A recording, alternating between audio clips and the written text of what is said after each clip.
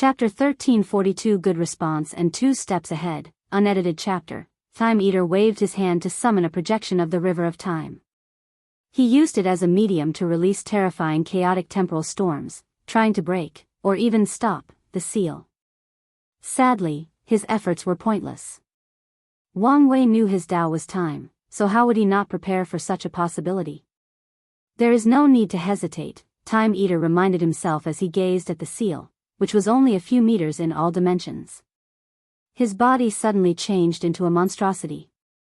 He completely filled the barrier in only a few seconds, but his body did not stop expanding.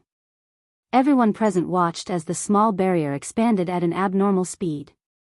In a few seconds, it reached the size of Time Eater's castle, but soon, it spread to include most of the central time realm, which was the core area of Time Eater's territory, the capital, to be specific. "Stop him," Wang Wei yelled. Everyone was shocked by this monster that Time Eater had turned into, thus distracting them. Luckily, Wang Wei reminded them, and they quickly reinforced the seal, preventing it from spreading.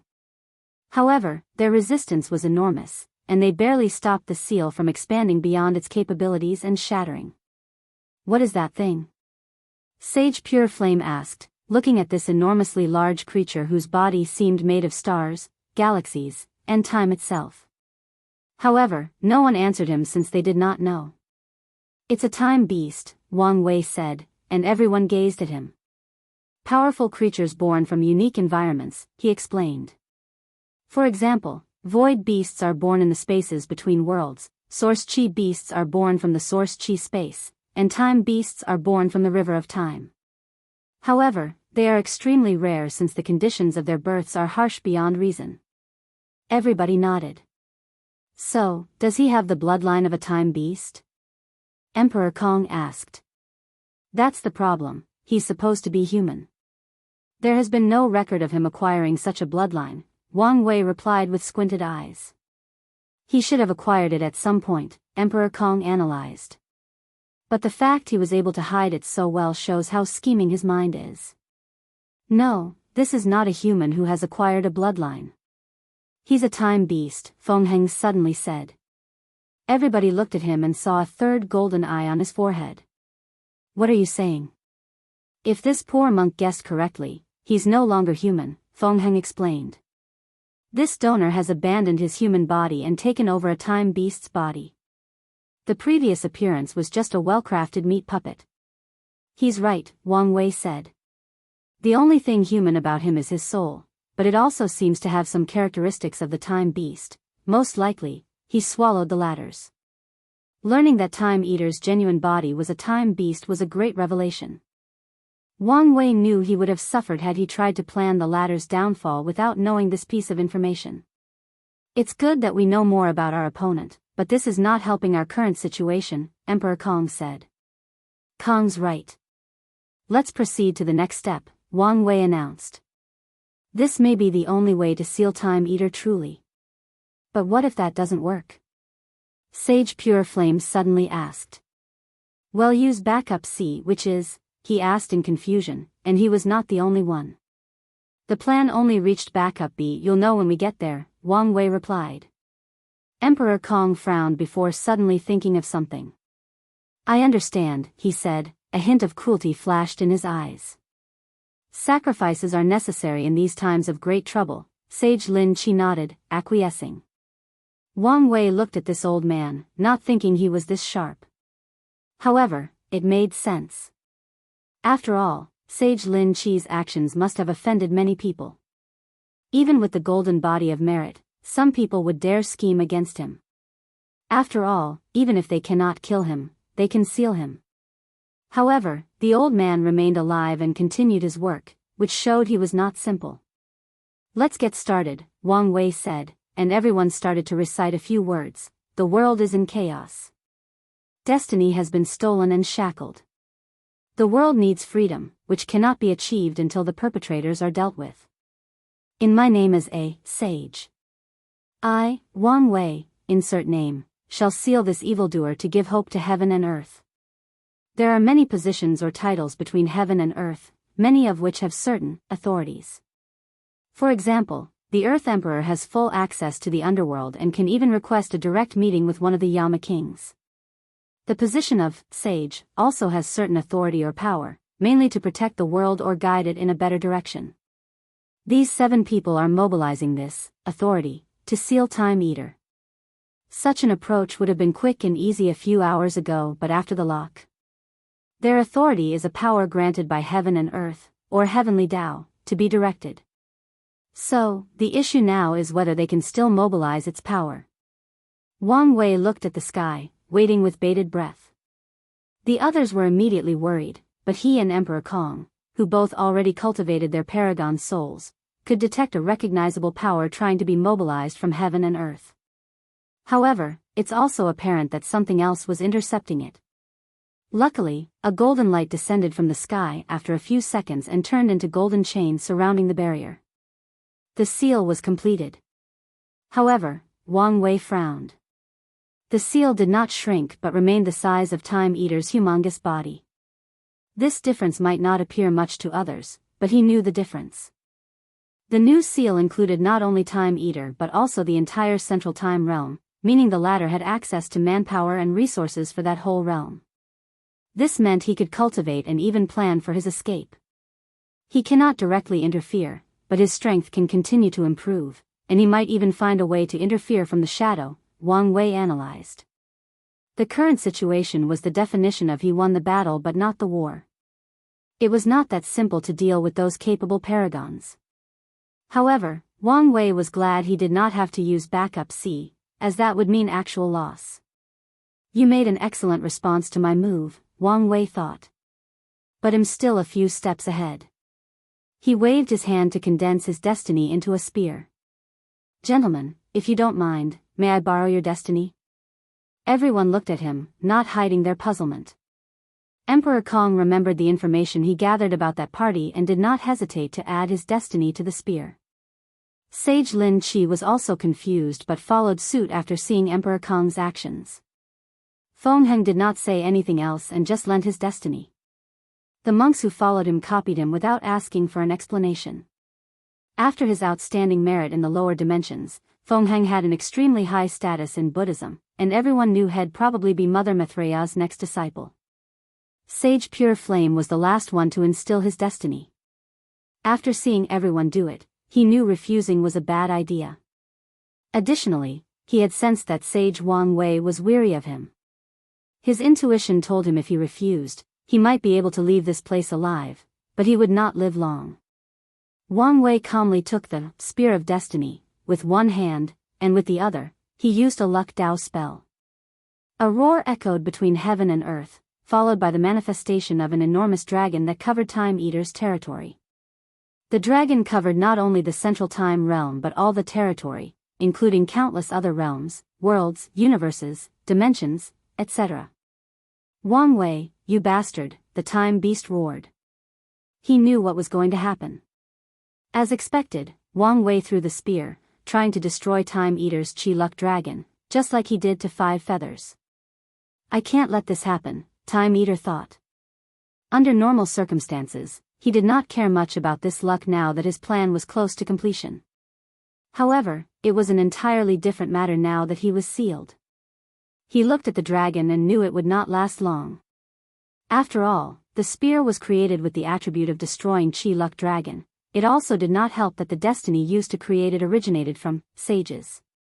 Time Eater clawed his own heart to draw this gray and misty blood that exuded the power of time. He drew a magic circle in the hair before putting his blood at the center. The art of sacrifice. The Tao of sacrifice is one of the universe's most versatile and powerful Tao. As long as you have enough knowledge/accomplishment in the field, you can gain anything, with the proper sacrifice. Time Beast's blood is extremely valuable, even more so for the blood essence from their heart. Time Eater bypassed the seal with this sacrifice and temporarily controlled the Chi Luck Dragon. If you find any errors, ads pop up, ads redirect, broken links, non-standard content, etc., please let us know your report so we can fix it as soon as possible. Chapter 1343 Wins and Losses under Time Eater's control. The dragon resisted the spear's power. After a few clashes, it became apparent that the spear would eventually lose before the effect of Time Eater's sacrifice ended. Everyone looked at Wang Wei, indicating for him to make his next move. Otherwise, they should think of a solution together. Wang Wei did not disappoint them. He pointed his fingers to condense numerous karmic lines that rushed to different points throughout the Eternal Ascension world.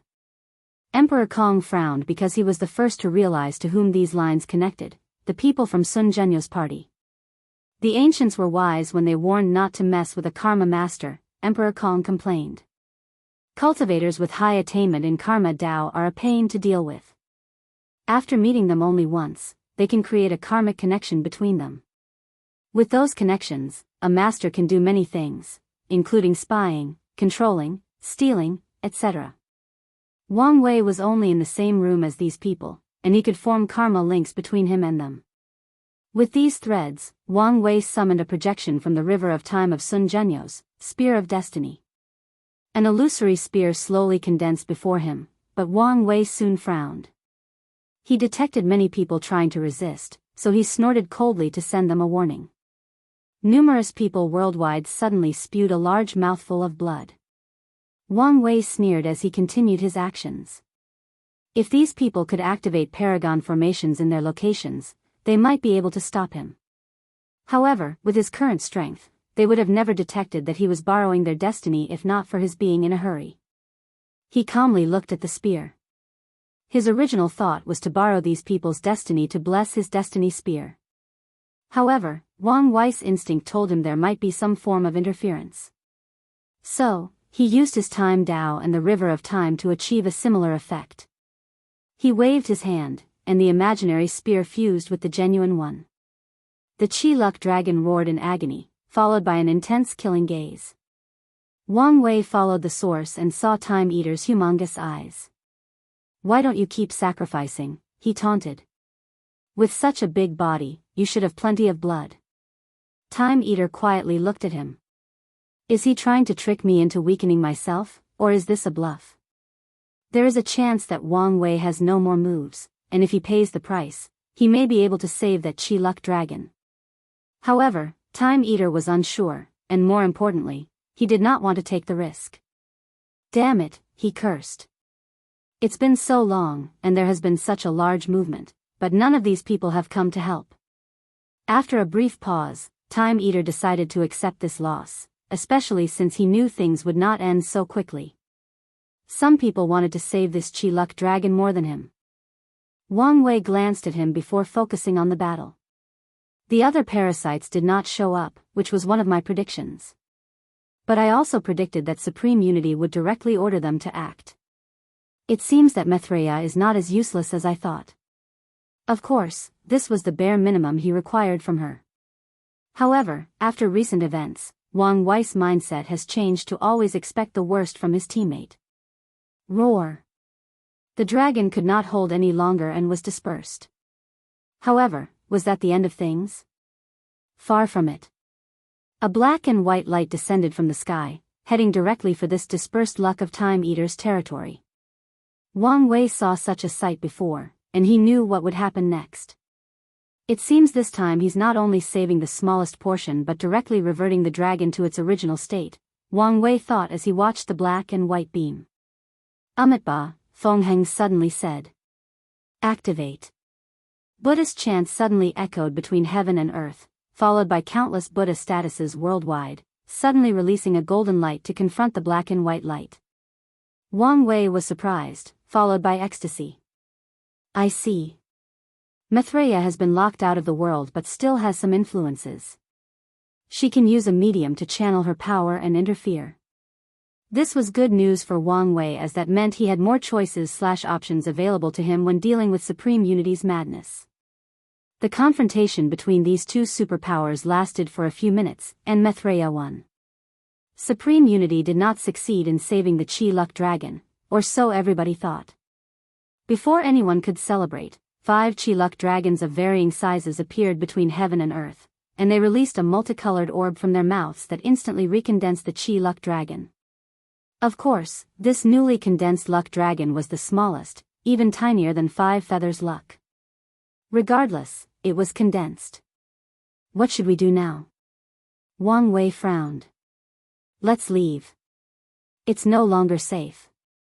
He had accomplished his primary objectives. As for the other losses, they were acceptable for now. So, Wang Wei took one last glance at these 5 dragons and sneered before disappearing.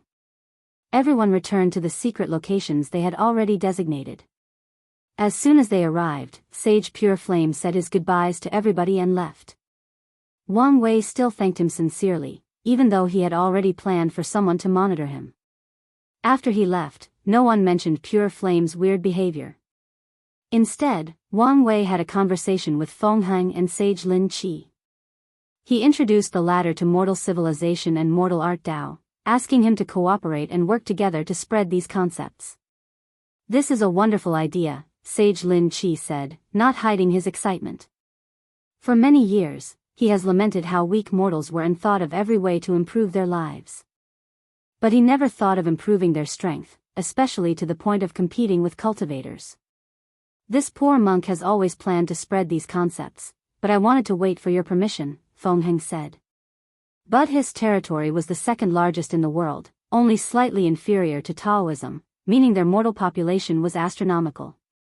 Feng Heng knew the merit he could receive by spreading these concepts, but he chose to remain respectful until Wang Wei brought it up. I'm glad to hear it, Wang Wei nodded. If my guess is correct, mortals will need a way to defend themselves, not to mention the merit involved. Can we even get merit in the current situation? Emperor Kong asked. I'm not sure, Wang Wei shook his head. However, even if we don't, it will only be delayed until we become the victor in this war.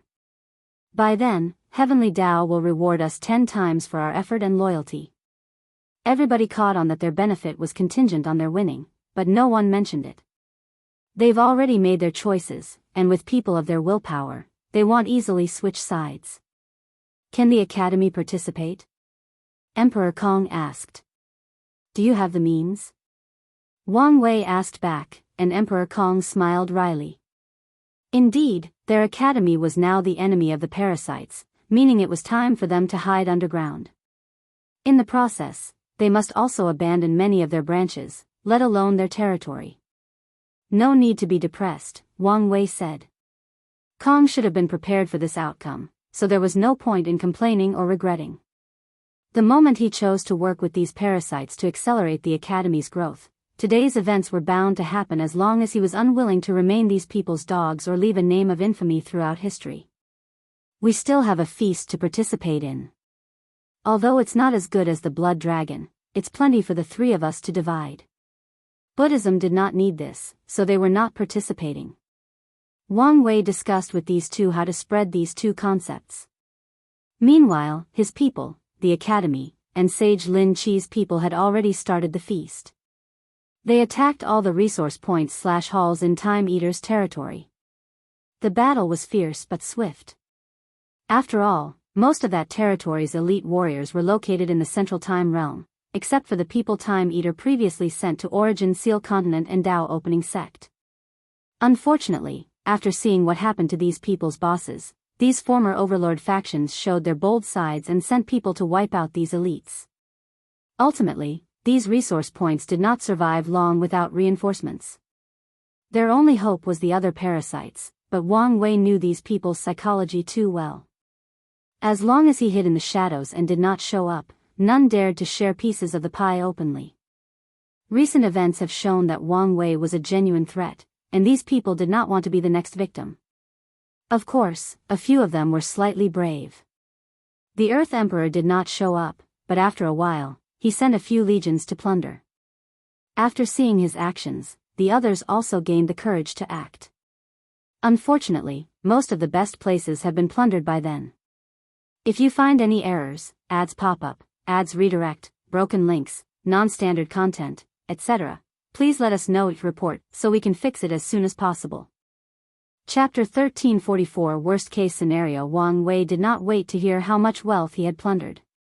After returning to the Dao burial ground, he immediately entered a cultivation retreat to heal his injuries. He's been suppressing his injuries for a while now since time was urgent, but now, he finally could no longer hold on. As soon as he sat down, he swallowed numerous pills before using the healing technique he created after purveying his future wife's library, Time Phoenix Nirvana Art. A white and black flame enveloped his body, releasing an enormous amount of life and death energy that entered his existence, and healed the underlying problems. Once the life and death energy reached a certain level, they formed a yin-yang symbol that controls the time concept of forward and backward. Then, Wang Wei's body was slowly reverting to the time before his existence was affected.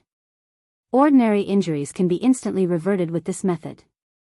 In fact, Wang Wei's natural regeneration was so terrifying that he did not even need any Dao or techniques to heal. However, it was different for Dao injuries or even more severe existence injuries. Wang Wei frowned as he watched how slow the process was. At this rate, I won't be back to peak state even after 500,000 yuan epochs. Such a number was small. Wu Hong and Yan Hai were injured before the 7 moon eras but still haven't recuperated. In comparison, Wang Wei's injury was minor. Unfortunately, he could not wait so long. The following 1 yuan epoch will be crucial. If I'm not present to stop supreme unity, heaven knows what the world will be like by the time I recuperate. Wang Wei sighed. He absorbed the merit he previously received, trying to accelerate his recovery speed. He then calculated his recovery time. The merit worked, reducing his time to 33,000 yuan epochs. Still too long, Wang Wei thought. Countless thoughts flashed in his eyes. He needed a method to heal in just a few thousand years, possibly a few hundred. Wang Wei immediately outlined countless methods, but with each method, he became more frustrated.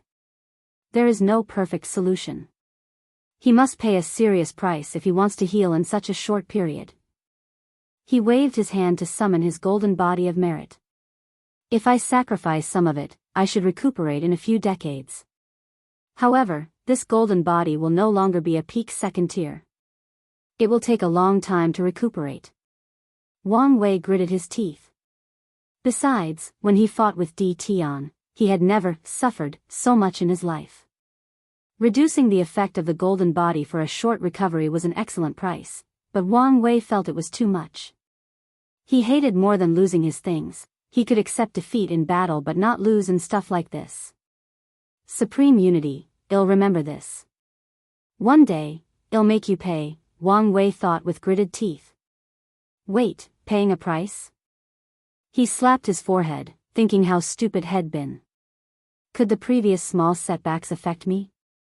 How can I not think of such a simple thing? Wang Wei focused and started. Someone must pay a price for his recovery, but he did not have to be the one to pay it. A simple approach would be to share the price by the Wang clan through bloodline. As long as everyone shares, the price or backlash won't be much. However, Wang Wei would not do this since he had a better option: let his enemy pay. He is a master of karma, and that's one of the things he's good at. Wang Wei waved his hands to build a rune in the air. He focused intently on creating a new technique that combined time Dao, karma Dao, and the way of sacrifice. He took his time to modify each rune, and after an unknown amount of time, the runes combined together into a magic circle that released intense green light. The magic circle then turned into a projection of the river of time. The power of time washed over Wang Wei's body, and his complexion returned to normal. In a matter of seconds, this terrifying injury was healed. However, were things so simple? Of course not. The river of time's projection suddenly collapsed before transfiguring into a clock that rushed into Wang Wei's body. He removed the upper part of his robe to check his chest. As expected, he had a new tattoo of a clock that was slowly counting down. At the end of this clock was a picture of a skull. 33,333 years. It's lower than I expected, Wang Wei uttered. That's how long he has to repay his debt for suddenly healing, or he experiences true death. Moreover, the repayment cannot be random, it must be something valuable. It doesn't matter. It's more than enough time, Wang Wei said as he looked in the distance. A paragon's soul should be more than enough to pay the price for his actions. He walked out of the room and checked how much time had passed. 525 years, he thought. His healing process was instant as soon as his borrowed time technique was created. However, the process of the creation took over 2,500 years inside the time formation. He immediately summoned the team. Monk was the first to arrive, and his complexion was as rosy as a rose. His aura was peaceful, and as Wang Wei expected, his strength reached the peak of 90%. "It seems your injuries were not as severe as I thought," Wang Wei said. "I was lucky," Monk nodded. His injuries almost reached the level of existence. He did not know whether it was because he had just entered the battle taboo realm, so heaven and earth protected him, or was it just the manifestation of his luck. Regardless, he was lucky. "I envy you," Wang Wei sighed. Monk looked at him in puzzlement. If his injuries were so severe, why did he look perfectly all right? He shook his head. He did not think too long about it since he couldn't figure it out. Soon, everybody arrived. "Tell me what happened." "The situation is as you predicted," Wang Qi said, making Wang Wei's heart skip a beat. "It can even be said to be worse." "The mortals?" "Yes," Wang Qi nodded before explaining everything.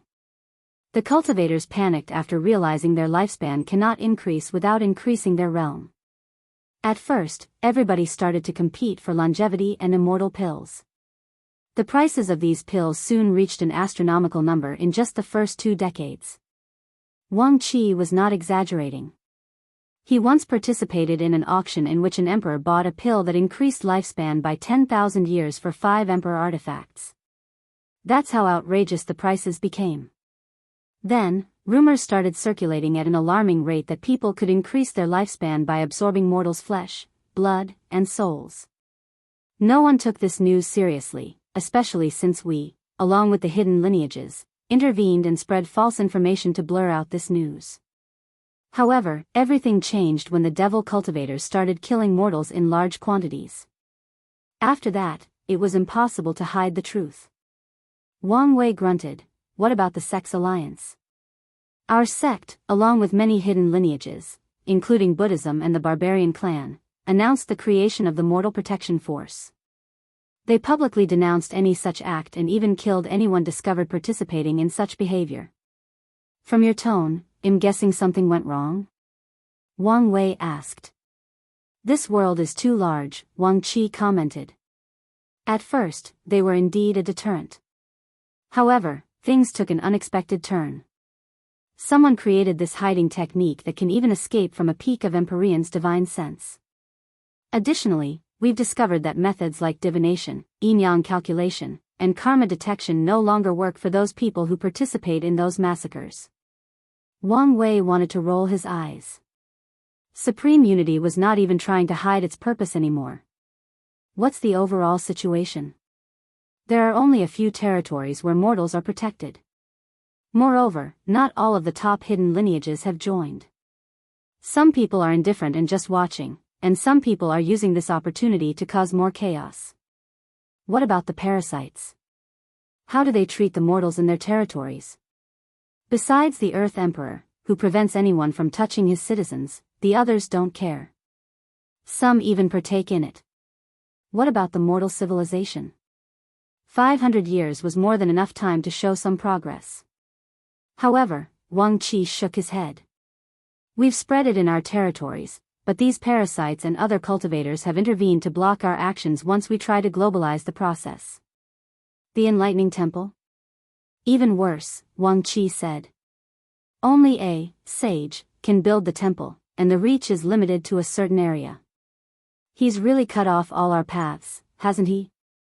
Wang Wei sneered. I asked you to build the dream world. I guess that didn't work as well. As soon as it appeared, it was blasted by lightning bolts. Wang Wei sighed. He looked at his group. All of you have known this situation for a while. Any suggestions? If you find any errors, ads pop up, ads redirect, broken links, non-standard content, etc., please let us know each report so we can fix it as soon as possible. Chapter 1345 Terrible Solutions. The situation is way worse than stated, Monk commented. The merit system has been locked despite Buddhism's efforts. Wang Wei raised his eyes and looked at the sky. He could detect the slight fluctuations that indicate a struggle. Heavenly Tao wants to reward them for spreading the mortal civilization, but something is stopping it. Well, fighting is better than no response at all, Wang Wei thought. Heavenly Tao was silent when the lock first appeared, which scared him and indicated it had lost most of its authority. However, it is now constantly fighting, which is a sign of strength. What happened to my cultivation technique? Wang Wei asked. He previously spread the health preservation technique, baffling him as to why the situation turned so sour in such a short period.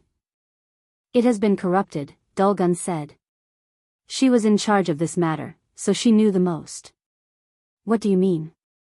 Well, it started with the spreading process.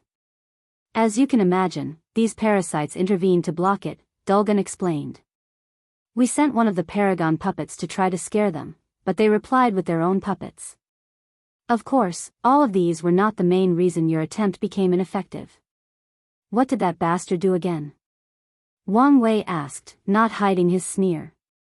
The rules of heaven and earth were changed, Dulgun explained. All longevity techniques have become more difficult to cultivate. People can only break through when they are in the twilight of their years, and each breakthrough can increase their lifespan by 10,000 years. Wang Wei's face was ugly to look at. Now, if an ordinary person used his technique, they would have to wait until they are 9,000 years old before they can make a breakthrough and extend their lifespan.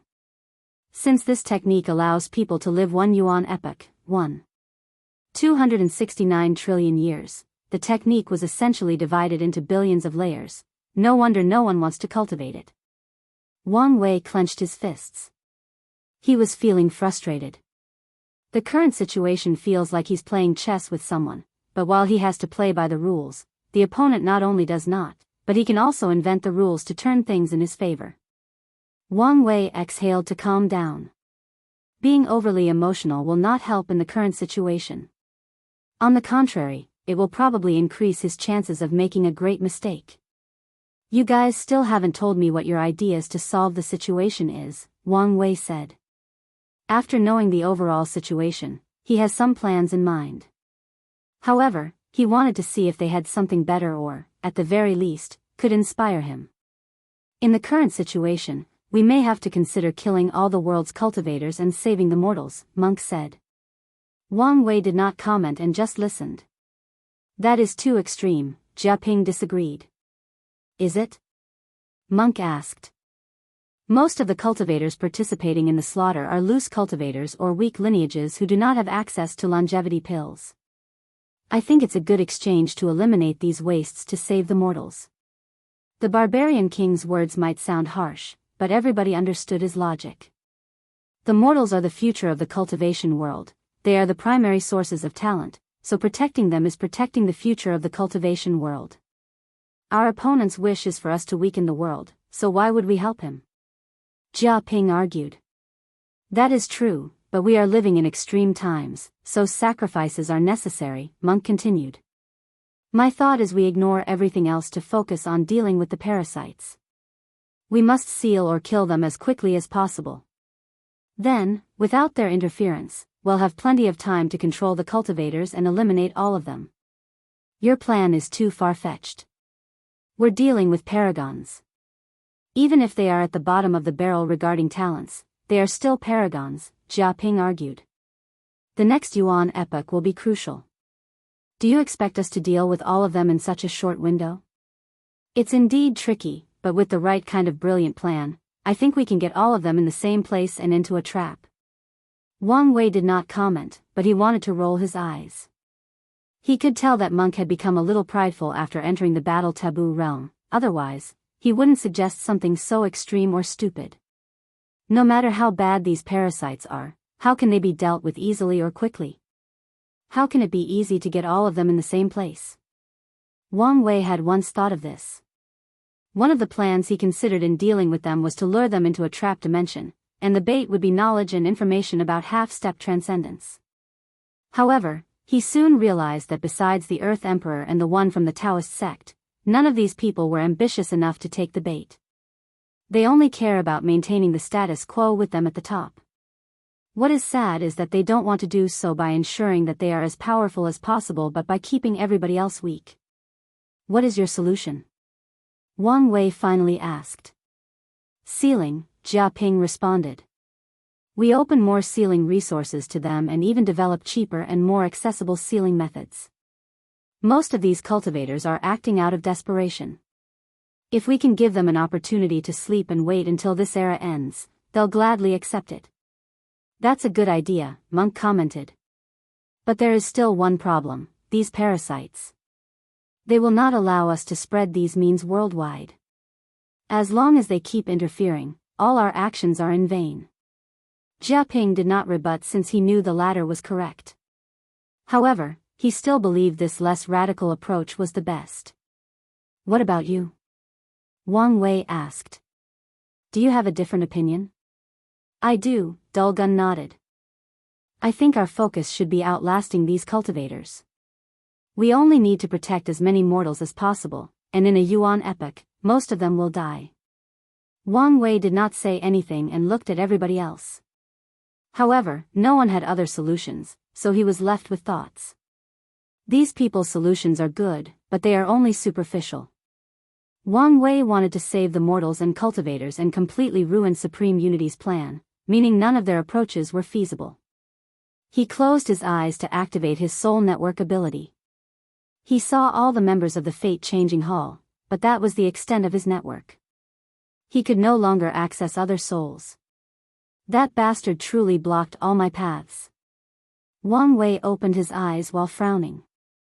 Right now, my main move should be to give the mortals the power to protect themselves, and that means spreading the mortal civilizations. However, the issue is how to spread it throughout this vast land as soon as possible. Once the mortals can protect themselves, the cultivators will be restrained. In the worst-case scenario, a civil war will happen, which may not be a bad thing since war is one way to facilitate the development of civilizations. With the improvement of the mortal civilization through war, the reward Wang Wei will receive after this event will be even higher. Of course, that is, if the mortals can last long enough. Under normal circumstances, that would be impossible. But now, with the support of other cultivators, they have a chance. All right, I know what to do, Wang Wei said. He looked at Monk, prepare for an all-out battle. I understand, Monk nodded in excitement. Wang Wei dismissed everybody except for Red Mask. What's Pure Flame's situation? We haven't been able to infiltrate his cultivation dojo, but from the information we've gathered and analyzed about him, the conclusion is that he kept that black power and is studying it. Oh. The analysis is that he plans to take advantage of the current situation to spread this thing and purify it to gain merit, Red Mask continued. His talent can only take him as far as the Empyrean realm, and merit is his only way forward. A killing intent flashed in Wang Wei's eyes. How sure are you? 80%. Wang Wei squinted. If what you say is true, he probably won't act anytime soon since the merit system is still in limbo. He might be waiting for me, or someone else, to fix it to a certain level before he starts to act. Red Mask nodded. That's the same conclusion the Fate Guard made. Sir, do you want me to eliminate him? Although they have only suspected Sage Pure Flame and did not have concrete evidence, they were not officials. Suspicions were enough to eliminate someone as long as they were a threat. You're really bold, Wang Wei said, looking at him. This woman dares talk about killing a sage. There is a saying in the world, only a sage can kill a sage. The backlash is not something that anyone can bear, and even sages cannot kill each other without proper reasons. As long as you ordered it, Red Mask said calmly. No need. He's still extremely valuable, Wang Wei said. If you find any errors, ads pop up, ads redirect, broken links, non-standard content, etc., please let us know each report so we can fix it as soon as possible. Chapter 1346 The Solution. After dismissing everybody, Wang Wei did not immediately leave. He had many things to do, but he needed to do things step by step, so he stayed for a few hours to review the detailed information gathered by the guard during his absence. He knew about the world's current situation through the team's meeting, but that was not enough. He needed to understand the nitty-gritty. Wang Wei put away the information talisman and frowned. As long as Supreme Unity has any form of autonomy, I can't even deal with these parasites. He had many plans to deal with these people, but as long as that bastard was present, the chances of success were minor. My ultimate goal is to remove his ability to make any moves on the board, Wang Wei thought. He refined the plan he came up with before contacting a few people. Wang Wei headed to another isolated dimension, and a few minutes later, the other sages arrived, except for Pure Flame. Wang Wei immediately noticed Feng Heng's arrival. Firstly, he expected the other Buddhist sages to be with him, but he was alone. Second, his aura was slightly different from before. Second-level golden body? Wang Wei asked. Donor has sharp senses as always, Feng Heng replied. But how is that possible? The rewards from the lower dimensions should still take some time, unless... Everyone looked at Feng Heng. This world still has hope, Feng Heng explained, his face and demeanor calm and peaceful. Heavenly Tao has rewarded this poor monk for benefiting mortals' way of life. Really? Good, good, good, Wang Wei said, not hiding his excitement. Although Feng Heng was the only one among them who received merit for the mortal civilization, he and the others did not care. Instead, they value that the system is still working, which indicates that Heavenly Tao is still fighting and that their battle is not utterly hopeless. This is indeed excellent news, Sage Lin Qi said. If you think about it carefully, he might be the only choice to receive the merit, Emperor Kong suddenly said. Wang Wei's eyes lit up after hearing this. Kong was correct. Feng Heng became a medium for Maitreya to channel her power in the world, so Heavenly Tao took this opportunity to find allies. Feng Heng, by any chance, can you contact the Mother Buddha? Wang Wei asked. Donor, I'm afraid you'll be disappointed. Wang Wei sighed, it's fine. He did not have much expectations. Alright, let's get to business. I call you here to ask for help. Normally, I don't ask without reciprocation, but you guys understand the current situation. Since the lock, many things that were once extremely valuable are no longer sought after. Even merit can no longer be acquired. People could no longer cultivate, meaning these resources were less tempting to anyone. As for hoarding these resources for the future, no one knows whether the world has a future. Even if it does, no one can predict how terrible it will be. There is no need to mention such a thing during dire times, Sage Lin Qi said. He did not want anything except to expand his work, and the best way to proceed with it was for the world to return to normal and to have someone of sufficient power and background helping. Wang Wei was from the Tao opening sect, and if the latter was willing to give him some help, he could do so much more. If Sage Lin Qi could think in a more utilitarian manner, having Wang Wei's goodwill and even owning him a favor was way more valuable than any reward. Feng Heng and Emperor Kong nodded. However, their mindsets were completely different. The former honestly did not care about rewards. After accomplishing his grand merit in the lower dimension, Feng Heng's state of mind sublimated. He no longer cared about the quarrels and disputes of the cultivation world. His only desire is to understand the Dharma and seek enlightenment. Everything he does is follow his heart and achieve that goal. Meanwhile, Emperor Kong was the one who wanted a reward the most. After all, Feng Heng was from Buddhism, meaning he was rich, and Sage Lin Qi was a man of pure heart, making his thinking less utilitarian. However, he had an academy to look after and people to feed. Of course, he was wise and understood the need to build good relations and connections. However, if it were up to him, he would love to have a reward and make connections. I'll keep today's events in my heart, Wang Wei said. He waved his hand to hand them a talisman. Consider this as a gift. Everyone checked the content and was surprised by this heaven deception array. This was indeed a gift, especially in these times of perils. I understand his charm, Emperor Kong thought. He understood what made Wang Wei so attractive. The latter is indeed cunning and will play with you as a toy if it's in his interest, but if you are his allies and are willing to work for him, he will not shy away from giving you benefits. Emperor Kong thought of all the things he could do with this array. There were many, but the most important one was to hide. Since his betrayal, the parasites have been searching for him relentlessly. Countless branches had been attacked and destroyed. Now, he finally had a way to hide without worry perfectly. No, this is an opportunity, Emperor Kong thought. Once he can hide and project himself, he can send his people to recruit talented mortals worldwide. Although these people could not cultivate, he could seal them and wait for a later date. The current situation was perfect to recruit talents. Sage Lin Qi calmly accepted this gift. With this array, he can protect many more mortals, and his people can better act behind the scenes. The greatest trouble his association often faced was how the rulers of certain territories refused to help or even hinder his work. This array can help him deal with this problem. Feng Heng squinted his eyes. He knew this formation from the lower dimension and even paid the heavenly court to install one for him in the Buddhist sect. Unfortunately, he had to sign a contract and agreed never to study it. Such formation should be valuable to the Mother Buddha, he thought. According to his analysis, Buddhism or Taoism did not have such a formation, and there can only be one explanation: the two sons balanced each other to prevent the others from getting it. But now, he had an opportunity to share it with his side. Let's try after returning. Feng Heng learned the formation and put it away. He glanced at Wang Wei and suddenly had a realization. The latter probably did this purposely to acquire Buddhism's support in his battle to remove the lock.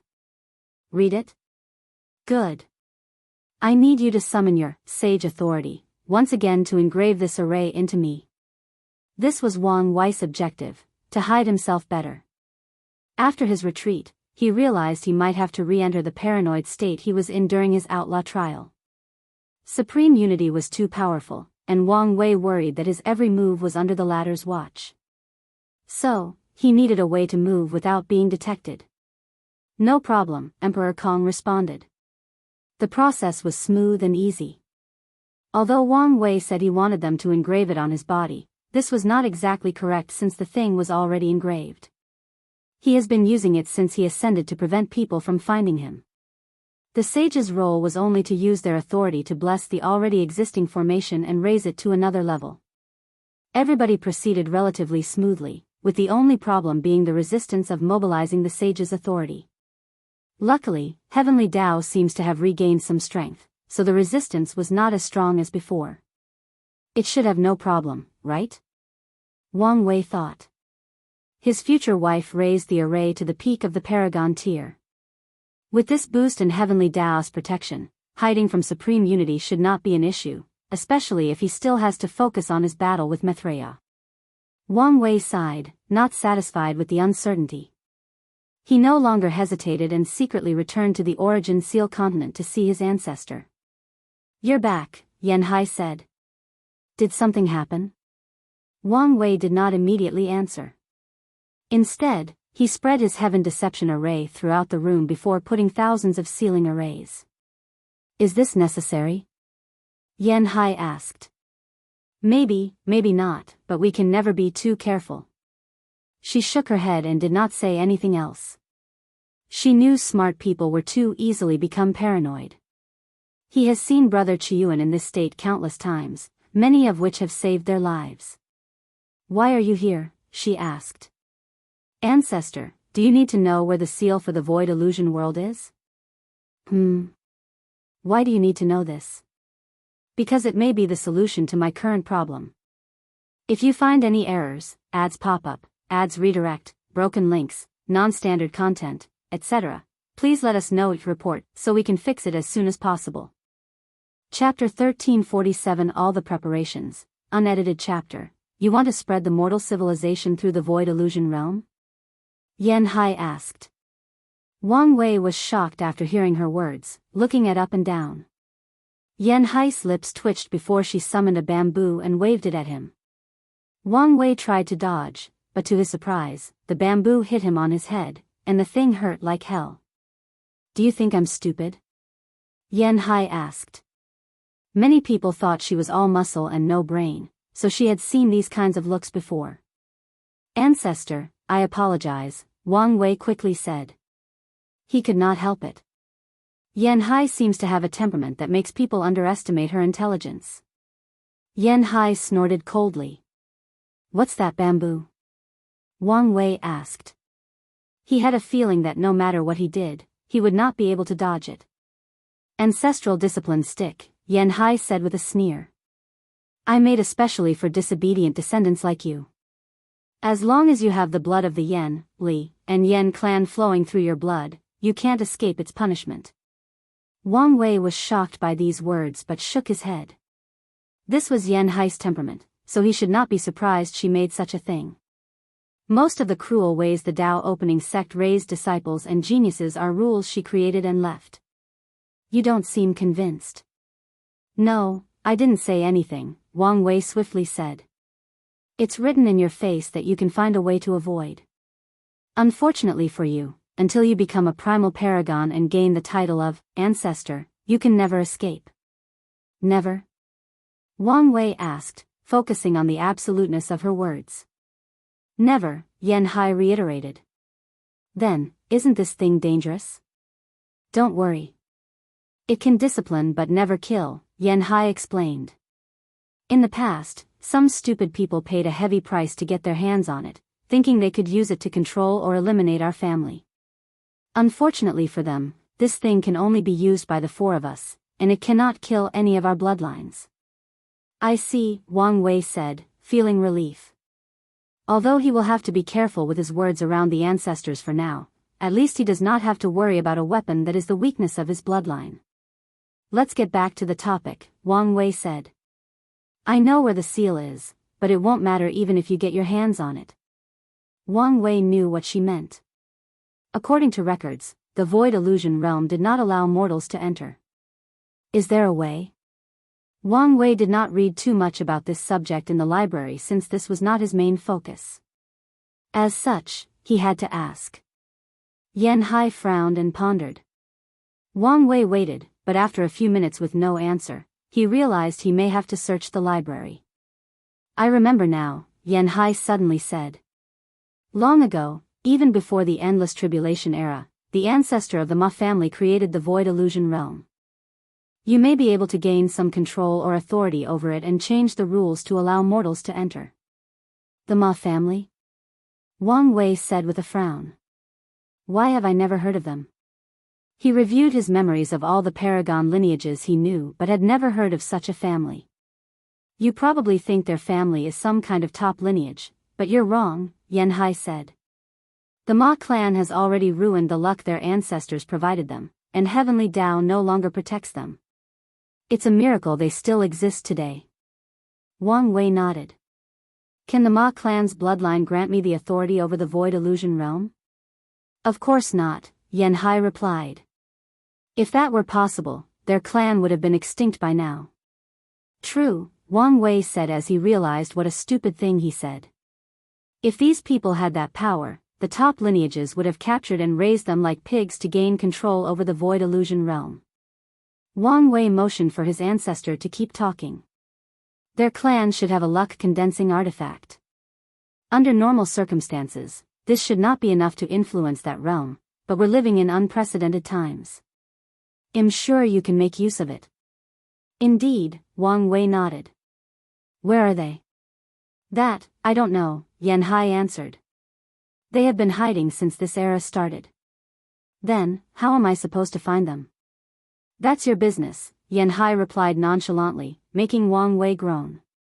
Divination was unreliable, and it might not have been possible to rely on directly gathering information. Even if it were, it may not work, not to mention how long that may take. Do you have a token or something that is connected to the void illusion realm? Or maybe a password, Wang Wei asked. These items were enough for a karma master such as himself to find something. The password is, Lord of Infinite Illusion, Yanhai said. In the past, you only need to close your eyes and repeat these words to enter. Wang Wei sighed. He guessed these would have to do. He thought a moment to ponder deeply, refining his plans once again. Ancestor, do you have to use one strike at your peak? He asked. Why are you asking? I need a way to break the seal instantly. I see, Yanhai nodded before opening her treasury dimensions. I remember I still had one left. Oh, here it is. She summoned a talisman and handed it to him. This talisman contained my highest sword attack. It should work. Ancestor, why do you have such a thing? What is it to you? I am just curious, Wang Wei replied. He only condenses these things as gifts or defensive measures to give to others. Most people are like this. My sword Dao has high attack potency, but it also requires accumulation and build-up. So, I often store my highest potency attack in talismans to use in battle, usually for emergencies, Yan Hai explained before sighing. These things saved my life. Otherwise, I would also be in limbo. I see, Wang Wei nodded. Well, thank you, ancestor. He bowed politely to show his respect. No problem, and don't forget to show more respect to your elders, Yan Hai said, waving her bamboo stick. Wang Wei's lips twitched. He could already predict how many of the lower dimensions emperors had suffered under that stick, and he did not want to be one of them. I will, Wang Wei nodded stiffly. One more thing. I need your help with something else. Wang Wei explained his plan, making Yan Hai sighed. I just got back in shape, and now you, *Psi star. I'm old. Can you give these rusty bones a break? What is this? Being too invested in a role? Wang Wei controlled himself not to roll his eyes. He did not expect his ancestors to have such a quirk. Well, what do you have to say? Wang Wei noticed how weird her eyes were, and he realized if he said something wrong, she might use this as an excuse to hit him again with that stick. Ancestors, you know us younglings have to rely on your help and wisdom, Wang Wei quickly said. Yan Hai looked at him and smiled, this ancestor liked descendants with sweet mouths. She then waved his hand to leave. Wang Wei walked out of the room with a gentle smile on his face. He has never been so relaxed ever since that damn lock appeared. He teleported away, but his destination was not the Seal or the Ma clan. He returned home to check on Monk's preparations before visiting the lawless zone. He chatted with Old Man Dai, but they soon had an argument and fought. Of course, now that Wang Wei had more experience in the ways of paragons, the old man was not his match, so he left that place having fulfilled his goal. His next goal was to meet Sun Junyao. It took a month before he could contact the latter and meet at a rendezvous point. They talked for a few hours before Wang Wei left to revisit Emperor Kong. They had one more chat before starting his work. Beyond his sight, Wang Wei saw a mysterious gray fog. He looked at it, not hiding the complex emotions brewing in his mind. He shook his head to concentrate before condensing a Carmelis clone and sending it to the fog. However, the clone did not reach its destination before an unknown power annihilated it. As expected, Wang Wei sighed.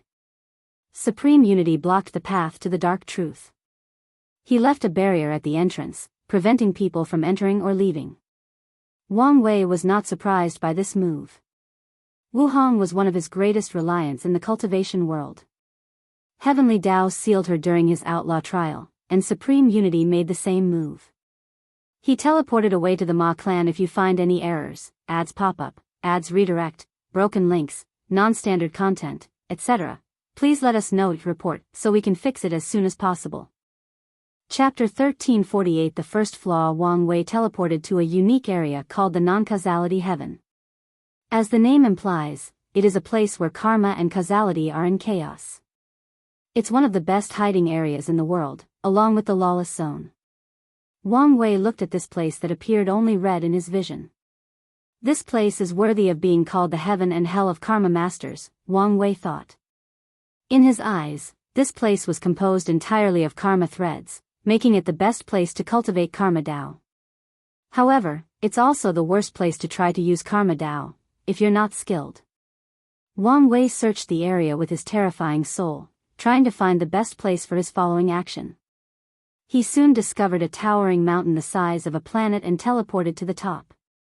He frowned because someone was already there but could not find it. Another karma master? And that aura, he's a Dao Lord, Wang Wei, immediately raising his guard. However, the other person behaved strangely. He looked at Wang Wei briefly before continuing to do his thing. The man was not on guard, and the surroundings had no array of techniques. On top of everything else, this person's body and movement were full of flaws, as if he was a person who had never trained in combat in his entire life. The person was so vulnerable that it made Wang Wei suspicious, so he raised his alert level again. He observed the person closely before shaking his head. He also felt stupid for being so alarmed. Wang Wei sighed and muttered, "Sometimes, it's a sin to be too smart." The person was not a threat because he was basically no longer alive. This Tao Lord was too smart and tried to absorb this area to raise his cultivation.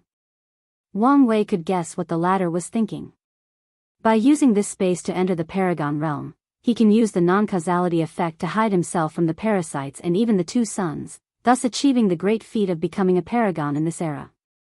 Unfortunately for him, he overestimated himself. Instead of swallowing the non-causality heaven, he was absorbed and became a unique existence called a karma puppet. This guy is the perfect material to further elevate my karma unbound physique, Wang Wei thought with shining eyes. But he raised his hand to create a red thread targeting the young man. As expected, countless threads came to offset his attempt. He's now a part of the environment, so taking him would mean taking a piece of the non-causality heaven, Wang Wei analyzed. This will take a while. He did not hesitate and started laying out formation around this man. He also used this time to understand this place better. It should help find the Ma clan. The entire process took a month, and he immediately activated the array. The backlash was immediate. Countless threads rushed towards Wang Wei, making his face severe. He could tell he would suffer if even one of these things hit him. Since proving the Tao, he had almost escaped the restraints of karma and could do whatever he wished. However, these threads could bypass his karma unbound physique and force countless negative karma on him. Wang Wei activated all the preventive measures he set up, but they were not as helpful as he wanted them to be. These threads embodied the saying that no one can escape karma. Wang Wei's measures can, at best, delay these threads' approach, not block them. At this rate, these defensive shields won't buy me enough time to stripe this karma puppet from this area, Wang Wei thought. He did not want to give up such an opportunity, so he had to try something else. He summoned his river of karma. During his 9-extremity foundation cultivation, one of his incarnations once created a prototype of a river of karma, which served as the foundation for Wang Wei's karma unbound physique. He planned to use the boost from this manifestation to delay these threads, and his plan worked, but it worked too well. As soon as the river appeared, these threads stopped and rushed toward it as if it were a goddess who accidentally ripped her clothes. What's going on? Wang Wei thought as he moved the river to prevent these threads from touching it. He knew little about these things, so how stupid would he be to let them touch something that is the foundation of his body? He observed closely. The threads were too excited to rush toward the river, which provided Wang Wei plenty of time to seal the puppet finally. However, Wang Wei had a sense of foreboding. Bang! The mountain trembled, and Wang Wei's face turned ugly. He saw an enormous red light rushing toward him, and his eyes could see that that light was composed of red karma threads. Damn it, why is this river so appetizing to these things? Wang Wei thought. However, he did have time to think about this. Such a significant reaction was dangerous with supreme unity above his head. After all, even if the array is functional, it's impossible not to notice the anomaly in such a unique area. Wang Wei knew he could not stay here, but he was also unwilling to let go of such an opportunity. Damn it, since when has life been this difficult? Wang Wei cursed. He was a child of luck, favored by fate. His life had many challenges, but things usually worked out well for him. However, in recent times, nothing he does has proceeded smoothly. He did not hesitate to cast his borrow time to forcefully accelerate the array. In just a few seconds, the seal was completed, and he put the puppet away and teleported out of this space. Unfortunately, these threads blocked the surrounding space. How annoying, Wang Wei cursed before casting a space-tearing technique. However, it was not the regular kind, but a spell that combined space and karma Tao. With this approach, he tore through these karma thread restrictions and forced his way out of this place. Wang Wei teleported away and returned to the lawless zone. He knew countless eyes would now be on that territory, so he did not even stay close. He summoned a crystal ball with the puppet peacefully sleeping inside. He nodded with a smile before creating a subdimension and sealing that crystal inside the lawless zone. Wang Wei was in paranoid mode, so how can he absorb something he found by accident? In this current situation, the baseline mindset he acted on was that Supreme Unity was watching everything and could control everything, including his luck. So, he wouldn't even keep it in his space ring until he could verify that this puppet had nothing wrong with it. Now, I must start over, Wang Wei complained. His destination was the Red Coffin Ground.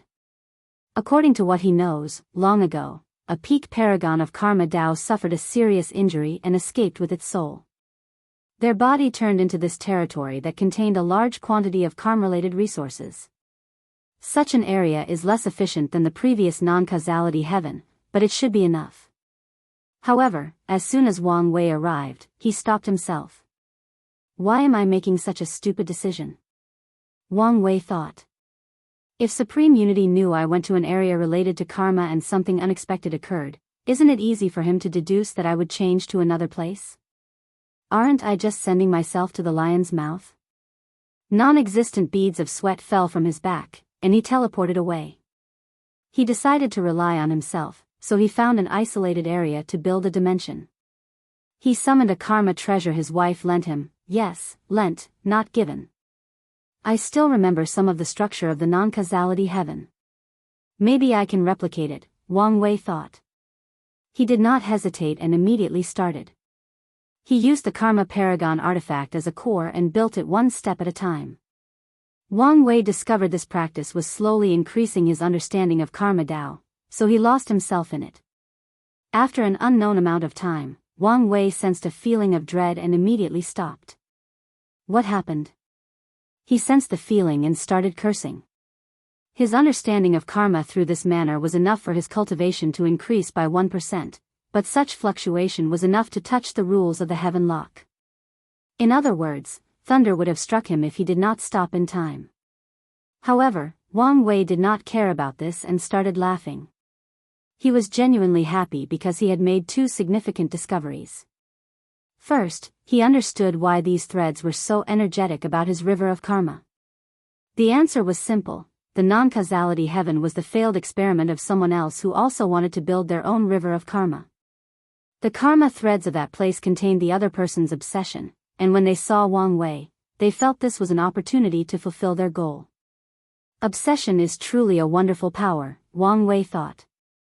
However, he shook his head as he focused on his second discovery. He discovered a flaw in the heaven lock's restrictions. I can cultivate by observing and gathering knowledge, Wang Wei analyzed. However, before the knowledge feeds back to my understanding of the Grand Tao source, I must seal them so as not to trigger that hidden mechanism. This method is not perfect and has two major flaws. The first one is that it requires extreme talent. Only someone like Wang Wei, with enough knowledge and the proper sealing method is needed. Additionally, this method requires unique places that can facilitate learning, such as the non-causality heaven. Wang Wei can use that place, and he has a better place in the form of the origin seal continent. The second biggest shortcoming is it cannot currently increase Wang Wei's cultivation. He must wait until the lock is dealt with and unseal his memories. The good news is if the build-up is enough, the feedback from the memories could increase his cultivation by a few % instantly. Wang Wei exhaled. I finally see some hope in destroying this cage. Nothing is perfect. Now that he has discovered one flaw of this lock, he can find others. If you find any errors, ads pop up, ads redirect, broken links, non-standard content, etc., please let us know it report so we can fix it as soon as possible. Chapter 1349 Communicating Across Eras. Wang Wei exhaled to calm down. Although his future was brighter than before, his current situation was still in a state of darkness before the light. He observed all the red threads around him and waved his hand. Under his control, the threads mold into this bright gem. Wang Wei controlled his Proving Dao artifact to turn into a headband and placed the gem at the center. Wang Wei desperately wanted to absorb this gem and further evolve his river of karma, but he was still in paranoid mode, meaning he could never be too careful.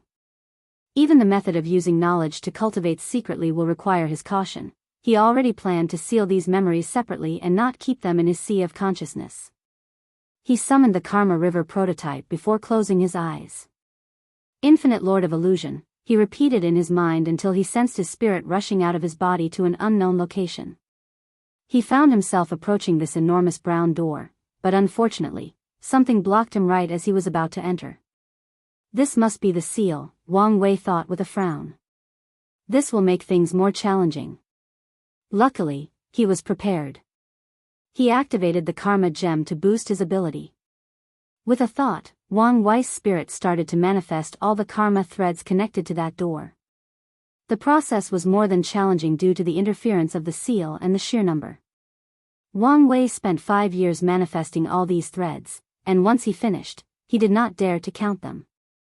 The Void Illusion realm existed before the Endless Tribulation era, so how many cultivators have used its service? All these people represent a karma thread. If Wang Wei dare count the number, his soul might be severely injured in the process. As impressive as that number is, it also served as a problem: how to forage through all these threads and find the information he wanted. If he had some of the Ma clan's bloodline, he could use it as a guide, but he would not need to use karma if he had their blood. A simple blood tracing spell would have done the job. Even if I use yin-yang calculation to comb through this mess, it would take me a few billion years to find something, if not yuan epochs. So, I need another way, for example, starting from the source. Wang Wei mobilized his karma and time Dao for the next operation. He began to classify the threads by age. He divided them by era, with the current era threads above. His eyes then focused on the era before the Endless Tribulation. Interesting. Why are there so few? Wang Wei thought. Less than 10 million threads were in the eras before the Endless Tribulation era. Could it be that Heavenly Tao restarted civilization from a fundamental level? Besides a few people worth remembering from the previous eras, it erased everything else, including their karma? It was impossible for less than 10,000 million people to use the Void Illusion realm before that era unless something Wang Wei did not know had happened. As such, his theory was the best he could think of now. Well, it doesn't matter since that is good news for me. It was easy for him to organize these threads until he found the first one, probably the Ma clan's ancestor or the person who built the Void Illusion realm. Excellent, Wang Wei muttered and began to manipulate that thread to find the Ma clan's descendants. However, an unexpected accident occurred. As soon as he touched that thread, he sensed a gaze connected to it. Wang Wei followed and saw a beautiful woman in blue clothes. Her eyes were bright beyond words and contained an unparalleled kind of spirituality. What an ethereal beauty, Wang Wei praised. The woman's body was illusionary and real, thus creating this ethereal and otherworldly charm. You must be the Ma clan ancestor. Fellow Taoist, what are you trying to use our clan's karmic line for? Asked the woman. Her voice was soft but also ethereal. What a great understanding of the river of time, Wang Wei commented. He could tell this woman was communicating with him across space-time from the past. For all Wang Wei knows, she might be dead, but that did not stop them from communicating across eras. Fellow Taoist, please answer the question. I'm trying to gain control over the Void Illusion realm, Wang Wei replied truthfully. The woman squinted, and a terrifying killing intent reached Wang Wei. However, he did not react. On the contrary, a small smile was in the corner of his mouth. He followed the intent of the killer and sensed how she did it. It took him a moment, but he found the trick and copied it. He used his chrono spirit to send his will in her timeline, forming a confrontation across space-time. The woman muttered as she sensed Wang Wei's will arriving on her. What a terrifying talent, she thought. She waved her hand to disperse his will. What a terrifying power, Wang Wei thought. She might be more powerful than my wife. He frowned. Is she a pseudo-transcendent? Pseudo-transcendent is not a real thing but something Wang Wei invented. It's a term to describe peak or primal paragons who have already embarked on their transcendent path. He's not talking about people who just have an idea but those who have already created and executed their method. The woman did not mind Wang Wei's daring act. Her eyes drifted as if she was searching for something. She sighed, and Wang Wei could feel her emotions, and he also suddenly felt sad. She can even influence my emotions from her era? Damn it, how powerful is this woman? He remained calm, but his mind was working overtime. I can't believe the clan has fallen to this step, the woman uttered before focusing on Wang Wei. Fellow Daoist, can I make a deal with you? How about we start with an introduction first? The name is Ma Liqiu, but people call me the true illusion paragon.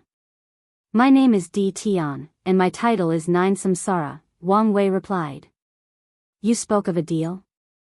That's right, Ma Liqiu said while giving him a strange look. However, she did not say anything about his name. I want you to protect the Ma clan and cultivate at least one paragon. In return, they'll grant you the highest control over the void illusion realm. Are you sure those are your terms? You won't ask me to return it to your clan? Fellow Daoist, you can see such power is a burden, even a threat, to them instead of wealth and glory. Then, how do you know I'm not the same? Intuition. Is that so? Wang Wei replied with squinted eyes. This deal is tempting, but I can't agree. Ma Liqiu frowned. If fellow Daoist Wang wants something, we can discuss it. This is not about bargaining the price. The current Eternal Ascension world is facing a catastrophe. I can barely protect myself, let alone others. Oh. Can I hear more about it? She can only roughly check the Ma clan's situation through their Qi Luck Dragon, but nothing more. Wang Wei did not hesitate and gave her a breath summary of the world's current state. So, there is indeed a path ahead, Ma Liqiu muttered, her eyes shining brighter than before. She exhaled softly to calm down. The deal can continue. You only need to do things to the best of your ability. Wang Wei frowned before pretending to hesitate. I'll add something else, Ma Liqiu said with a hidden sigh. My purpose in creating that realm was to facilitate communication with like-minded individuals and use them to gather soul power secretly. My era is a long time from yours, and I imagine that there should be an abundance still preserved. An abundance? Those words are the understatement of the year, Wang Wei thought. Such soul power reserves are enough to cultivate his soul to the highest level, use it as a means to boost his understanding to reach 100% Grand Tao Source, and probably have enough to allow more than 10,000 paragons to cultivate their soul to the highest level. To say Wang Wei was excited for such resources is an understatement. However, he did not let greed overwhelm his judgment. Instead, he thought about it calmly and rationally. I agree, but under 3 conditions. That's fine, but please don't go too far. Don't worry, I'm not asking for too much, Wang Wei said, and she nodded her head for him to continue. Firstly, I want you to include secretly gathering soul energy from mortals. It doesn't have to be much, but a small amount from them, preferably when they sleep. You can even use dreams as a medium. This is a great way to increase the reserves, Ma Liqiu commented. She understood Wang Wei's need to increase his profit. Moreover, this idea can also provide her with some benefits. This is not a problem. For my second request, if you find any errors, ads pop up, ads redirect, broken links, non-standard content, etc., please let us know each report so we can fix it as soon as possible. Chapter 1350, First Large-Scale Confrontation. I want to know whether you can hide the soul pool from these people, Wang Wei said while pointing above his head. That is not an issue, especially after telling me of their existence, Ma Liqiu replied casually. Oh. So confident? However, her response was only a smile. I want to remind you that I'm doing this purely out of interest, and I won't move a muscle without seeing any benefit, Wang Wei said. So direct, huh? Ma Liqiu uttered. I understand, and you don't have to worry. If you say so, Wang Wei nodded. My last condition is a question. I want an honest answer. I'm all ears. Are you alive? Wang Wei asked. His question immediately stumped her. It was apparent since Wang Wei could see the emotions from her facial expression. That's an interesting question, Ma Liquiu uttered. To answer you in the most simple way, I am not, but things are more complicated than that. More complicated than entering limbo? Yes, more complicated than that. I see, Wang Wei nodded. I accept the deal. Do you have any requirements for the Paragon? Nothing. I just don't want the clan to become extinct. As long as they preserve our lineages, that will be enough for me. I understand, Wang Wei said. How do we proceed? You only need to find our clan's luck-condensing artifact and enter the void illusion realm. Wang Wei squinted his eyes after hearing this. Anything else? That's it, Ma Liquid nodded. It was a pleasure to meet you, fellow Daoist. She smiled, fully displaying her otherworldly charm. Wang Wei calmly watched as the figure disappeared. No contract? She must have her own guarantee, Wang Wei muttered, feeling another headache coming. However, I should expect this from a false transcendent. Pseudo-transcendent is not the only other classification that Wang Wei created. There is still false transcendent above them, and these are people who failed in their attempt to enter the path of transcendence but survived either by luck or their ingenuity.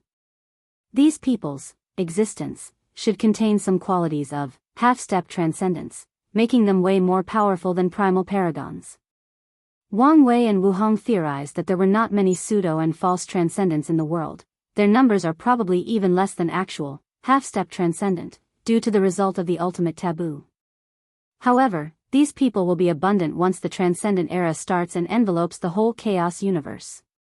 So, what should my next move be? Should I help her or treat her as a pawn? Wang Wei thought. He had many suspicions about this woman, and their conversation slowly revealed the truth. Firstly, he asked her to add mortals to the list of people from whom to gather soul power. Such an act might make it seem he was greedy and only wanted more profit, but he was also testing the water. Ma Liquiu was communicating with him from the past, and what Wang Wei asked was basically to change history. Such an act should create enough backlash to kill a primal paragon on Wu Hong's level. Yet, she agreed casually as if this was nothing to her. So, as soon as he agreed, Wang Wei had suspicions about her strength. Then, he asked her about her status, and her answer that she was dead but complicated revealed to him information, the primary focus on her status as a false transcendent. Finally, there is her motive. She probably wants to revive, and whoever succors from the Ma clan I chose to become the paragon will be her vessel or the link to her success, Wang Wei analyzed. A great emperor can use their bloodline to revive themselves, let alone someone on Ma Liquius level. She might not even use bloodline, but the clan concept itself to revive herself. I can probably temper with the vessel, but is that necessary? Wang Wei analyzed. I'm positive that her way of transcendence has something to do with the void illusion realm. Her revival might mean I lose the control I've already gained, but is that enough to make enemies with someone with such potential? Wang Wei slowly and meticulously calculated the pros and cons. I could bring the Ma clan into the Dao opening sect, and once she revives, we will have another transcendent seed. However, it would be foolish to believe such a powerhouse can be controlled because of family lineage. There are so many generations between Ma Liquiu and the current Ma clan, let alone by the time she's revived. Wang Wei also has to consider timing. If Ma Liquiu is revived before the Dao opening sect, then she could use her strength to take over instead. So, I must control when to cultivate that Ma clan paragon, Wang Wei analyzed. It would be best to wait until the sect has 1 or 2 transcendents. That way, we can control or lure her into our side with resources and guidance. Moreover, she might also be an excellent teacher for Dong Lifen's path of transcendence. The void illusion realm was similar to the dream world. If Ma Liquiu can succeed, Dong Lifen might derive inspiration from her method, thus cultivating another transcendent for the sect. Okay, it's decided, Wang Wei thought. Now that he knew how to treat this cooperation, he felt more relieved. The plan was perfect. Even if it did not work, he could form an alliance with Ma Liquiu. It's always good to have powerful friends. Wang Wei teleported away, he had found the Ma clan. He entered a secret realm full of people. These people looked normal to the naked eye, but Wang Wei saw more than that. He saw a group of prideful people who were beaten by society. The Ma clan inherited their ancestors' pride in her accomplishments, but they did not have the ability to maintain. Despite having the spirit of epochs for countless years, their clan slowly declined to the point where only 3 regular great emperors were in charge. I want to say how the mighty have fallen, but a part of me knows that this may be the fate of the Wang clan one day, Wang Wei thought, sighing deeply. He shook his head to remove these distracting thoughts. He swiftly scanned everyone in the clan. As expected, all their talents are terrible, Wang Wei muttered. It was hard to imagine a clan that gave birth to someone like Ma Liquiu had fallen to this state. Maybe it's not a coincidence. Maybe it's the luck backlash for her failure. Wang Wei was inclined to believe this. Someone of Ma Liquiu's level does not need to have direct descendants. With her achievements, the bloodline of the Ma clan would naturally improve, so even after so long, there should be some talented individuals. I still have plenty of time. I can slowly excavate the talent from their bloodline. That approach should also make it easier for her to return, Wang Wei thought. He waved his hand, and this secret realm shrunk into a ball before putting it away. Meanwhile, his left hand held a golden pyramid that seemed to look different every time he looked at it. I can't sense anything, Wang Wei thought. This thing looked like a normal artifact to his eyes, and it's the same no matter what he tries. Well, let's take it as another reminder, never underestimate anyone with some achievements in the transcendent path. Alright, let's get this show on the move. Wang Wei took a step and appeared before the gate he saw in his previous karma divination. Just as he saw, there were a few dozen robust seals, showing that whoever dealt with this place did not do it lightly. The good news is the thing I was worried about did not happen, Wang Wei thought with squinted eyes. He feared that Maitreya or Supreme Unity participated in sealing the Void Illusion realm. His actions would have been futile if that had been the case. Luckily, this should have been Time Eater and the others' work. Now is the bad news, Wang Wei thought as he turned around. I can smell the stench of decay, cowardness, and arrogance even if you hide in the void. You are even more arrogant than the information said. A woman dressed in yin-yang robes appeared, followed by 3 others. Of course, Wang Wei recognized his greatest enemies. You are, what was it again? Something cauldron, Wang Wei asked. Forget my rudeness, but my memories are important, and I don't have room for unimportant people. 7 Cauldron chuckled, her demeanor calm and unbothered. Unfortunately, the terrifying killing intent released from her body proved otherwise. I will enjoy your death, 7 Cauldron declared. I will make a cup to drink wine out of your skull. That is a promise, and I always keep my word. What a vulgar woman, Wang Wei commented. Wait, are you even a woman? He was not saying these words for nothing, it was because he sensed some abnormality with her. Shut up. It seems I hit a sore spot. If you find any errors, ads pop up, ads redirect, broken links, non-standard content, etc., please let us know each report so we can fix it as soon as possible. Chapter 1351, Im Surrounded?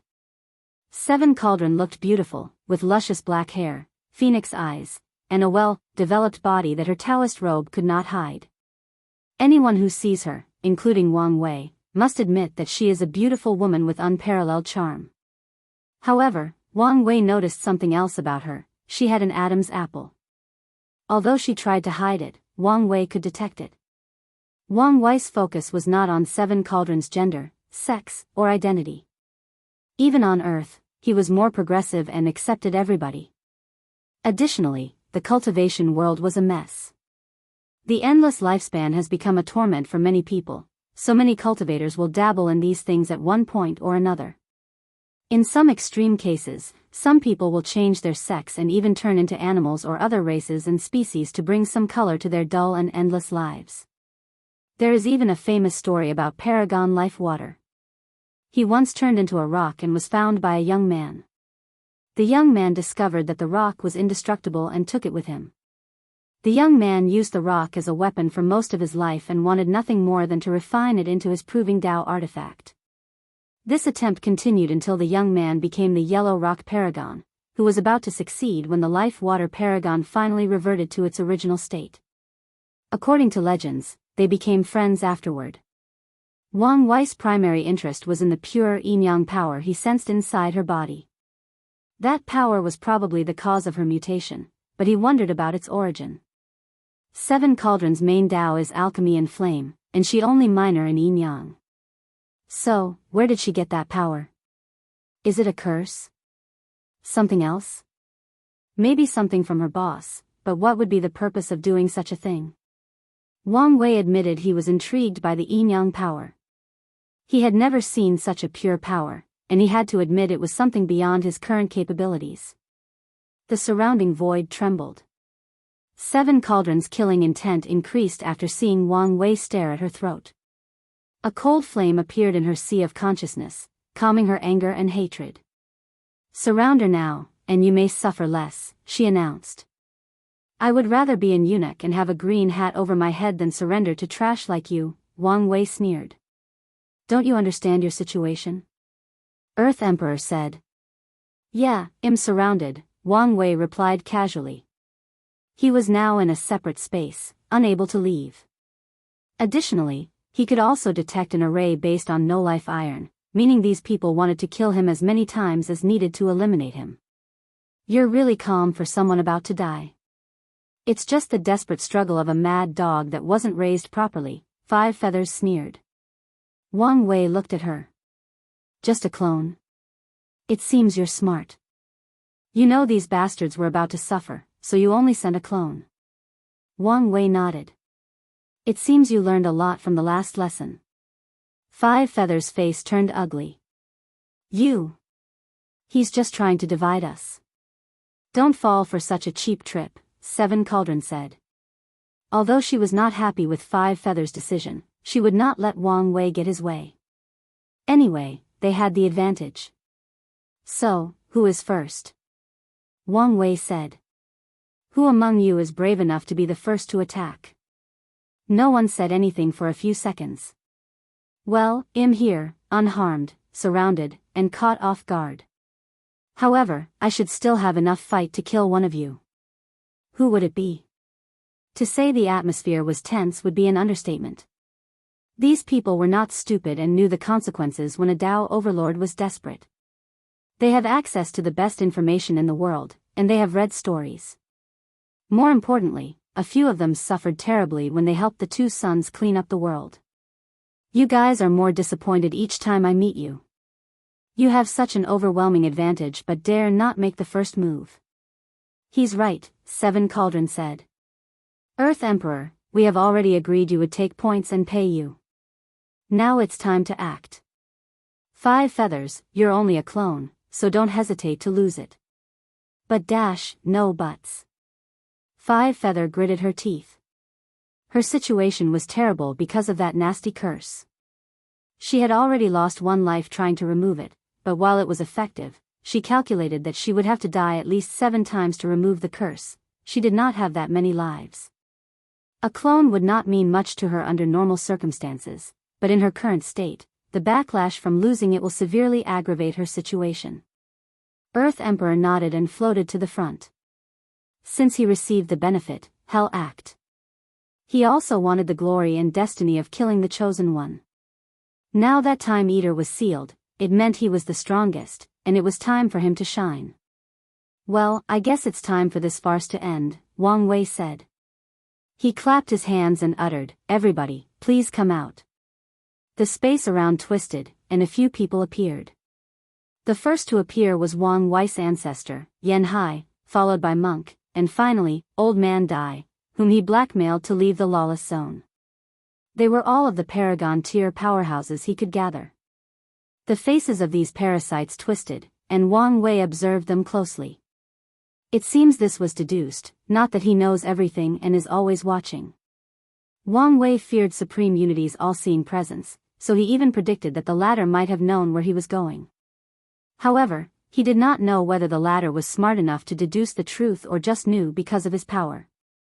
Based on these people's reactions, he knew the Heaven Deception Array was working, and Supreme Unity was cunning enough to deduce some of his actions. More importantly, he was relieved since he now had a chance at winning, and their battle was now one of wit, wisdom, and cunningness. "I'm never afraid of these kinds of battles," Wang Wei thought. The gap between their cultivation was too vast, but once there was some type of level playing field, Wang Wei feared no one. "Why are they here?" Five Feather asked the group to communicate through a soul network. "This was not part of what we agreed on." "Why are you freaking out?" Earth Emperor said. "There is only one true paragon here, while the others are either severely injured or rely on crooked means. I'll ignore the fact you label the battle taboo realm as crooked mean," Five Feather sneered. "Don't you see Yanhai is with them? If she forcefully sublimates and returns to her peak, we will all die. She won't go that far. Are you willing to risk it?" Five Feather asked. "I know I'm not. I can't believe I'm saying this, but I agree with the stupid bird woman," Undead Phoenix added. "Cauldron, why aren't you saying anything?" They focused on her and could sense her emotions, which were like a volcano about to erupt. "Fine, let's leave," Seven Cauldron said with gritted teeth. The others sighed in relief, but only briefly. They immediately received a message that made them look at each other. Then, they sighed in resignation. "You heard our orders," Seven Cauldron said. "We can't let him remove the seal." "Doesn't that mean we don't need to?" "Don't say anything," Seven Cauldron cut her off. "We are wise people, so just keep it to yourself." They once again glanced at each other before releasing their aura. Now that they had an agreement, the situation was not as desperate. "It seems your master is disappointed with his hunting dogs," Wang Wei said. He detected how these people were about to give in but suddenly changed their minds. Although he did not detect their message, it was simple to deduce the truth. "It must be embarrassing for him, given how terrible your recent performance has been," Wang Wei continued with a chuckle. "Why are you wasting your time with these wastes?" Yanhai said. "Let's get rid of them once and for all." "All right," Wang Wei nodded. "Ancestor, get rid of the clone as soon as possible so you can help Monk." The barbarian king wanted to argue that he did not need help, but his intuition told him he might suffer from that woman if he dared raise his voice. So, he trusted his intuition and kept quiet. "Old Dai, your opponent is that Taoist priest. According to our agreement, you only need to keep her busy." Old Man Dai snorted at him coldly. He was a member of the Go Dao but was forced to participate in such a dangerous event. To say he was not unhappy was an understatement. "Monk, I know you are confident, but your job is to survive as long as possible." I know. "In that case, I'll leave the Dark Bird Man to you. If you find any errors, ads pop up, ads redirect, broken links, non-standard content, etc. please let us know to report so we can fix it as soon as possible." Chapter 1352, The Golden Era Geniuses. "Let's fight in different layers," Wang Wei suggested, and the parasites frowned before agreeing. This palace was small and isolated, meaning the aftermath of others' battles would affect others. So, after dividing their opponent, they also build separate spatial layers as their battlefield. Yanhai calmly looked at Five Feathers with annoyance. She cannot believe she will have to aggravate her injury for such a person. "Why don't you kill yourself and save me the effort?" Five Feathers controlled herself not to reveal any negative emotions. Senior." Her tone and facial expression were stiff when she said these words. It was apparent she was not used to addressing people as such. "There is no need to fight among us," Five Feather persuaded. She controlled her voice and tone to lower herself. "Everyone knows you will kill me, so why not play a little game? We wait a while, and afterward, I can secretly leave. Your injury won't be affected, and I will no longer be a problem. That's a win-win situation if I ever see one, right? What do you say?" Yanhai calmly looked at her. "You disgust me, do you know why?" Five Feathers' face turned red, but she dared not say anything. "I don't care that much that you usurped the world's power, took all the world's resources, and enacted an era of pain and suffering. I don't care that you sold your soul and dignity to obtain power. The core theme of the world is the strong prey on the weak, so, normally, you surrender to someone with more power. Although I disdain such behavior, I can excuse it. Five Feathers was quiet, not knowing what to say. She thought about a sneak attack while the opponent talked, but she knew that was pointless. A feeling of frustration suddenly overwhelmed her. When was the last time she suffered such humiliation? I can even forgive how you people suppress my sect, Yanhai continued. The Dao opening sect ended in that situation because of our actions. Everyone who participated in that event was too prideful and refused to accept the flawed method, even though we all knew that someone needed to become the sect's guardian. Yanhai never blamed the parasites or two sons for the sect's current situation. In fact, she always felt it was their fault since they could not control their pride. What disgusts me is how weak you are, Yanhai continued. Do you know how the geniuses were raised during my generation? Five Feathers' body paused. She knew the answer but still did not speak. After becoming a peak emperor, Heavenly Dao blocked the way forward. No one, no matter how talented, could not become an Empyrean.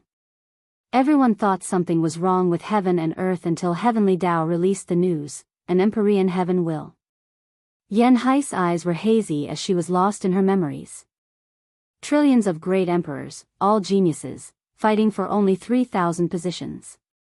Brother Chiyuan and I fought endlessly, walking through fields of corpses. When his body was broken, I had to carry him on my back as I slaughtered the enemy. When my soul was injured, he guarded me from all four directions, killing people and forming a field of bodies around us. It was truly brutal beyond words could describe. But in the end, we secured a few positions, laying the foundation for the Dao opening sect now. Yanhai sighed. In her long life, she had experienced much worse battles than these. However, that battle had a profound impact on her memories. It was the first battle in her life that she felt despair. That battle was not just a test of strength but a test of will. There were too many people. The Eternal Ascension world's luck had reached its highest peak in countless eras, resulting in too many great emperors. It did not help that Heavenly Dao blocked the path ahead just for that battle. Do you think this was the end? Yanhai continued. No, once that battle ended, the process was repeated for the Paragon realm, and that battle was even crueler since there were only 33 spots. A hint of fear flashed in Yanhai as she remembered that fight. After the 3,000 Empyreans were crowned, Heavenly Dao removed the blockage and allowed the cowards who did not dare to participate to continue cultivating. Of course, these people's luck and destiny were basically non-existent. Heavenly Dao's target was the next generation. Then, the process repeated itself. The path to Paragon was blocked, and the world waited for enough Empyreans to start the Paragon Heaven will battle. Do you know what was truly scary about that battle? The Paragons, Yanhai continued. Many Paragons whose cultivation could not improve did not hesitate to sever their Dao and permanently drop down to the Empyrean realm to compete. A few peak Paragons did the same because they knew the importance of those 33 spots. Tell me, do you know their importance? Primal destiny, Five Feathers explained. That's right. Of the 33 who survived that battle, 4 went missing, 7 died, and the remaining 21 became the primal paragons of different overlord factions. So, can you understand why you disgust me? Five Feathers was both speechless and angry. You have done all these dirty things but only did it for enjoyment and political power? Are you stupid? I could understand if your objective was to compensate for your lack of talent and use the world's resources to increase strength. But no. Yanhai's disgust was palpable. Her life can be described as stepping on countless geniuses. She had such high standards that she created harsh rules to train the sect's disciples. She hated weak people, not in the sense of power but in the sense of not having the will and determination to improve and change. I don't know why I'm wasting my breath on you. She shook a head. All right, you can die. Her aura suddenly drastically increased, and her face became paler than snow. That should be enough to kill her, she muttered before pointing her finger. She did not even use a sword and only released a brilliant sword light. 5 Feathers sensed death approaching, so she reacted swiftly. She used one of her best defensive techniques, Ancestral Phoenix Blessing. A majestic phoenix phantom manifested between heaven and earth before standing in the front, protecting her. However, Xianxia's response was the same. She even had a sneer on her face. She had met a few true ancestral phoenixes, including someone in her era. That bitch offended her, so Xianxia once cut off the latter's wings, ate a small piece, and had Miscellaneous make a decent paragon tier flying artifact for her. After dealing with the real thing, how would she care about a phantom? Since I said it was enough to kill you, I meant it, Xianxia said calmly. She had absolute control over her strength, so she forcefully raised her power to the exact number she knew could kill 5 feathers. Then, as expected, the light pierced the little phoenix's head, instantly annihilating the piece of soul she sued for that clone.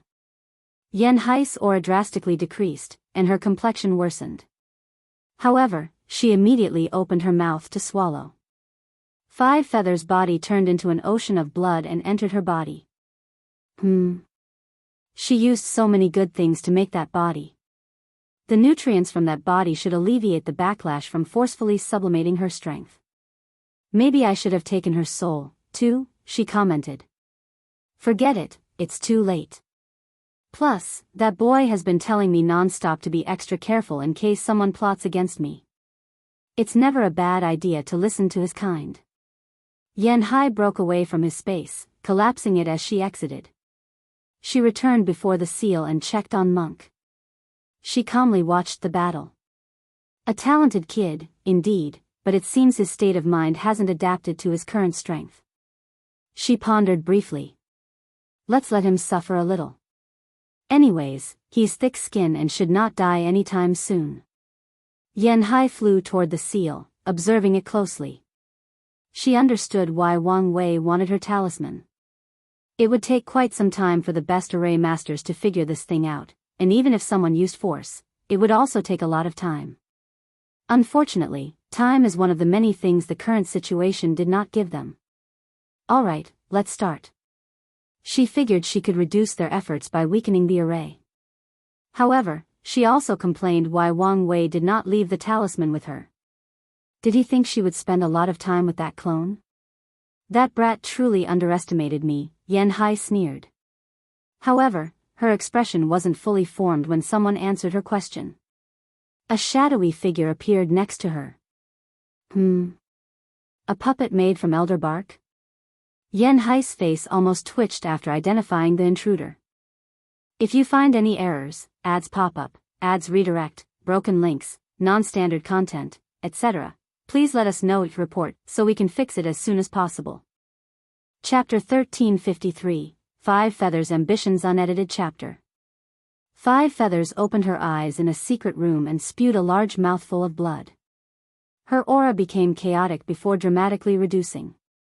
She swiftly swallowed a handful of pills, trying to manage the situation. However, the situation worsened in a matter of seconds. 5 Feathers' face turned purple, followed by massive pimples with pus manifesting. Her face contorted in pain. It was the worst time for the curse to act up, but it was expected, given her weakened state. She no longer hesitated to swallow a few more rare pills.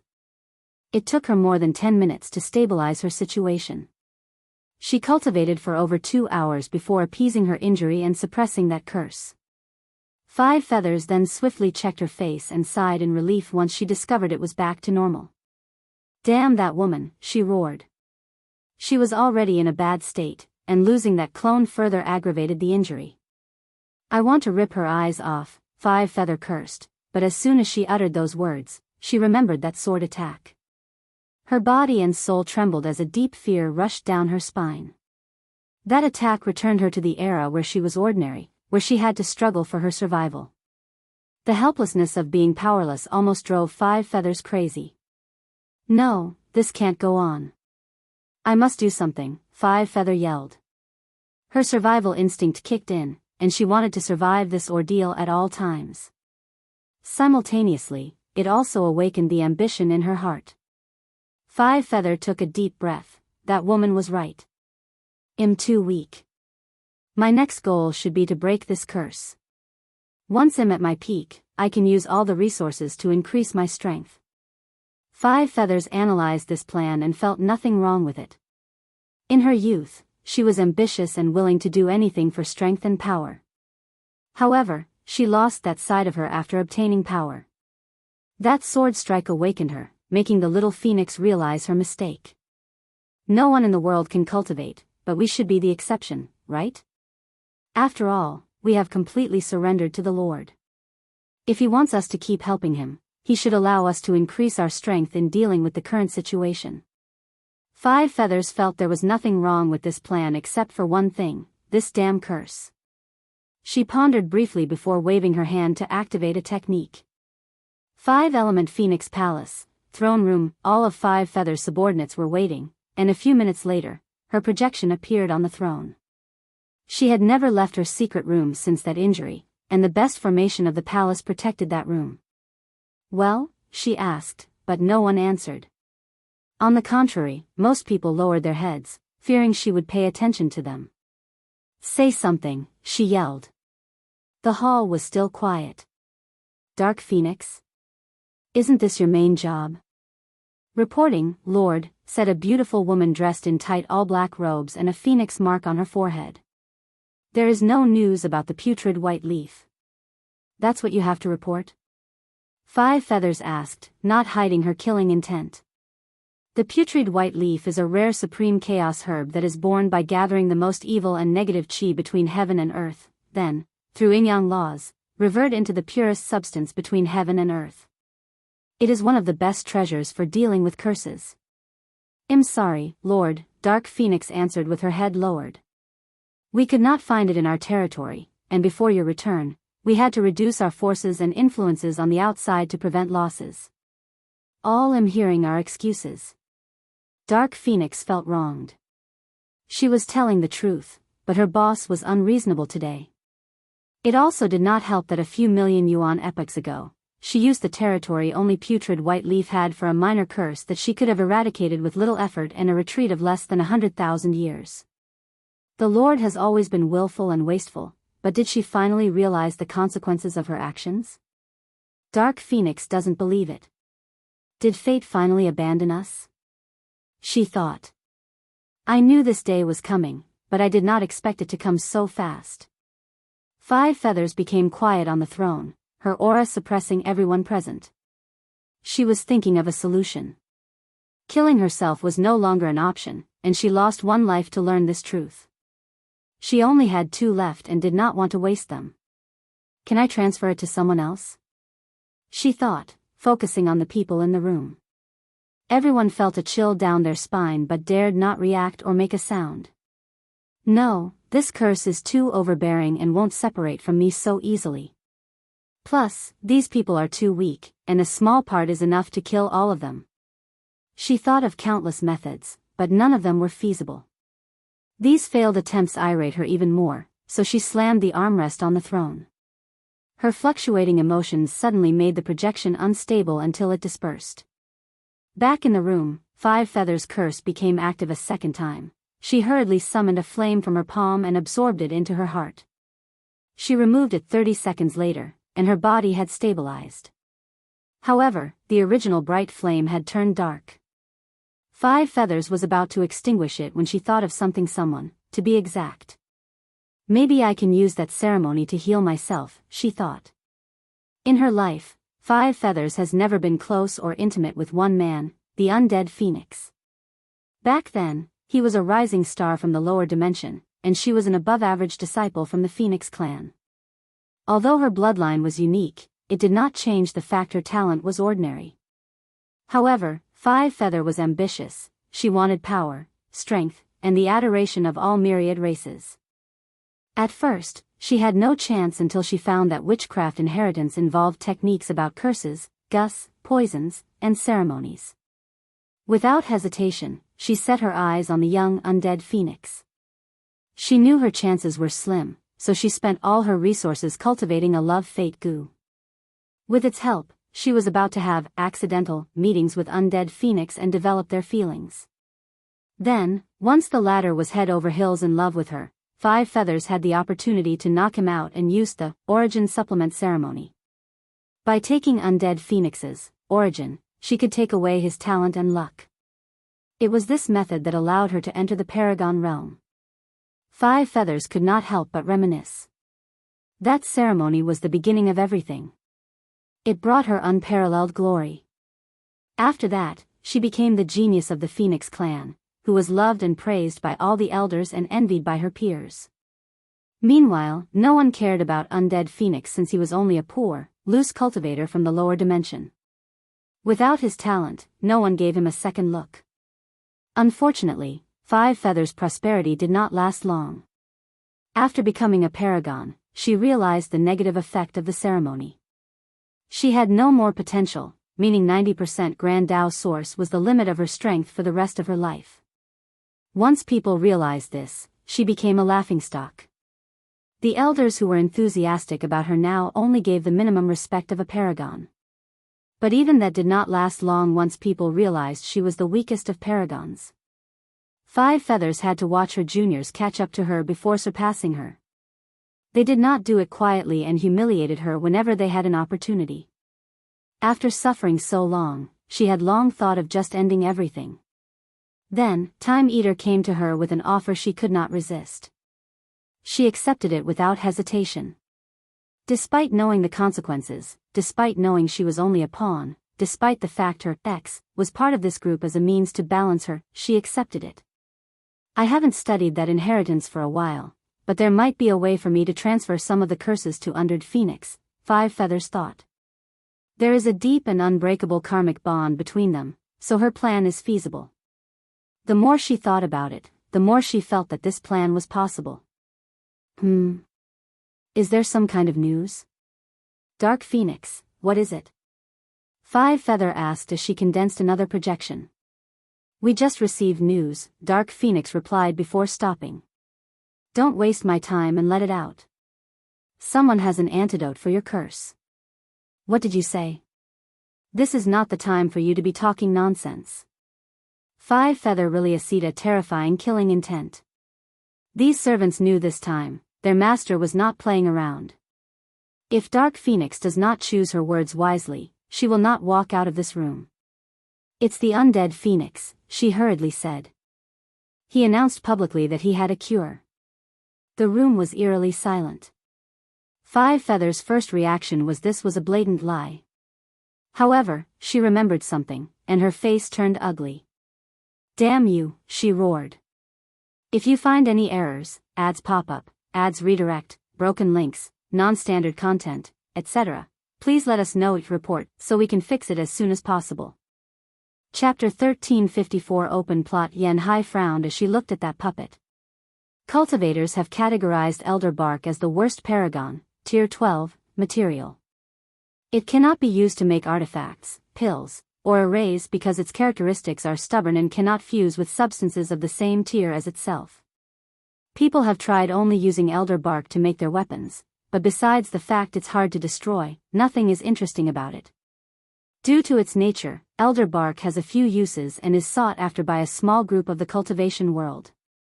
Its primary use is to create indestructible Empyrean puppets. An Empyrean cannot destroy a puppet created with elder bark, as the minimum requirement to break it is a paragon tier attack. Such a restriction has drastically reduced its value, but cultivators have still found ways to make it worthwhile. Talented disciples from top lineages will receive an elder bark puppet as their Dao protector. Paragons are valuable, so unless someone has special status or shows talents on the level of Wu Hong, Yan Hai, and Wang Wei, no lineage will dedicate a paragon as their Dao protector. The puppet becomes an alternative since it requires paragon tier strength to destroy. Of course, this is still not the primary use of these puppets.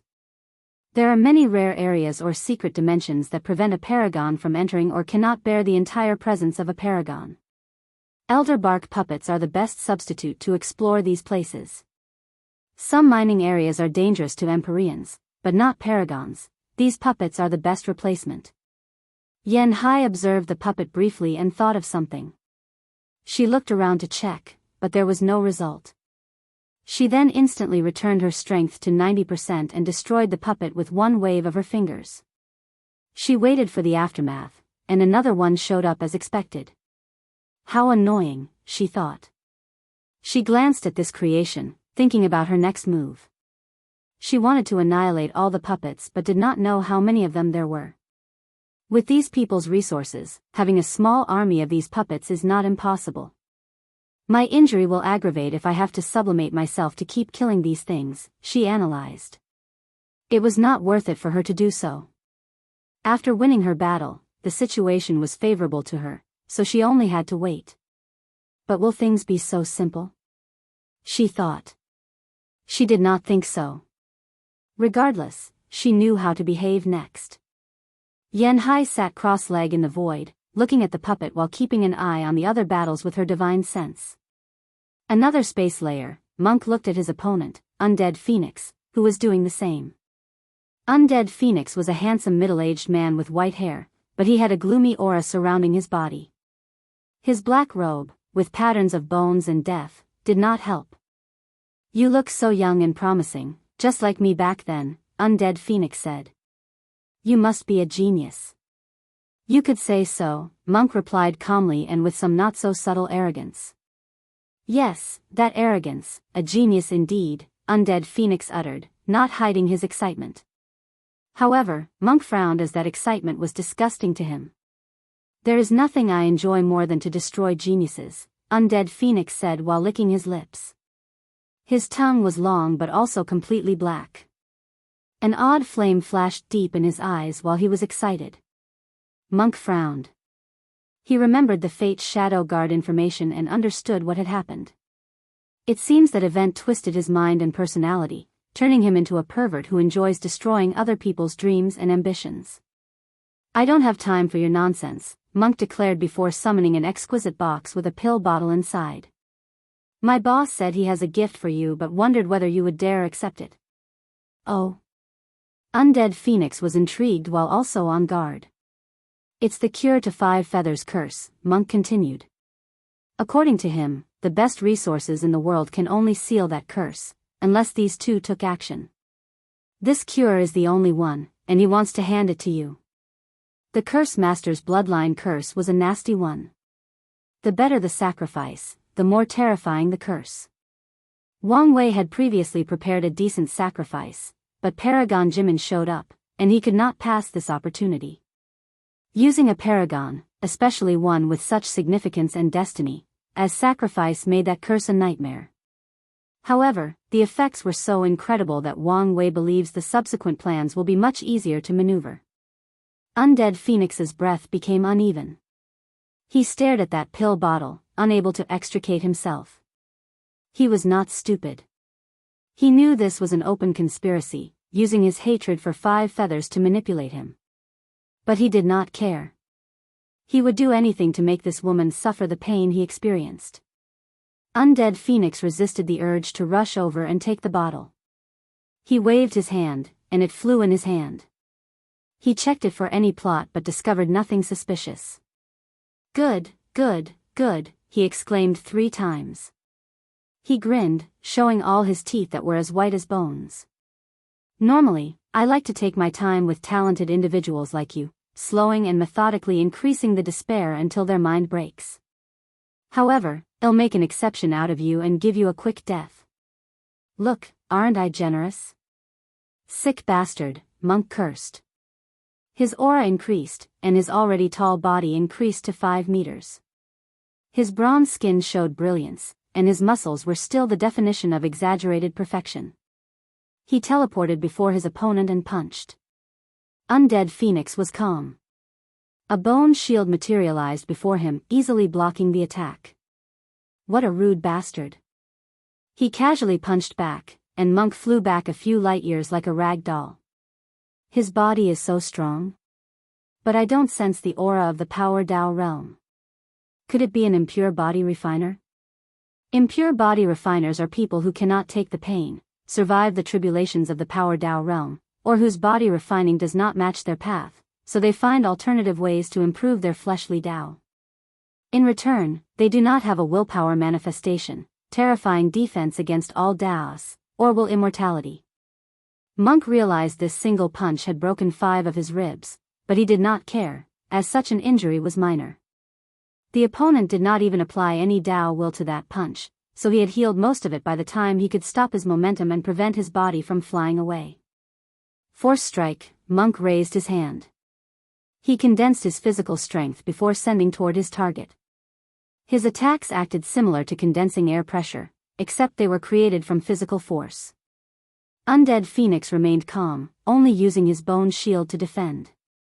He had a sneer and contempt in his face that drove Monk to a rage. The future leader of the barbarian race materialized a crystal armor that covered his body. He rushed toward his opponent and kicked him. Undead Phoenix was still calm. Now, that's better. But only a little. His mouth released a terrifying flame that instantly burned half of Monk's body. However, the barbarian king was ruthless and did not hesitate to explode the other half of his body. Damn you, Ant, Undead Phoenix cursed. He was relatively intact, except for a few holes in his clothes and scratches to his face. However, these things healed or repaired themselves at a rate visible to the naked eye. Monk's new body appeared a few kilometers away. As the ancestors said, there is truly a vast gap between each level in the Paragon realm. In this brief encounter, Monk realized he might have been too impetuous and arrogant. From what he learned from his clan and Wang Wei, these parasites were the weakest in their realm. Yet, they could still play with him like this. Monk's new body appeared a few kilometers away. As the ancestors said, there is truly a vast gap between each level in the Paragon realm. In this brief encounter, Monk realized he might have been too impetuous and arrogant. From what he learned from his clan and Wang Wei, these parasites were the weakest in their realm. Yet, they could still play with him like this. Can I ask how your strength ranks among the others? Monk suddenly asked. Of course, I'm the strongest. Stronger than Time Eater? Undead Phoenix almost choked. He stared at Monk with intense killing intent, but the latter only chuckled. According to the boss, Time Eater is on top, followed by Earth Emperor, 7 Cauldron. You and Blood Dragon are on the same level at 4th, but you have the advantage in ruthlessness and intelligence. Finally, 5 Feathers is the weakest, even without the curse. What stupid list, Undead Phoenix sneered. Earth Emperor is nothing but a lunatic and a pawn. That stupid Taoist she-male can only rely on her background, and you dare put me on the same level as that stupid and lustful dragon? I don't totally agree with him since I think you're above the Taoist, Monk said. But to be fair, he did say that geniuses will always be geniuses. He said you had the most potential among the others. Unfortunately, you're now a broken man. When will it be your turn to comment on my affairs? You have a point, Monk nodded. In that case, let's continue. He summoned a metallic puppet before fusing it with his skeletons. His aura increased drastically, along with his confidence. If you find any errors, ads pop up, ads redirect, broken links, non-standard content, etc., please let us know each report so we can fix it as soon as possible. Chapter 1355, Conversing with the Earth Emperor. Wang Wei and Earth Emperor looked at each other, clashing their aura. They looked like they were about to kill each other. However, both of them seemed to have something else on their mind. Wang Wei's focus was not on this battle but on the sealed space. These cowards removed the no-life array, Wang Wei thought. He figured this was an excellent opportunity to at least kill one of these bastards permanently. Still, once they realized they did not have the advantage and were forced to fight him, they removed the array to ensure that the worst outcome in this fight was losing one life. I need to focus on my primary objective, Wang Wei thought. Which is to break that seal. But now that Supreme Unity knows where I am, things will not be so simple. However, this was Wang Wei's plan. That did not stop him from giving one of these people a lesson. Are you interested in working with me? Pardon me? Wang Wei asked. He thought he was having auditory hallucinations. There is no need to be surprised, Earth Emperor added. There are no eternal enemies in the world, only eternal interest. If our interests are aligned, there is no reason not to work together. Wang Wei observed him and realized he was telling the truth. I have to say you've caught my intrigue. How do you want to work together? What's the common interest you're talking about? To destroy the great Qin Saint Court. My first thought is you're courting death, Wang Wei said, looking at him strangely. But my second thought is, how will their destruction benefit me? Resources. Why are you saying something so stupid? Wang Wei said with a frown. You don't think I lack resources because I've plundered the dragon and time eater's territory, do you? How can these people compare to the foundation of such an ancient overlord? Earth Emperor argued. Plus, the human emperor has an unknown and secret origin. I'm sure you're interested. Wang Wei looked at him without a word. He did not hide the annoyance on his face or the fact that the Earth Emperor was speaking nonsense. His entire body language was as rude as it could be. He made it evident that he was restraining himself by not calling him a moron. Of course, this is not the main reason. I think you'll agree. I want to know what makes you so confident. From what I know about you, you're quite protective of your friends and families, Earth Emperor continued, not hiding his smirk. His facial expression indicated he believed Wang Wei would agree to his request no matter what. Who are you talking about? Wang Wei asked. You don't know? Earth Emperor asked with a smile.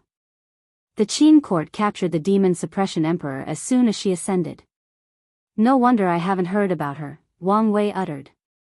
When gathering his team, he also planned to gather some of the people from the lower dimension without sufficient background under his command. So, what do you think? We can work together, Earth Emperor continued. I get most of the resources from the court, and in return, I help you save your friend. If I agree, how will today's battle go? Everything will be fine as long as you leave and don't touch the seal on the Void Illusion Realm, Wang Wei pondered briefly. He had no plan to team up with this idiot. It's written all over his face that he plans to backstab me. Moreover, the latter seems to think it was okay for him to get most of the shares while his remuneration would only be saving the Demon Suppression Emperor. What's your plan to destroy the Qin court? Asked. Although he did not plan to work with that asshole, he pondered the possibility of Fake working with him and backstabbing him first. I can't tell you that since we don't trust each other. If you agree, we can sign a contract. Tell me a general idea so I can be more confident. I won't say anything until the contract is signed, Earth Emperor replied stubbornly. Alright, show me the prepared contract. Earth Emperor hesitated briefly before taking out a parchment and writing a detailed control with over 10 million words. Wang Wei received and read it, but a minute later, he burned the thing while sneering, It's obvious you don't have a plan and want me to come up with one. The contract contained a loophole that insinuated that he would oversee most of this plan. I'm telling you, I have a plan I've been working on for countless yuan epochs, Earth Emperor reiterated. Just because you have a plan doesn't mean it's a good one, Wang Wei rebutted. Anyway, I want work with someone like you. He decided it was not worth the risk and complication to use this approach to kill this bastard. He already had a plan, and he only needed to put it into motion, and he believed this guy would fall for it. It seems the rumors of you being kind, benevolent, and generous to your friends are lies, Earth Emperor said with a cold face. No, they're true, but you seem to overlook something. The Demon Suppression Emperor is an acquaintance at best, Wang Wei replied. I've saved her and her people, so she already owes me karma. I don't need to go to extreme lengths to save her. Plus, I know for a fact she'll be alive until the human emperor returns from limbo. I have plenty of time. It's not hard to guess why the Qin court captured her. The Demon Suppression Emperors held both minor human emperor and heavenly emperor positions, and Yingzheng would do anything to get his hands on them. Meanwhile, the same cannot be said for you, Wang Wei continued. The human emperor might still keep her alive once he returns, trying to find a more peaceful way to take her position to prevent complications. But you're a useless pawn who has usurped power. He'll definitely kill you as soon as he's capable. I'm no one's pawn, Earth Emperor said with gritted teeth. What's the point of being agitated now after wasting such an opportunity? What are you talking about? Am I wrong? Wang Wei asked. Under normal circumstances, with your intelligence and capabilities, you would never have a chance to escape the human emperor's grasp. However, this turn of this era gave you a chance. With 1/9 of the world's resources and luck, you can bypass the limitation of your poor talent and cultivate to the peak of the Paragon realm. Although it would be impossible for you to become a primal under normal circumstances, you could have done it if you were ruthless enough. All you needed to do was risk your life to pass the unorthodox outlaw trial for Samsara Dao, and your future would have been bright. Earth Emperor could not pass the test based on karma, but the upper dimension offered an outlaw trial that was just a mighty heavenly tribulation. He could have passed if the Earth Emperor had been ruthless and willing to use most of his resources and luck. After gaining control of Samsara Dao, with 1/9 destiny of the world, you could get a job as a Yama king in the underworld and use this opportunity to become a primal. The underworld is more than enough to protect you from the human emperor, and he would probably have given up on you as a pawn since it would cost him too much to retrieve you. But if you were bolder and wiser, the Eternal Ascension world's 1/9 luck was probably enough to get you the status as Earth Emperor, if you prove yourself. Then, all you had to do was take advantage of the human emperor's absence to destroy the Qin Saint Court and ruin his foundation. If you plan well enough, you might even kill him and get his human emperor position. After that, well, your future will be infinite. The Earth Emperor was quiet. Everything Wang Wei said sounded fine and dandy, but it did not meet reality. He was not like the others who let power get to him, at least, he believed so. His cultivation was so low because someone was always watching him, not wanting him to get more powerful. Time Eater chose them because they were weak and had little talent, so how did he let them become as powerful as him? Additionally, how hard was the unorthodox outlaw trial? Many believe it's more challenging than the Paragon Tribulation, especially for people who want to change their Dao so late in their journey. How could he risk everything just for another Dao? In the end, it's as he said, I was not bold or ruthless enough, Earth Emperor sighed. He looked at Wang Wei, releasing a terrifying killing intent. The current world situation is strange and dangerous, and I need the counsel of a wise minister to help me through it. If I can get his soul, I can refine it into a wisdom artifact. There is no better reassurance as a monarch, or even in my cultivation journey than to have a Dao overlord under my control feeding me ideas and plans. If you find any errors, ads pop up, ads redirect, broken links, non-standard content, etc., please let us know each report so we can fix it as soon as possible. Chapter 1356. The ceremony is completed. Unedited chapter. The Earth Emperor's body, whose proper name is Shu Ren, released a gray mist. It enveloped everything in its path and froze it at a fundamental level. Wang Wei's body moved out of the way, but the fog followed him like maggots chasing after expired meat. After realizing he could not escape, Wang Wei gathered the most abundant yang energy in his body and blew up, releasing a fiery fog to counter the enemy. His approach worked, but Shu Ren calmly released a black fog and molded it into a towering hand. Boom! The attack was too fast, and Wang Wei was sent flying. His two arms had turned into popsicles, and his soul heard owls of despair. Wang Wei remained calm and removed the enemy's shoddy application of a Dao will artifact. His arm regenerated, and his soul was intact. Extreme Yin Spear. Shu Ren waved his hand to condense a black spear. He threw it with unparalleled force, making Wang Wei's face turn ugly. He punched the spear, but his body took dozens of steps into the void. He looked intact, but anyone with discerning eyes could see the freezing signs on his arms and upper torso. Shu Ren's brow furrowed as he summoned hundreds of these black spears. They rushed toward their opponent, blocking the sky like they were raining. Extreme Young Body. Wang Wei's body turned into an elemental-like fire creature as he desperately combated this rain of spears. The flame helped him with the freezing aspect of the attack, but the spears were too fast, and there were too many. Additionally, he discovered that his speed was drastically decreasing with each passing second, meaning the longer this attack lasted, the slower he became and the more injuries he received. The raining spear ended, and Wang Wei looked like Swiss cheese. However, despite his situation, his eyes remained calm and focused. He suddenly teleported in front of Shu Ren and kicked him. However, the ruler of the great Chu divine dynasty was calm, almost too calm. His Dao was extreme Yin, and he could separate it into Extreme and Yin Dao. He activated his Extreme shield, easily blocking that kick. Then, with a thought, all the spears in Wang Wei's body exploded, sending his mutilated body flying thousands of light years away. Shu Ren activated Extreme Speed, and rushed over, trying to annihilate the body in one fell swoop. Shu Ren's hands suddenly condensed a terrifying amount of death chi, turning his palm into a death claw. Then, he headed directly for the immobile Wang Wei's head. Yin-Yang reversal. As soon as the attack reached him, Wang Wei activated his Yin-Yang Dao, reversing the damage to his opponent. His actions were unexpected and swift, but not with the best effort.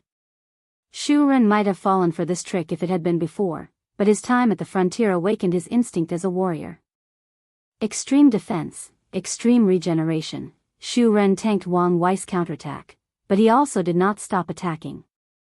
Most of the death chi from his claw dissipated, but the force of the claw still hit Wang Wei's body, sending him flying through the void. Shu Ren looked at his palm before looking at Wang Wei. "You're so weak. Logically speaking, you shouldn't be so weak." He did not let his current advantage overwhelm his senses. The frontier taught him the price of underestimating any enemy. "What's it to you whether I'm weak or not?" Wang Wei replied calmly. The good news for him was that Shu Ren's application of Dao Will was indeed terrible, and with his pseudo-will immortality, his body soon recovered after giving him time to breathe. "You're injured," Shu Ren announced. "It should have been the work of the lock. That's why your performance is so terrible. It's probably why you even considered working with me in the first place. You can think whatever you want." Shu Ren licked his lips. This was a perfect opportunity to catch this bastard and turn him into a wisdom artifact. He waved his hand, and two more terrifying aura appeared before him. Wang Wei's face turned ugly after seeing the two creation lifeforms that were also paragons. Achieving paragon strength through the taboo battle realm had one flaw: the lack of evolution of the Grand Mist Wheel. Although he could fight with these paragons, they can besiege him if they use their best creation lives. Wang Wei did not hesitate to use his Order Disorder Dao, banishing the appearance of creation lives in this battle. He used Willpower Backlash as a disorder, thus making his appearance paler. "Another injury, huh?" Shu Ren smiled. He did not mind that he had lost a few helpers since it meant drastically weakening his opponent. He activated Extreme Speed and Extreme Strength, and with one step, he appeared before Wang Wei. Bang! Half of Wang Wei's body exploded into a blood mist, and Shu Ren licked his lips. He understood why that pervert undead phoenix enjoyed tormenting these geniuses. Seeing these people, who are usually proud and arrogant, struggle while at death's door can bring true spiritual satisfaction. Wang Wei's blood turned into spears, but with a thought, Shu Ren froze them. He looked into Wang Wei's eyes, and the latter's regeneration suddenly paused. Yes, his soul is indeed in a weak state, Shu Ren thought. Although he was confident in his guess, he had to check. As a person whose Dao contained Yin Dao, he could be considered a master of the soul. Corrosive moon. Shu Ren raised his hand to condense a beautiful moon in the void. Wang Wei's mind was affected, and he was drawn by the moon, even temporarily stopping his regeneration. A blue beam of light flew from the moon, and the danger suddenly awakened him. He raised his hand to block. His palms turned into skeletons, but he successfully blocked the beam. Or so he thought. Wang Wei's face turned ugly as he noticed this strange moonlight inside his sea of consciousness. This thing was destroying his soul power at an alarming rate. The worst part is that power was like a maggot, he could not get rid of it no matter what he did. Without much choice, he had no choice but to cut off the part it was attached to, thus permanently losing some of his soul power. Shu Ren suddenly chuckled, his laughter echoed through the void. "Where is your previous arrogance? Only an idiot will celebrate victory before a battle ends," Wang Wei sneered.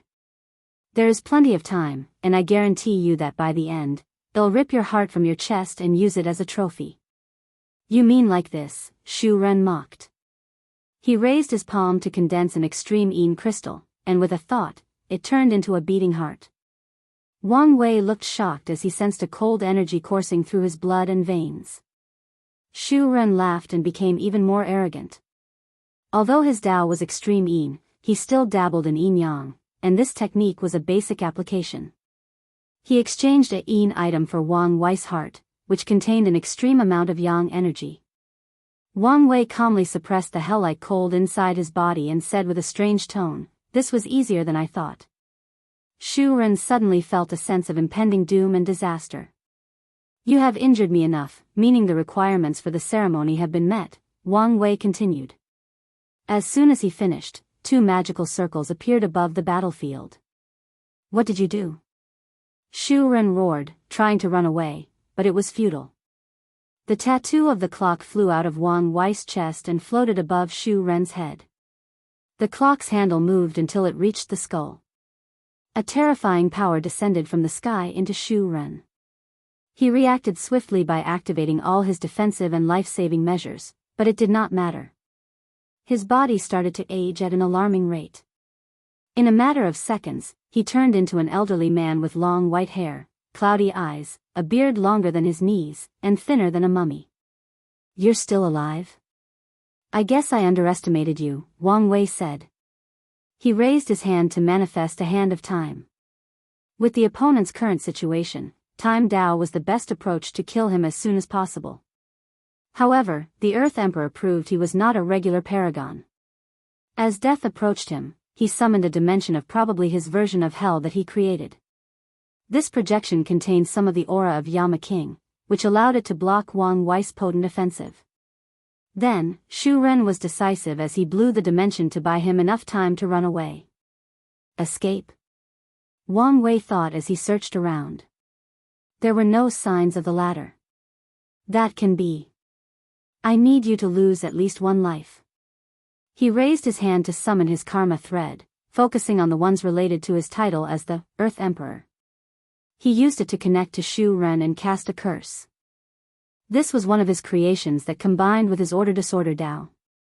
The conditions of the curse were simple: neither of them could use longevity pills that can increase lifespan. Such conditions are usually useless for Tier 10 cultivators since they are immortal. However, Shu Ren's condition was that his existence was affected by the power of time, thus aging him. The best way to heal such an injury is longevity pills. Now, his only choice is to sacrifice 1 life to return to his peak, Wang Wei thought with a smile.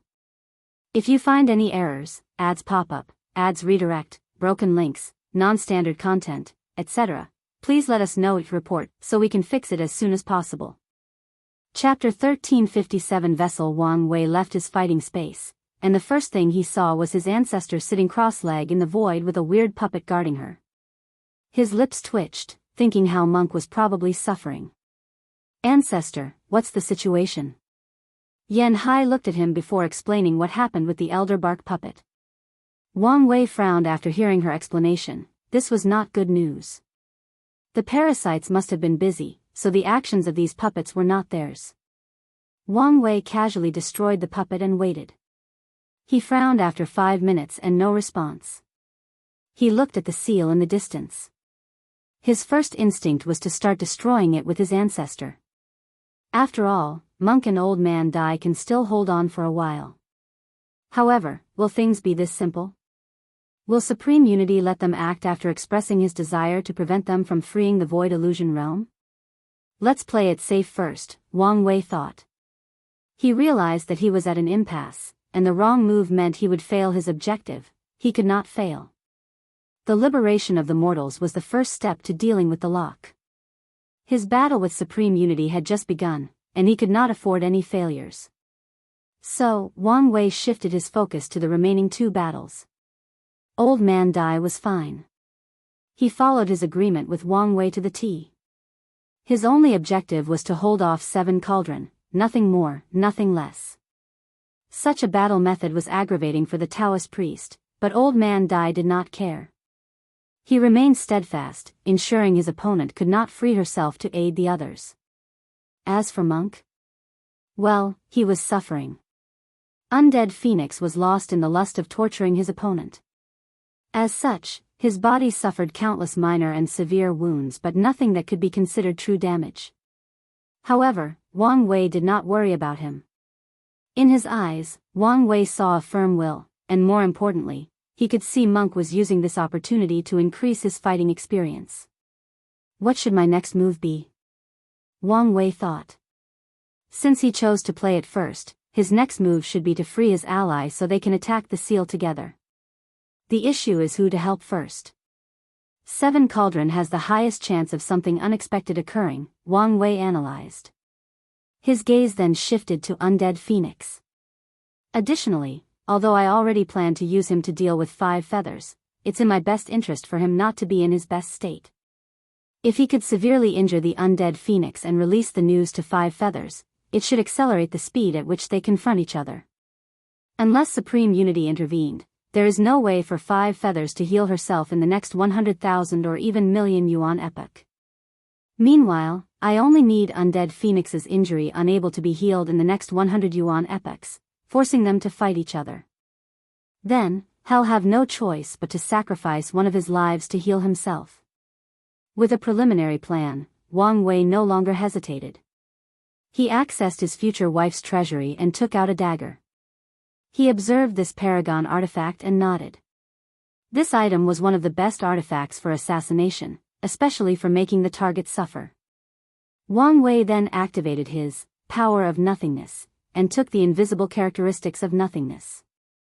He lurked in the unknown, waiting for the right moment to strike. According to his observation, Undead Phoenix had already lost himself.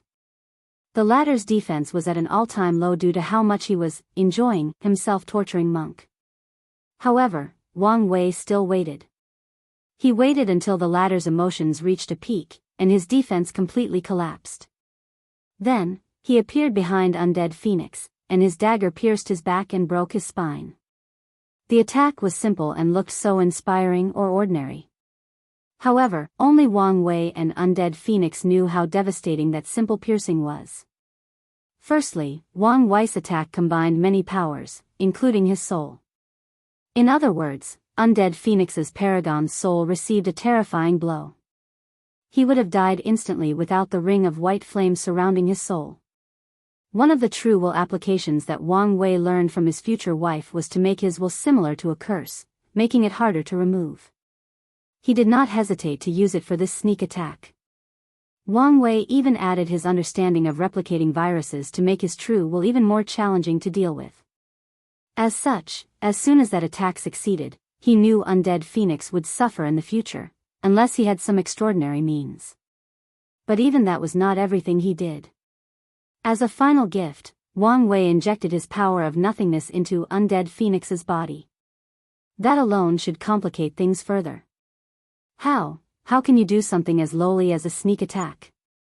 Undead Phoenix uttered. Don't you know who I am? Wang Wei rolled his eyes. When did he have a reputation for being honorable? Earth Emperor thought he would do anything to rescue an acquaintance, and this Undead Phoenix thought that sneak attacks were below him.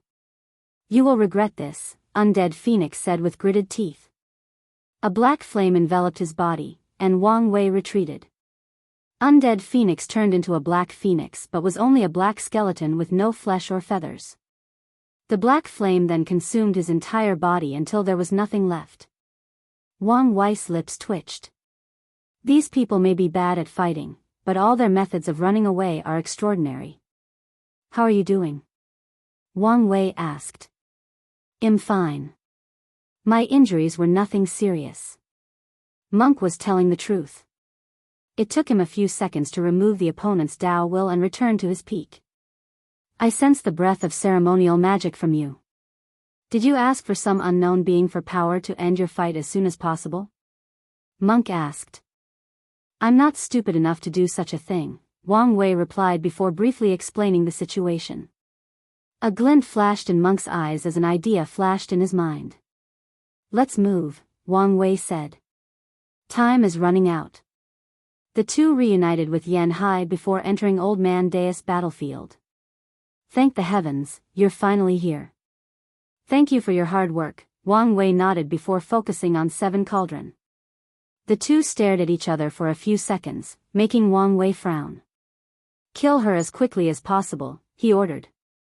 "What's with the worry in your tone?" Yan Hai asked. "Haven't you realized? She's too calm." "Indeed. Someone like Seven Cauldron should be panicking by now, trying to find a way to escape." However, she was calmly looking at them, with even some hidden disdain deep in her eyes. The team did not know whether Wang Wei was right, but they were not willing to risk it, so they all attacked simultaneously. The result was unexpected. A black and white shield surrounded Seven Cauldron, easily blocking the attack from so many paragons. Moreover, the unknown pure yin-yang power inside her body was activating, raising her aura drastically. "Damn it, why didn't I think of that?" Wang Wei cursed. He reacted swiftly by summoning his golden body of merit. "What's happening?" Old Man Dai asked, his voice not hiding his fear and worry. Of course, Wang Wei would not tell him he had figured out that the Seven Cauldron was Supreme Unity's vessel to use his power in the world, just like Feng Heng was to Maitreya. "In my name and title as the honorary Buddha," Wang Wei's golden body uttered. "I call upon the Mother Buddha to descend into the world to assist me in sealing this evildoer." Wang Wei knew only power of the same level could stop Supreme Unity, so he made the best response to the situation. As expected, golden lights manifested in this sealed place, followed by Buddhist chants and mantras. He successfully summoned some of Maitreya's power using his sage authority. A golden palm descended from the sky, releasing a golden magic circle to seal Seven Cauldron and the descent of Supreme Unity's power. "This is not enough," Wang Wei yelled as he watched Seven Cauldron's yin-yang symbol block his seal. "Everyone, use your best sealing methods." Yan Hai was the first to react. She waved her hand to manifest 7 swords that emanated the power of stars. They formed a sealing array, channeling the endless power of Sword Dao and stars to seal their target. Old Man Dai's method was an enormous turtle shell with unparalleled weight and mass. He pressed it above Seven Cauldron, using its power to immobilize her. Monk's approach was to summon 33 ancestral spirits of the barbarian clan and for them to work together to establish the 33 Spirit Temple sealing array. No one hesitated after Wang Wei spoke and went all out, but the worry on his face did not diminish, and that's because they were still at a stalemate with Seven Cauldron despite all of them taking turns. If you find any errors, ads pop up, ads redirect, broken links, non-standard content, etc., please let us know it report so we can fix it as soon as possible. Chapter 1358 Heaven's Secret Crystal. Wang Wei observed the situation with a frown. Seven Cauldron stood toweringly in the void with a yin-yang symbol above her head, blocking a humongous Buddha palm, 7 swords that had turned into stars, a turtle shell bigger than any stars, and 33 spirits standing before 33 temples. "She's not just blocking us, but slowly gaining the advantage," Wang Wei analyzed. "Boy, you must do something. We won't last long," Yan Hai suddenly messaged him through divine sense. Wang Wei resisted the urge to roll his eyes. He knew this and was trying to find a solution. "I'm thinking," he replied succinctly. Wang Wei knew that time was not on their side, and the best way to solve this was to add more power to their sides, thus tilting this standoff toward them. "The question is, who and how do we do this? If I could summon Feng Heng to this place, Maitreya should be able to use more power with her vessel present," Wang Wei analyzed. But would Supreme Unity allow news to leave this place? Would he allow anyone to enter? Wang Wei swiftly eliminated this approach, along with others that require outside individuals to help. Most people cannot access this place, he concluded with a frown. Such a conclusion eliminated many other ideas, including using the other sages and borrowing their authority. Most people cannot, but there is still Heavenly Tao, Wang Wei calculated. It's powerful enough, has the same ubiquitous characteristic as Supreme Unity, and is already in confrontation with the usurper. This idea was feasible, but another problem was summoning Heavenly Tao. Regular summon methods won't work, Wang Wei thought. Heavenly Tao had lost most of its power and authority, so regular methods of summoning would have no effect. So, that eliminates those 2 methods, Wang Wei continued. He was a Destiny son and had a deep karmic connection with Heavenly Tao, a fact he could have previously used to summon the latter. However, this was no longer applicable. The same is true for his status as a sage. The best way to summon heavenly Tao now is to make a significant achievement with worldwide ramifications. Since the lock appeared, the only way to truly mobilize heavenly Tao and increase its fighting power against supreme unity has been to improve the world's prosperity. Wang Wei's eyes light up. Usually, he couldn't think of such an accomplishment in such a short period while in danger. However, this battle started because of such an opportunity. Wang Wei calmly looked at Seven Cauldron. Before this battle, he suspected there might be fraud, so he visited a few people, one of which was Sun Junyao. He asked her to come with him because he figured she had condensed a paragon's soul with Blood Dragon's resources before the lock descended.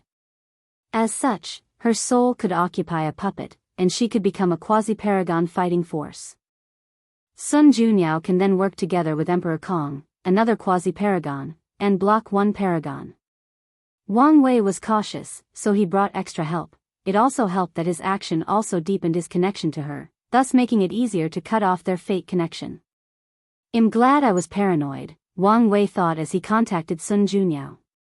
Like Xianxia and the others, she came with him through a unique dimension, meaning she was already present in this sealed space. "Everyone, I have a way to fuse all our sealing methods," Wang Wei suddenly said. "Work together with me." Wang Wei's aura rose drastically while his complexion became paler. It appeared he was losing blood at an alarming rate. The others reacted and started cooperating with him. Wang Wei's soul started blending with the others, allowing him to take brief control over their sealing techniques. Seven Cauldron frowned. Her cold and indifferent demeanor, which somehow made her look more beautiful and holy, finally had some fluctuation. Something is wrong, she thought, but she could not immediately figure it out. However, she did not focus too much on it. All these plans and schemes are useless in the face of absolute power. Boom! A brilliant light enveloped their fighting space, followed by a sound so loud that it echoed in the emptiness of the void. People immediately checked the source of the light and sound, but their divine sense was cut off just by the residual of that power. "What a terrifying sword power," Old Man Dai stated, not hiding his shock.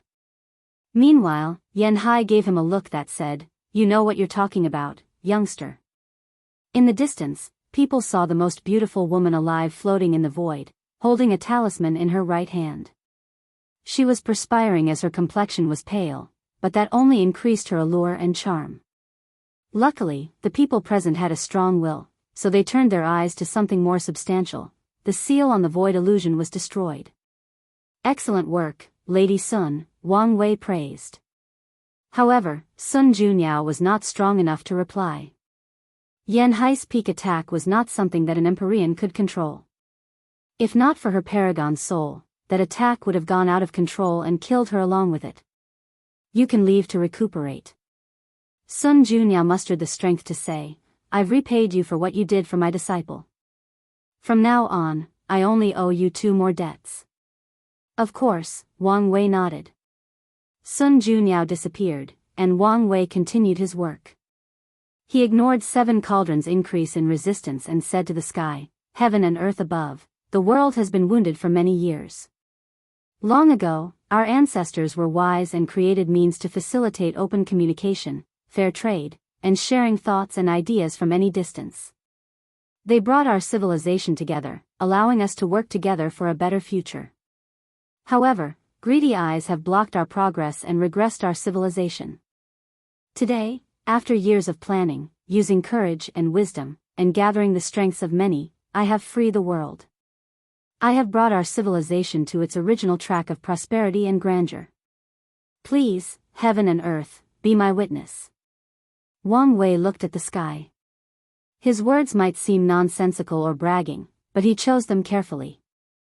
The Eternal Ascension World's Heaven Tao is exceptionally ambitious, and the one thing it cares about more than anything is the rise and prosperity of the Cultivation civilization.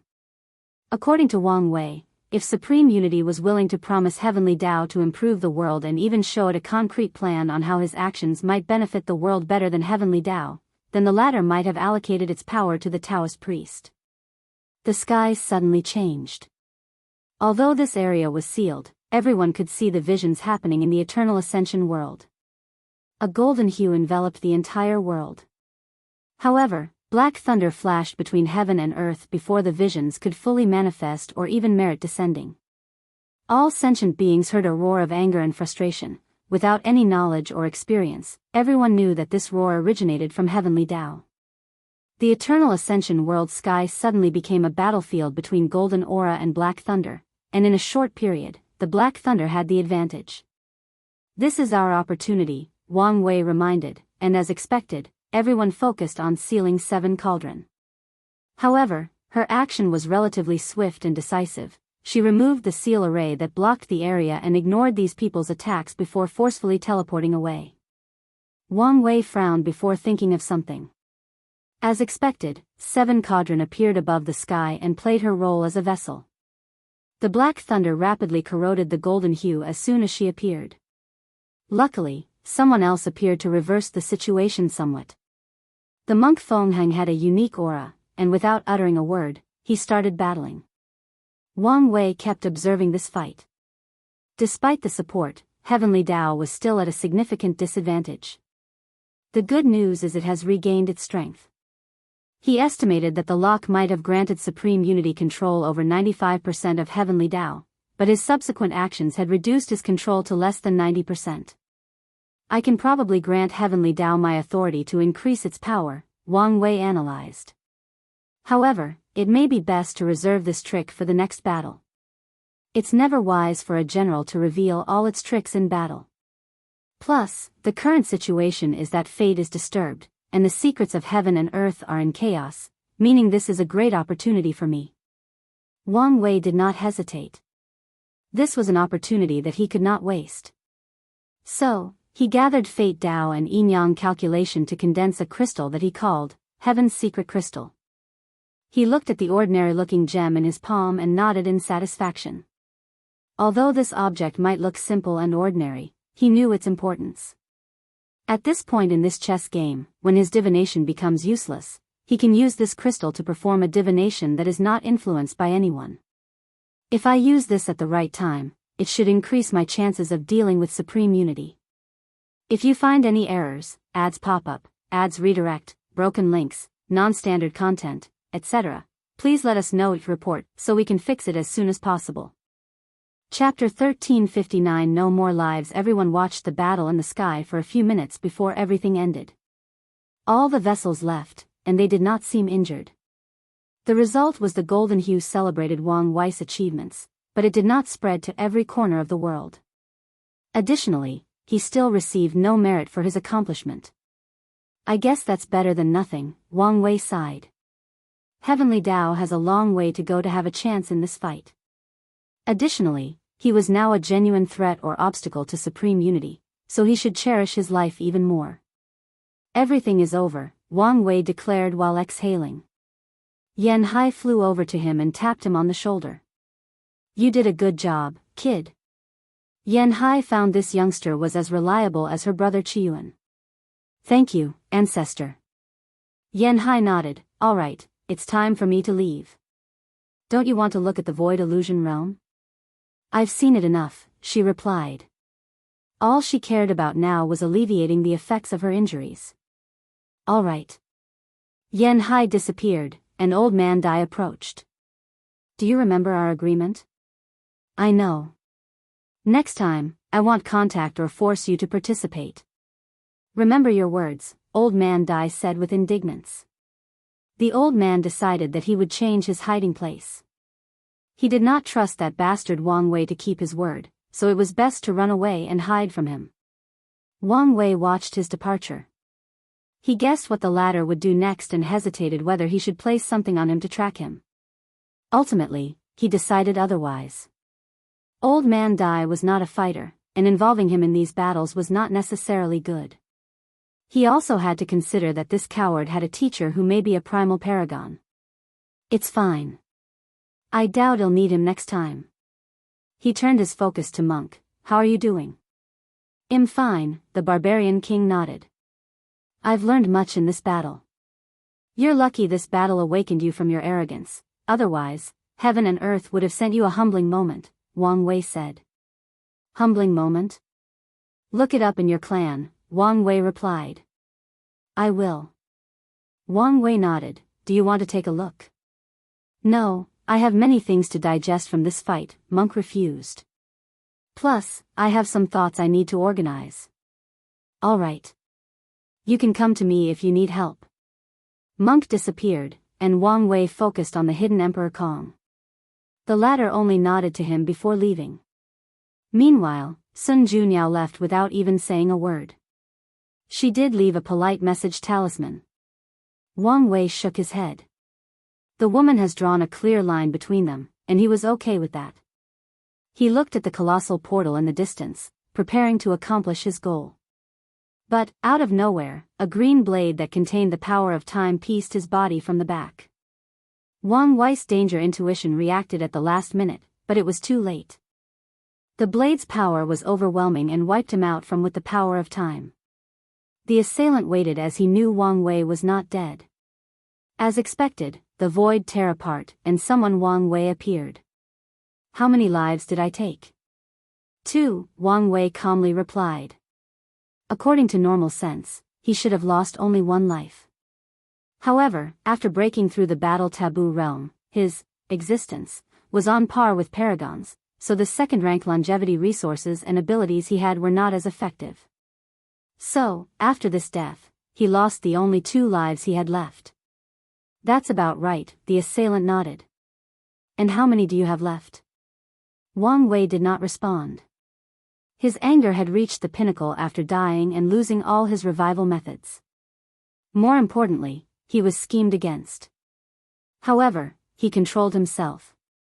How did you create projection from the seal? Time Eater smiled at him.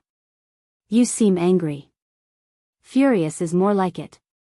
That's understandable, Time Eater chuckled. All Tao overlords are arrogant by nature, and the thing that pisses them off the most is being outmatched in the field they are most proud of, wit and intelligence. I believe that is a flaw to anyone who considers themselves intelligent, not just Tao lords and overlords, Wang Wei replied. Maybe you're right, Time Eater replied casually. So, what are you going to do with that fury? What am I going to do? Well, at first, I only wanted to kill you, but I've changed my mind, Wang Wei said. It'll turn you into a great time paragon artifact. It'll use your Tao as the core, your body as the wax, and your soul as the flame. It seems this is not enough to quell my wrath. In that case, when I reach the same level as these 2, they'll revive your memories and consciousness, put it into a dog, and raise you as a pet. Yes, that should be enough. Wang Wei then looked in his eyes. That's my promise to you. Time Eater squinted, and a killing intent flashed in his eyes. However, he did not let it leak and soon returned to normal. At their level, huh? Even when you're angry, you're so careful. Only a fool would think he could control someone like you without absolute power, Wang Wei replied. A pet, you say, Time Eater chuckled. That's a good idea. I think I'll be able to brag anywhere in the known chaos universe if I have a Tao overlord pet. Good. In that case, let's see who will be whose pet. Wang Wei watched him dissipate. He knew Time Eater would be a problem even if he were sealed, but he underestimated the time spawn. He thought it would take a while before the latter could use its means to interfere on the outside. It seems I'm not careful or paranoid enough, Wang Wei thought. He inhaled and exhaled to calm down. Now was not the time to let emotions such as pride rule his thoughts and actions. Instead, he focused on another problem, his lack of longevity resources. He could try to create 1 now, and although he would need 2 to ensure he had 1 life, it was still worth it. However, he felt that supreme unity would not let him succeed. It would be foolish for him to directly start researching methods of longevity just after experiencing death. Such an act would be the same as writing on his forehead that he only had 1 more life left. I need to be more careful from now on, Wang Wei thought. He would have to rely on his avatars to revive if he died now. However, he had already killed all the ones in the upper dimension, meaning Wang Wei would have to return to the lower dimension. It's fine for ordinary people to ascend, but as someone who holds so much destiny and is responsible for the prosperity of the lower dimension, my ascension means something else. If Supreme Unity plays his card correctly, he could use the second ascension to extend his tentacles to the lower dimension. The lower dimension is Heavenly Tao's primary source of power. Supreme Unity cannot control Heavenly Tao entirely as long as it's under its control. Even if he completely controlled the upper dimension, Heavenly Tao could buy itself some time by guarding the lower dimension at all costs. As such, if Wang Wei dies and returns down there, he will never ascend again until the problem in the upper dimension is solved. In fact, Heavenly Tao itself probably wouldn't allow him to ascend if he wanted to. But the question is, can anyone solve the issue of the upper dimension if he loses? There are plenty of talents from the Golden Era with such ability, but currently. Wang Wei shook his head. Emperor Kong is one of them, but he only has the potential and hasn't grown to that level yet. Maybe if Heavenly Tao forced him to experience the outlaw trial, but how complicated would that make things in the current situation? Supreme Unity would not allow the latter to train another worthy chess player. Wang Wei doesn't know much about the sealed talents of the overlords and top lineages, but as of now, no active talent is capable enough for the task. So, the conclusion is I cannot die, or the fate of the world will only be catastrophic, Wang Wei summarized with a wry smile. He exhaled to calm down. All right, maybe I'm overthinking. The world does not revolve around me. There may be countless talents hidden in the world who can take on this task. He decided not to put too much pressure on his shoulder. The world is vast, and the fact he was the son of destiny does not mean much in the grand scheme of things. More importantly, I should not underestimate this world's Heavenly Tao, Wang Wei thought. The Eternal Ascension world's Heavenly Tao has accomplished great things and won't be defeated so easily. If you find any errors, ads pop up, ads redirect, broken links, non-standard content, etc., please let us know each report so we can fix it as soon as possible. Chapter 1362 Many purple crystals. Wang Wei looked in the distance thoughtfully. He looked at the karma thread between him and Time Eater. He could tell the latter had a great understanding of karma or, at the very least, knew enough to protect himself very well. This is not over, he sneered. He sent a message to Fengheng, asking him to send the other two Buddhist sages to stay near Time Eater's seal and constantly reinforce it. Although he did not expect this method to increase the seal's strength, it should distract Time Eater, forcing him to waste his time and prevent him from having the time to act against him.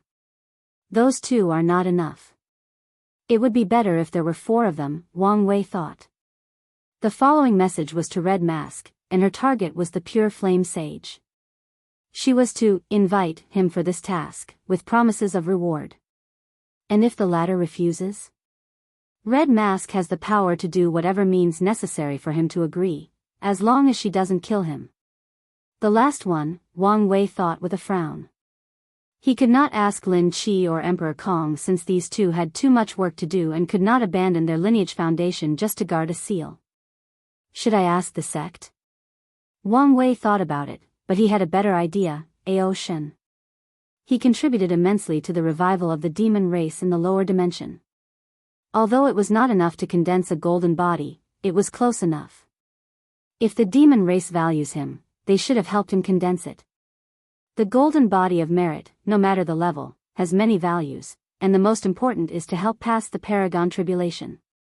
Ao Shen's talent is enough to be considered a Paragon seed, and having a golden body would increase his chances and positions.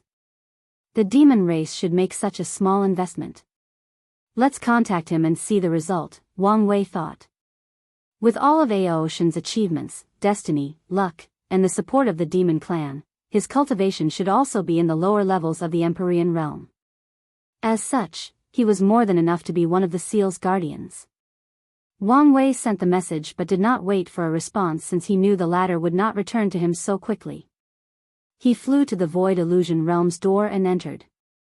The sight of that welcome was both expected and slightly surprising. Wang Wei saw endless white and emptiness. The description of the Void Illusion Realm from records displayed a vivid world created from spiritual power and illusion. However, this place was more than deserted. After all, this thing has been used for countless Yuan epochs, Wang Wei shook his head. He summoned the Ma clan's luck condensing artifact, and as expected, a unique magic circle suddenly emanated from it. Wang Wei marveled at transcendent methods. All his methods and knowledge were useless before this power. He also realized that he had wronged Maitreya. If not for her holding off most of Supreme Unity's power, Wang Wei would have absolutely no way to fight back, at least, not before he fully becomes a primal and has enough knowledge and experience about transcendence. The magic circle opened a portal to the core of this realm, and Wang Wei immediately salivated. He saw a vast mountain range in a specific corner of this core, with each mountain composed of purple crystals. He recognized these purple crystals as condensed soul energies. Near this mountain range was a vast ocean, and Wang Wei knew this ocean was liquefied soul energy. Such quantity and purity, Wang Wei commented. The quantity was mind-boggling, but the truly valuable aspect of these crystals was how perfectly purified they were. Her accomplishment in the souls is on another level. I guess that makes sense since her main Tao is illusion. Despite his greed, Wang Wei did not rush over rashly. Instead, he slowly approaches. As expected, a formation appeared to block his path. He observed and studied it clearly before shaking his head. Ma Liqiu was not stupid, so she took some precautionary measures to ensure Wang Wei kept his end of the bargain. The protective formation had one purpose, to ensure Wang Wei kept his word. More importantly, it could only be opened by someone with the blood of the Ma clan, and that person must reach the Paragon realm. It's really not easy to take advantage of these old guys that have lived for God knows how long, Wang Wei sighed. Let alone the ones that have already started their transcending path. He shook his head and ignored this formation. He knew that even if he asked the sect's best array masters to try to break this thing, it probably wouldn't work. And even if they found a method, Ma Liqiu probably left a means of self-destruction. However, it did not mean that Wang Wei was out of chess moves.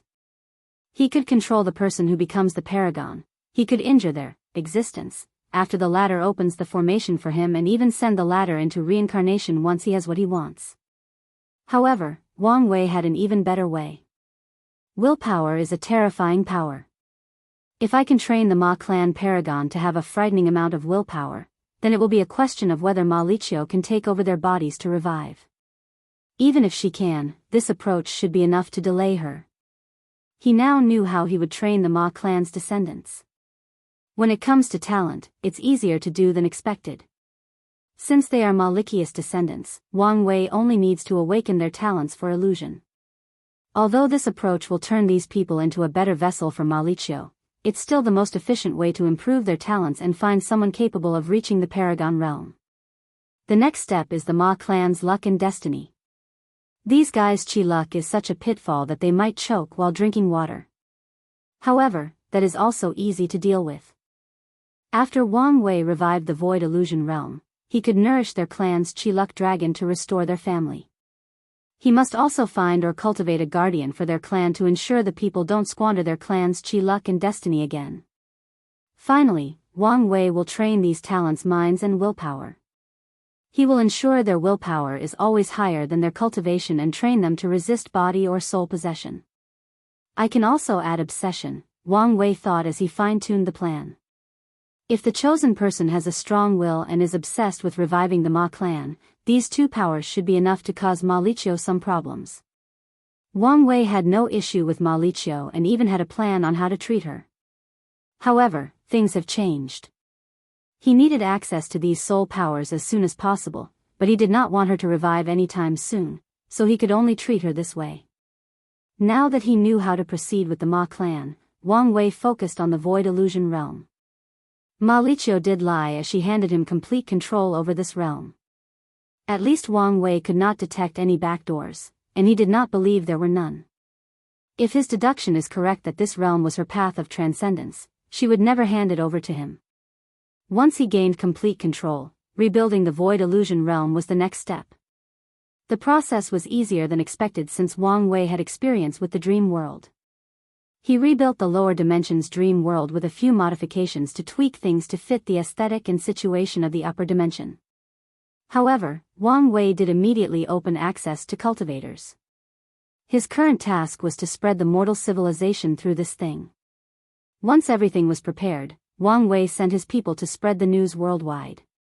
He also contacted Sage Lin Qi and his association.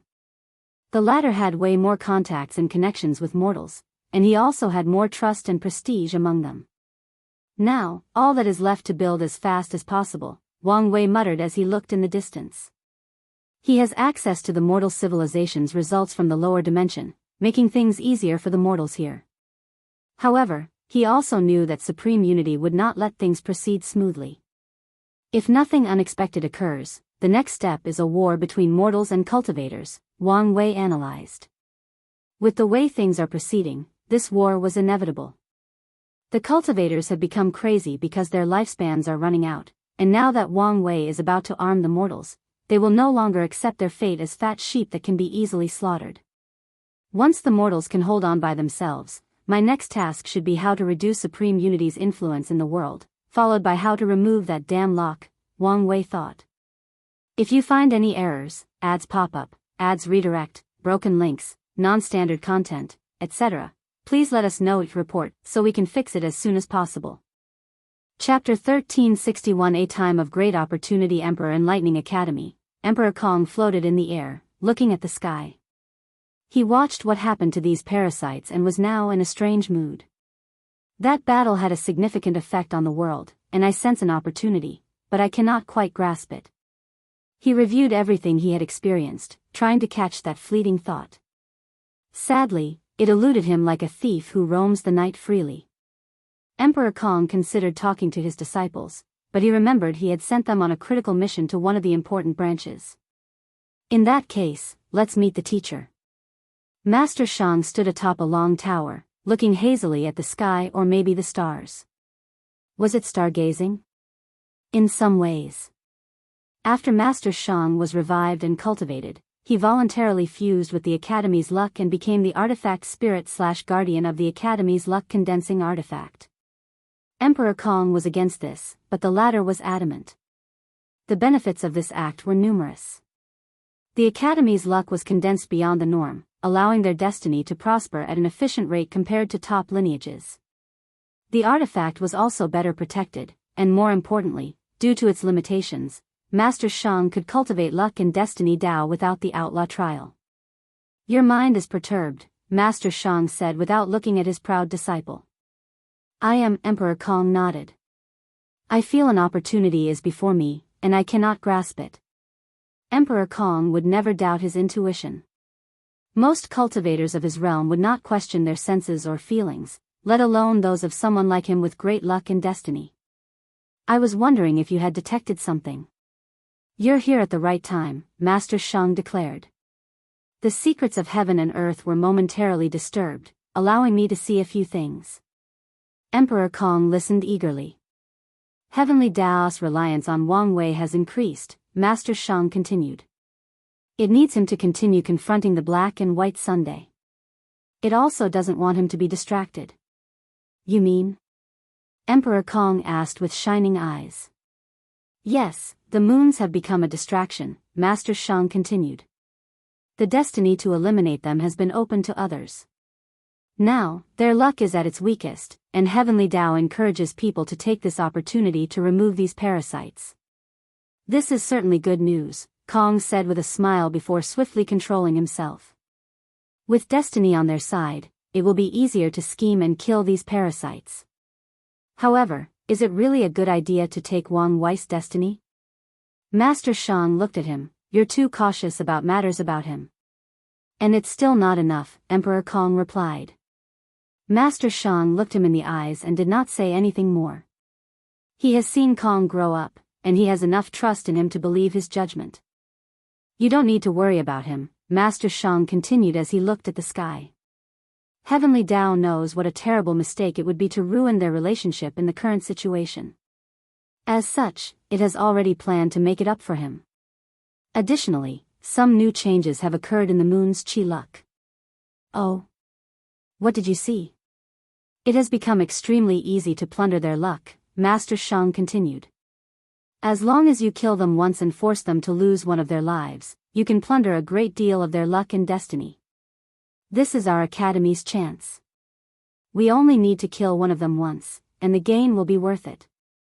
I understand, Emperor Kong nodded with shining eyes. He thanked his teacher before leaving. He needed to summon a meeting to discuss the next step. Dao opening sect, a meeting of the elders and patriarch. Have you heard the news? Sect Master Yukai asked. What news? An elder who had just appeared asked. He was in isolated training to heal his injuries from the lock and was cut off from the outside. He wouldn't have shown his face if not for this emergency meeting. The parasite's luck and destiny has become easier to plunder, someone explained. That is good news, but is it enough for such a grand meeting? We don't need their luck and destiny. Stupid, think of the implications. What implications? Even if they are all dead, nothing will change with this fucking lock above our head. Yukai sensed a fight was about to occur, so he raised his hand to stop everybody. Today's topic is whether we should intervene more in the outside world. Now that everyone is caught on, let's discuss the pros and cons. The main pro is we can revive the ancestors, and they will finally free us, someone said. The overlords and top lineages had too deep of a foundation. To facilitate their power and control, Time Eater played politics and convinced them to seal most of their top powers and resources, such as paragon artifacts, puppets, and talismans. As such, these lineages desperately need the return of their ancestors to free themselves. The con is the two sons are now more active than ever. With the latter's power, it might be easier for him to stop us from reviving our ancestors. Or even worse, use this opportunity to wipe us out. The room became eerily quiet. How long has it been since their sect has not felt a threat of death? At the top of their power, they were the ones who decided others' life and death, but now, everything was reversed. Grand Elder, what do you think? Yukai asked, looking at the elderly woman in a plain blue robe. As a sect master, Yukai only respected Grand Elder Yen Shui. The sect's political situation was complicated, with countless families and significant suppression of the sectarian faction to prevent the birth of another powerful family. When this era started, and the sect faced a catastrophe, people's first instinct was to choose one of the three ancestral families, Wang, Yan, Li, as their next leader. However, Grand Elder Yen Shui vetoed these people and supported Yukai. She advocated and ensured the latter retained all his rights and power as sect master. Grand Elder Yen Shui had many ways to take power. When the catastrophe started, the remaining paragons in the sect knew their fate, so they chose one person to survive and look after the sect in this upcoming turbulent era. Yen Shui was chosen, and without hesitation, she injured her existence, so her cultivation would drop to the Empyrean realm. With her status and strength, she could have easily taken over. However, she fought to preserve the sect's rules and orthodoxy. Regarding such a major decision, it's best to hear from the ancestor, Yen Shui said. You have a point, Yukai said. Things have reached the point that they may need the opinion and guidance of their ancestors. Yukai agreed, and since Yen Shui was the only one who could contact Yen Hai, the elderly woman left the room and returned a few minutes later. The ancestor said we don't need to do anything, Yen Shui announced. Young Master Wang Wei has taken on the burden, and we only need to wait until he needs or asks for our help. That's it? She also said that if something happens to him, prepare to avenge him no matter the cost. I understand, Yukai nodded.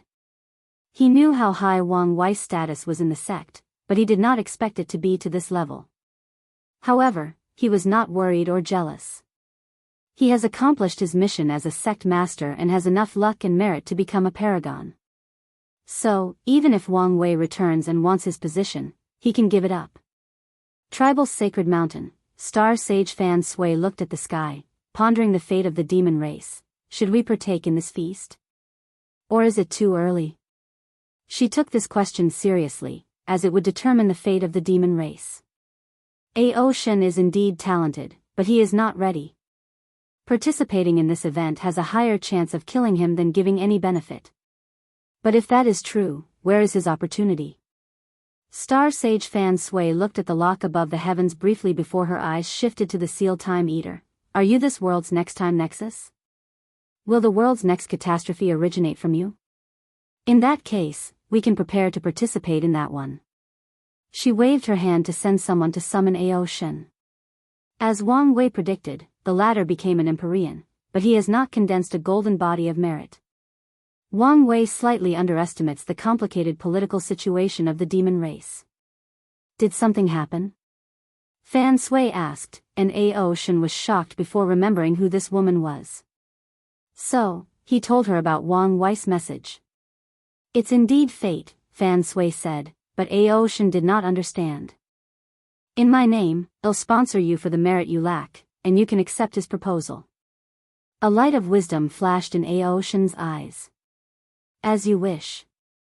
If you find any errors, ads pop up, ads redirect, broken links, non-standard content, etc., please let us know each report so we can fix it as soon as possible. Chapter 1362 A Time of Great Opportunity. 2. Tong Ruobing opened her eyes, frowning deeply. She waved her hand, and the communication talisman manifested. She warned the maids not to disturb her in case of an emergency. Nothing should have happened so soon, so why was she contacted? When Tong Ruobing read the message, her frown deepened. Why is she asking for me? Especially with such urgency? She walked out of the room and soon arrived at the entrance. Why are you here? She asked directly, looking at a beautiful young woman in black with a small mole underneath her left eye that elevated her beauty. The elders are looking for you, Sun Xiu replied. Why did they send you? Tong Ruobing asked, raising her guard. She had every reason to guard against the latter's scheme. The Great Talisman City was the only professional faction from the lower dimension that joined the Skill Dao Association and became one of the core figures. Sadly, they have never cultivated a primal paragon, so their status is not the best. But after Tong Ruobing ascended and re-established her foundation, her faction saw hope. They provided her with all the resources and guidance necessary to ensure that she could grow to one day become a primal. Of course, such status and resources are bound to affect someone else, and that's where Sun Xiu comes in. Before Tong Ruobing's ascension, she was the most promising talent in the association to become a primal. Still, after only a little over 10,000 yuan epochs, their status has become the same as they competed for the position of primal seed. It's an emergency, and no one wanted to leave, so they asked me to fetch you, Sun Xiu replied, not hiding her annoyance. Tong Ruobing glanced at her and secretly shook her head. She has great disdain for this woman. The Skill Path Association has enough resources to train more than one primal seeds, but this woman insisted on competing with her and even tried to suppress her after she initially ascended. The chances of someone with such a petty and small mindset becoming a primal is too little. Tong Ruobing even wondered whether this woman could survive the Paragon tribulation. Lead the way, Tong Ruobing said. The Skill Dao Association was a congregation of mountains similar to the Dao opening sect, except they were not floating in the sky. Tong Ruobing's location was one of the 4 primary mountains, symbolizing the 4 main professions: pill, weapon, array, and talismans. She frowned when she realized their destination was Destiny Mountain. The Skill Dao Association accepted people worldwide into their mountains. There is a specific quota, and even other overlords will compete for them. However, Destiny Mountain was unique as it did not cultivate anyone with divination talents. Instead, they were in charge of observing the association's luck, destiny, and future. The two soon reached their destination, and Tong Ruobing was shocked to find out that all the top leaders of the association were present. And once they all glanced at her, she felt suffocated. Luckily, she had also entered the Empyrean realm, and the most powerful people present were in this realm. The current associate president waved his hand to activate an isolated profession, and Tong Ruobing sensed the changes in the environment. This is definitely a paragon array, and it may be more than just one. What exactly is going on? Child, come, said a calm and soothing voice. Elder Chen, Tong Ruobing saluted, looking at the elderly woman with clear eyes and no pupils. Did something happen? The secrets of heaven and earth became chaotic, allowing me to peep at our association's fate without much repercussions, Elder Chen explained in a plain and slow voice. Tong Ruobing did not comment and waited for the latter to explain. I saw an opportunity to break this prison, and you will play a part in it, Elder Chen continued. Are you serious? What can someone like me do in such a situation? Tong Ruobing was puzzled. Although the association did not give access to certain information, she was smart enough to deduce the level of power involved, thus, she knew how weak she was. My divination cannot be wrong, Elder Chen continued. You will play a part, and the destiny for breaking this lock will bring great fortune to us. Now, I need you to think clearly about whether you have something or experienced something that could help the situation. It's alright if you don't. There is a chance that you haven't encountered it yet. Elder Chen was experienced enough to understand how fate operated, so it's entirely possible that Tong Ruobing hasn't encountered the events that led to her participation. However, it would be best if they knew in advance. That way, they could maximize their benefits. Something that can affect the current situation, Tong Ruobing muttered before something lashed into her eyes. Did you think of something? Elder Chen asked. Tong Ruobing summoned an orb with millions of sealing talismans. This is the blood and aura of a terrifying creature sealed in the lower dimension. This is the only thing I can think about. Can I see? Yes, but please, be extra careful. Elder Chen nodded. She knew Tong Ruobing was not the kind of highly cautious type, but she still acted in such a manner, that enough is proof of how serious this sealed blood was. So, she slowly lifted the talismans to sense inside. A murmur penetrated deep into Elder Chen's soul, trying to force her to worship some kind of entity. Additionally, she also sensed her soul rapidly being corroded as madness overwhelmed her senses. She reacted swiftly and protected herself. What a terrifying thing, she commented. It wasn't this bad, Tong Ruobing said with a frown. She realized this thing's power had silently increased while she was not paying attention. She shuddered, thinking what would have happened had she opened it while still in the Great Emperor realm. The power level is only on par with the Empyrean realm, Elder Chen commented. But its essence has indeed surpassed the Paragon realm. My prediction wasn't wrong. This thing will be one of the keys to removing the lock. Everyone's eyes looked at that orb with fiery eyes. The world was currently experiencing a catastrophe, meaning there were both dangers and opportunities. If their association could choose the right side and acquire enough destiny, then they can cultivate a few more primal paragons and reach the same level as the Grand Sect Alliance and the Dao Opening Sect among the overlords. Child, can you tell me in detail about how you acquired this thing? Tong Ruobing hesitated briefly before explaining everything that occurred with the abyss gap in the lower dimension. She left some details out, but they were not that important. Wang Wei, huh? Elder Chen muttered. It seems the Dao Opening Sect will soon become the leader in the upcoming era. Isn't that expected? The association president uttered. The Grand Sect Alliance is a group forced together, while the four primals of the Dao Opening Sect are basically family. Isn't that why many people tried to suppress their development? Let's not talk about this, Elder Chen continued. She, more than many people, understood that some things were destined. Child, can you lend us this for a while? No problem, Tong Ruobing agreed without hesitation. She knew she had no choice in the current situation, and this thing would probably only be helpful after becoming a primal. Don't worry, we won't take your things without compensation, Elder Chen continued. As a reward, you will be granted the position of primal seed, with all the status and resources.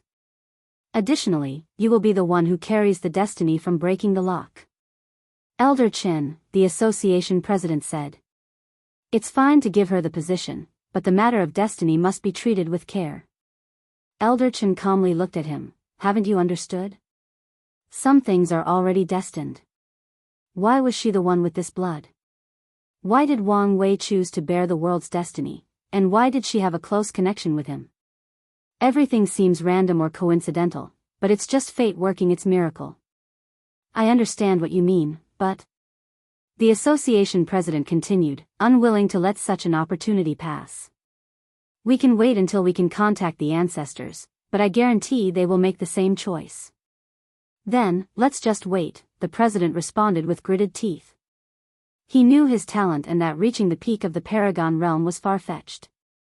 However, He now had a chance to see higher peaks with this upcoming destiny. Elder Chen looked at Sun Xiu and sighed, "Little Xiu, why is your mood so chaotic?" Sun Xiu was quiet. "Our association was one of the overlords. Do you think we don't have the resources to train more than one primal seed? Why are you so small-minded? With such a mindset, how do you expect to carry the Sun clan's name and glory?" The Sun clan patriarch looked at his daughter with a frown. Their clan is a descendant of the association's primal, meaning they have one of the highest status. Previously, he indulged his daughter since she had some talent, but now, he realized she may not be enough to represent the Sun clan in the upcoming era. "It seems I may have to find another heir," he thought. However, thinking about how doting his wife was, he added, "All right, let's give her one more chance." "Elder Chan, what should we do now?" "Our priority is to purify this thing and keep the essence," Elder Chen stated. "That is probably the key. But can this thing be purified?" When Elder Chen opened the orb, the elders sensed the evil power emanating from it and were not confident. "We must try," she replied before suddenly thinking of something. Looking at Tong Ruobing, she asked, "Do you want to participate?" "Me?" Elder Chen nodded. "No problem," Tong Ruobing replied calmly. "If you find any errors, ads pop up, ads redirect, broken links, non-standard content, etc., please let us know it report so we can fix it as soon as possible." Chapter 1363 A Time of Great Opportunity. 3. No need to read the second paragraph. There is a problem with this chapter. It should have been released before the one called Grand Daos Grand Move, but I wrote the chapter but never published it. I'm also having a problem with fixing this issue with S rules that you cannot delete more than 1,000 words of a published chapter, especially privileged ones. Hopefully, this long introduction fixes the issue. I just tried, and it did not meet the requirements, so I must add more. I'm sorry for this introduction, you don't have to read it. It's one of the requirements for me to fix the issue. Maybe I should have deleted the entire thing and republished it. However, that probably would cause more trouble, and there is the fact it's not fair for the people who already bought the chapter. Alright, this should meet the word counts. Qin Longwei, the supervisor of the Great Chu Divine Dynasty's prison, received a strange request today. A middle-level minister of the agricultural department wished to meet him secretly. At first, he wanted to refuse, but the latter provided him with some information about one of his enemies. Qin Longwei thought this might be an opportunity to take down the latter and maybe even get promoted. When he arrived at his destination, he checked the surroundings to ensure he was not falling into a trap. He felt relieved that the only person present was that small minister. "Tell me your news, and don't waste my time," Qin Longwei said directly. Although his department was on the lower end of the dynasty, his rank was still above this little clerk. As such, he did not give the latter much face. Sir, I only want some guarantees," said the clerk with a trembling voice.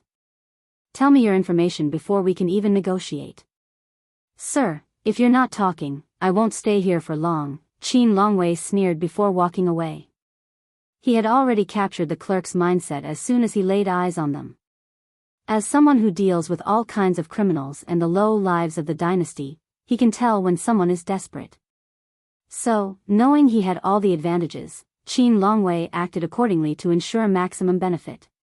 He knew that any time now, this clerk would call him back with more desperation in his voice. Sadly, he overestimated his abilities this time.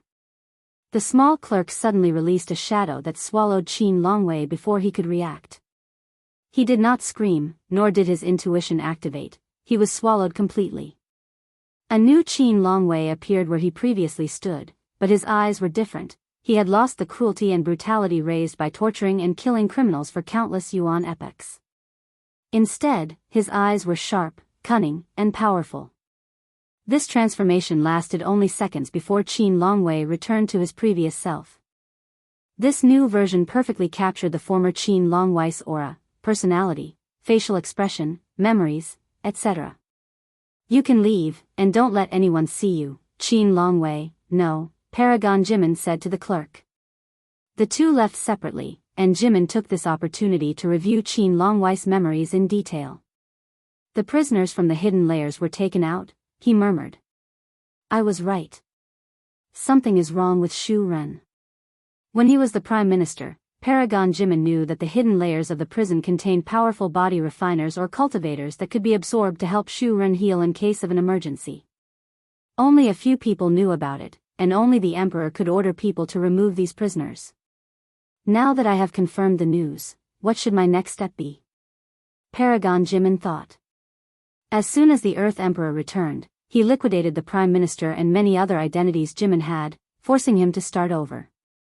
Luckily, he knew enough about the dynasty to slowly return to the top by stealing the lives of important ministers. If he is given some time and without interference, Jimin is confident he will once again be the Prime Minister, and this time, with his Paragon Realm cultivation, his hiding ability will drastically increase. Jimin looked at the sky when he returned home. His eyes saw the Qi-Luck dragon of Great Chu.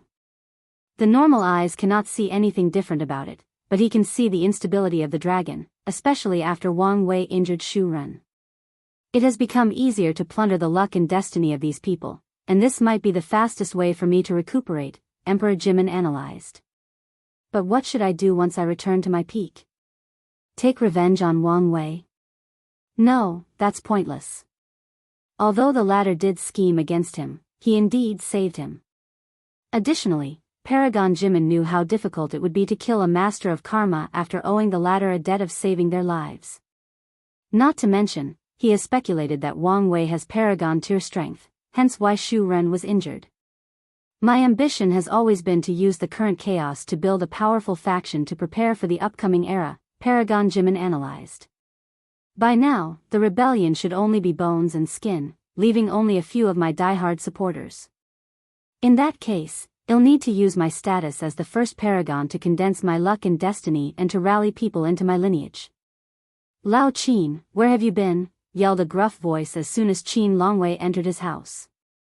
He recognized it as his voice and yelled, I went to get some fresh air. You didn't go drinking again, did you? I've told you many times not to associate with these scoundrels. The prisons are full of people whose minds have been twisted. Some came to the prison to satisfy their hidden urges, while others became like this after years in that terrible environment. It did not help that the prison had a unique cultivation technique that absorbed baleful auras and negative emotions. Qin Longwei's wife never liked how her husband associated with these people by taking them drinking. No, I haven't, Qin Longwei responded. Let me check. A divine sense descended on the room that scanned his body, especially his mouth and aura, making Paragon Jimin's lips twitch. Good, it seems you've started to listen to me more. Jimin ignored his wife and entered his cultivating room. From Qin Longwei's memories and his experience as a prime minister, he knew the prison supervisor position was not simple. The emperor has absolute power. With one word, he can imprison or kill nobles, high-ranking ministers, or their families. These people cannot do anything to the emperor, but can't they kill a lowly prison supervisor? Before Qin Longwei took office, the Great Chu dynasty often switched supervisors. Qin Longwei successfully stayed in his position for so long because he formed a bond or connection with his officers, forming a tight group that bound their interests and protected each other. His wife is from a middle-tier noble clan, so she looks down on these people, but Qin Longwei knows this is his method of survival. Since I've decided to kill that bastard, I need to make a plan, Paragon Jimin continued once he was alone. But where to start?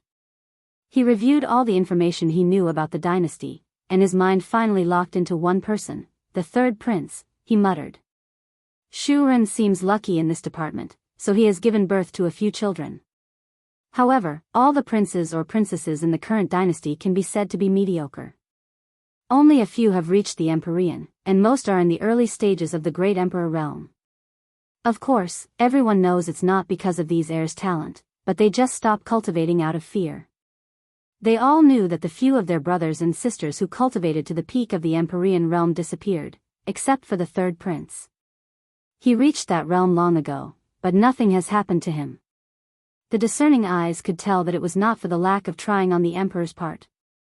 Yet, the third prince is alive and well. Although it seems he has little power on the surface, as the Prime Minister, Jimin once discovered the latter had a terrifying intelligence agency under his control. This man has always been an enigma, and if there is someone who might be willing to work with me to kill Shu Ren, it's him, Jimin analyzed. Alright, it's decided. However, I should be careful when dealing with him. He had long suspected that the third prince intentionally revealed his intelligence agency to test him, and the fact that he did not report this to the emperor showed the former prime minister's character. Jimin exhaled to calm down. Although he had a preliminary plan, he did not want to act immediately. The current situation was dangerous, and Shu Ren was sensitive during this time of weakness. It may reveal his actions if he acts now. Jimin uttered as his vision penetrated this house and glazed at the dynasty's Chi-Luck dragon. It became weaker. What happened? Someone was desperately hiding the effects on the dragon, but this could not stop the former paragon. His luck has dissipated immensely, similar to when the emperor experienced death. Could it be? The only explanation was Shu Ren used one of his longevity resources to heal whatever damage he experienced in the previous battle. He's quite resolute, Jimin praised. The situation was ever-changing, so it was wise for Shu Ren to maintain his top fighting shape. As for the loss of his luck, he could still recuperate it with the correct method. Unfortunately for you, this is a chaotic time, and destiny is against you, he sneered. Under standard times, Shu Ren could indeed recuperate his luck and destiny. But now, he was nothing but a fat pig that had caught the entire world's attention. If you find any errors, ads pop up, ads redirect, broken links, non-standard content, etc., please let us know each report so we can fix it as soon as possible. Chapter 1364 Heavenly Daos Grand Move, Unedited Chapter. There is a missing chapter labeled A Great Time of Opportunity, 3. It should have been released yesterday, but I made an error and did not push the publish button. Go read it since there is some vital information. Wang Wei sat cross-legged before countless mortals, with 369 billion of them chosen as the leader and imbued with great destiny by Wang Wei and Heavenly Dao. This number sounds large, but considering the unfathomable number of mortals in the Eternal Ascension world, that number meant nothing. Fortunately, Wang Wei went with quality over quantity. These leaders are intelligent enough to inherit all the knowledge of the mortal civilization and have the political and tactical minds to lead their minds. Additionally, Wang Wei knew what was coming, so after teaching them the knowledge, he also trained them through simulation on how to fight against cultivators. Your training is completed, Wang Wei said. 6 months have passed outside, but these people have experienced more than a dozen years of learning and training. The destiny of your species is in your hands, Wang Wei continued. Although many cultivators will provide aid, ultimately, you must rely on yourselves. We understand, enlightened sage, they responded in unison. Wang Wei nodded. Although he did not ask them to call him as such, his actions are worthy of such a title. Now, go. Sir, will we see you again? Asked one of the female leaders. If fate wills it, we will, Wang Wei replied. He waved his hand, and everyone's mind returned to their bodies. He sighed to himself. Mortals are nothing in the grand scheme of things.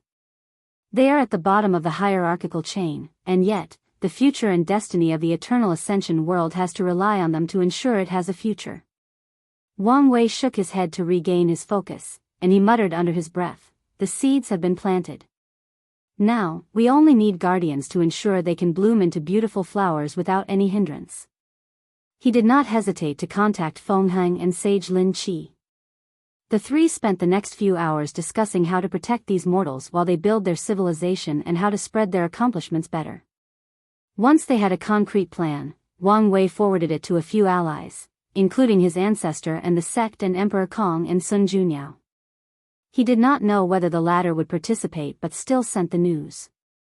I think I can do more, Wang Wei pondered. He sent messages to all the people he had connections to in the lower dimension, especially the ones who participated in his banquet. He did not talk to these people or ask them to repay the favor they owed him. Instead, he spoke of the benefits of doing so, including future merit and the blessing of luck and destiny. He was forthright about the mortal civilization since he knew it couldn't remain a secret with supreme unity around. Of course, Wang Wei did not expect most of them to act, mainly because Heavenly Dao's current merit system was malfunctioning, but as long as 10% of these people caught the bait and involved the factions behind them, then the mortals' chances at survival in this catastrophe will drastically increase. He created a clone to watch the void illusion realm before finally leaving. Something is wrong.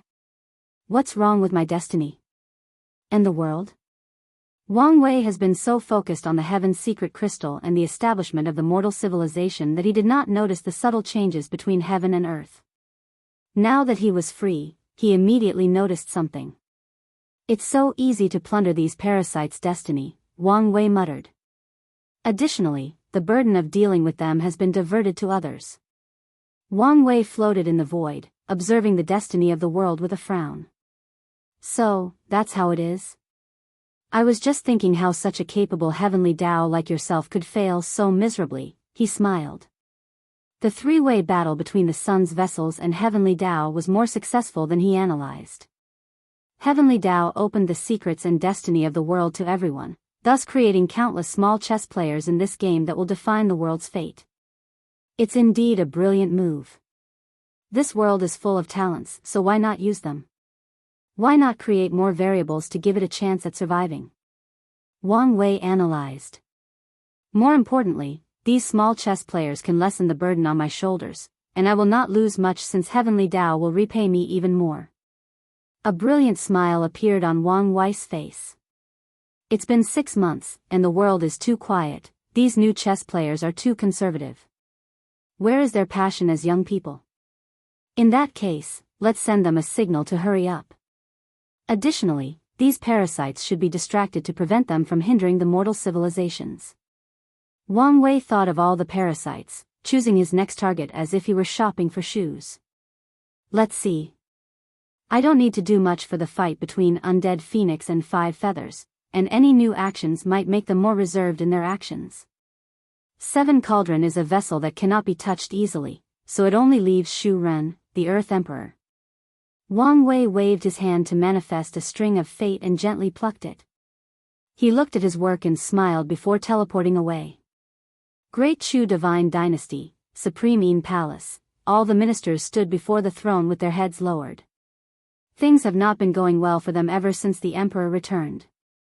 Forget how they had so much power and wealth when the Emperor was not here, but he's been moody and aggressive ever since the latter's return. There have been times when he acted like this before, but not to such a level, nor did it last for so long. Today, the Emperor discovered major corruption in the Treasury Department, and everyone was scared. After all, not a single minister present in this room can confidently say that their ass was clean. With all the chaos and the Emperor's absence, isn't it normal for them to take some resources secretly? So, don't you have anything to say? Shu Ren asked while releasing his aura. He knew his ministers were corrupted. In fact, he encouraged them since, when necessary, he could use this to control or eliminate them. However, he could not tolerate how these people took so much that he could not find the resources he needed to at least temporarily seal the terrifying curse or whatever from Wang Wei's technique. Your Majesty, I have something to offer you, said someone. Although the person spoke without pause, anyone could detect the subtle fluctuations in their voice. Shu Ren calmly looked at the Minister of Right, a middle-aged woman who could be described as plump, but that did not hide the subtle beauty in her face. Shu Ren chuckled, but no one detected any joy or positive emotions from him, only endless killing intent. It was common for these subordinates to offer rare treasures or gifts to their superiors and even the emperors, but was it really the time for this? Many people felt that this Minister of Right had been dealing too much with the Taoist and Buddhist priests and had her brain rotten. Taoism and Buddhism are both the official religions of the Great Chu dynasty. However, a small minority believes this was a desperate act to save herself. You better choose your next few words very carefully, Shu Ren warned.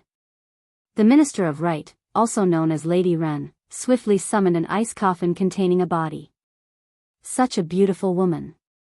That was everybody's first thought, followed by what Shu Ren said next. Is that Sun Junyao? The Earth Emperor asked in shock before realizing what he saw. No, It's not her. This person also has the essence of perfection, but not nearly on Sun Zhenyo's level. Your Majesty is wise and has great vision, Lady Ren swiftly said. Shu Ren looked at the sleeping woman whose beauty was accentuated by the ice and cold surrounding her. A hint of desire flashed in his eyes, but he swiftly controlled himself. He calmly looked at Lady Ren, his eyes cold and indifferent. Do you think this is an appropriate gift? Lady Ren started sweating as the aura pressure got to her. Her mind went on overdrive as she swiftly responded, Your Majesty, there is no need to worry. She is just the work of some fool studying perfection. I found her during one of my fortune encounters, and I can hand over the place for His Majesty to investigate.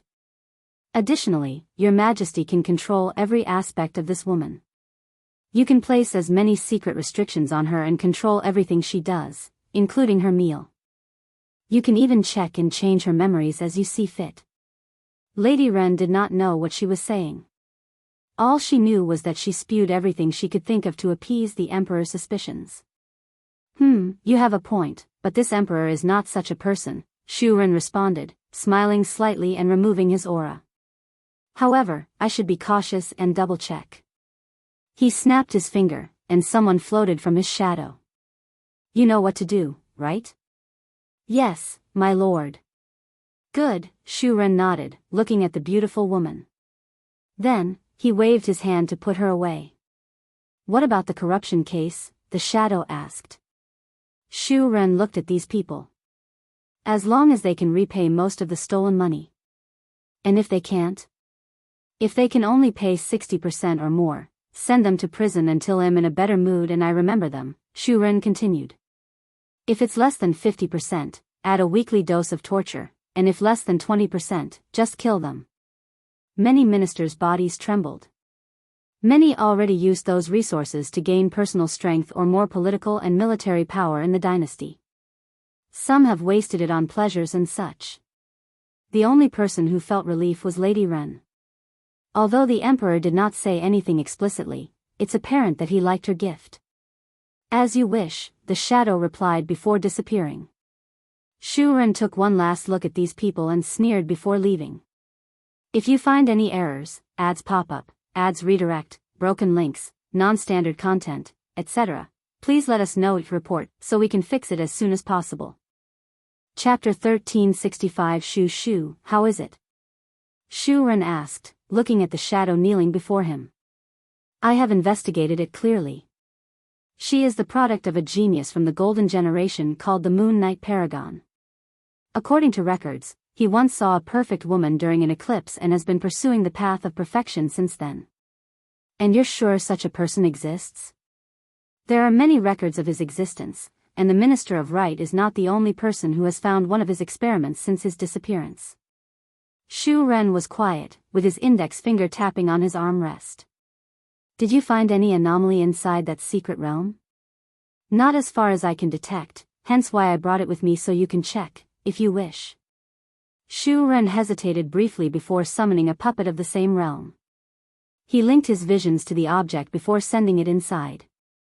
The puppet had a powerful divine sense, allowing it to check for the unknown. More importantly, it served as a proxy in case something was wrong. As long as Shu Ren was careful, he would have plenty of time to protect himself or escape while the puppet was being eradicated or influenced. He was careful and spent a few hours searching, but this was an ordinary secret realm that served as a laboratory. The only things worth noticing were how old it was and the faint aura of perfection remaining around. Shadow, tell me your honest opinion. Do you think someone is plotting against me? Shadow pondered briefly. In the current era, there is only one person with enough knowledge and ability to pull such a scheme, and that's Sun Junyao. However, after killing the blood dragon, she has no motive or capability to pull another stunt like that again. She has plenty of motive, Shu Ren sneered. His words plunged the room into momentary silence for a few seconds. Then, he continued, what about Wang Wei? Shadow was silent. Speak. Shadow no longer hesitated. There has been no evidence that Wang Wei has such a great understanding of perfection, and granted that it's not his Tao, the only way for him to scheme something like that would be for him to team up with Sun Junyao. Don't beat around the bush and state your opinion. If this is Wang Wei's scheme, I cannot think of the latter's objective, Shadow explained. Not to be rude, but this unfinished product does not have Sun Zhenyo's charm, so what would be the plan of using her as bait? And even if she was, Lord, you are not as weak-willed as the lustful dragon, so the same plan would not work. Maybe this is just a distraction, Shu Ren said with squinting eyes. Instead of focusing on her, our eyes should be elsewhere, for example, Lady Ren. No, she's too obvious, so most likely a pawn. Shu Ren felt he was into something. The perfect woman was a distraction, and Wang Wei's attack was coming somewhere else. There is another possibility we may have overlooked, Shadow suddenly said. Oh. Her creator. The Moon Knight Paragon? Shu Ren asked with a frown. Are you suggesting he's alive and might want his test subject back? That's right. He might not allow anyone to touch her if he values her. That's a little far-fetched, Shu Ren disagreed.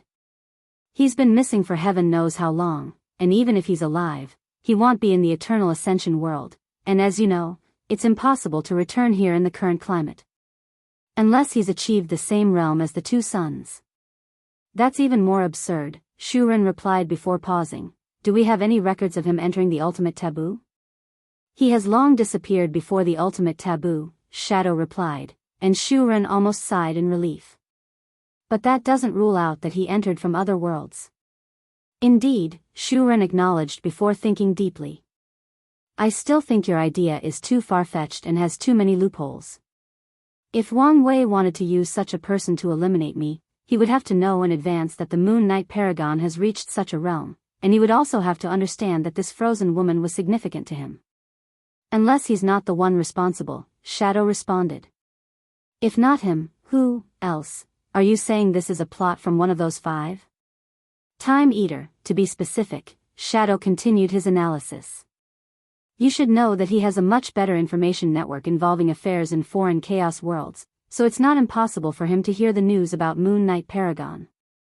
Furthermore, we know that he's not the type to remain subordinate, so what is the best way, in this current situation, for him to retain his autonomy and as much power as possible? Make the world chaotic by distracting the two suns from paying attention to him. There is no better way for him to succeed than to introduce another powerhouse on their level. Shu Ren frowned. Assuming you're right, what role do I play in this grand scheme? Hasn't he always wanted all the world's luck and destiny for himself? Shadow stated. According to his original plan, he would choose people on the Moon Council that he could easily control and deal with, and when the time was right, he would eliminate them and take all their luck and destiny. Shu Ren had to admit that Shadow's analysis made sense. If Time Eater's plan succeeded, he would have killed 2 birds with 1 stone by diverting the two suns' attention and killing him in the process.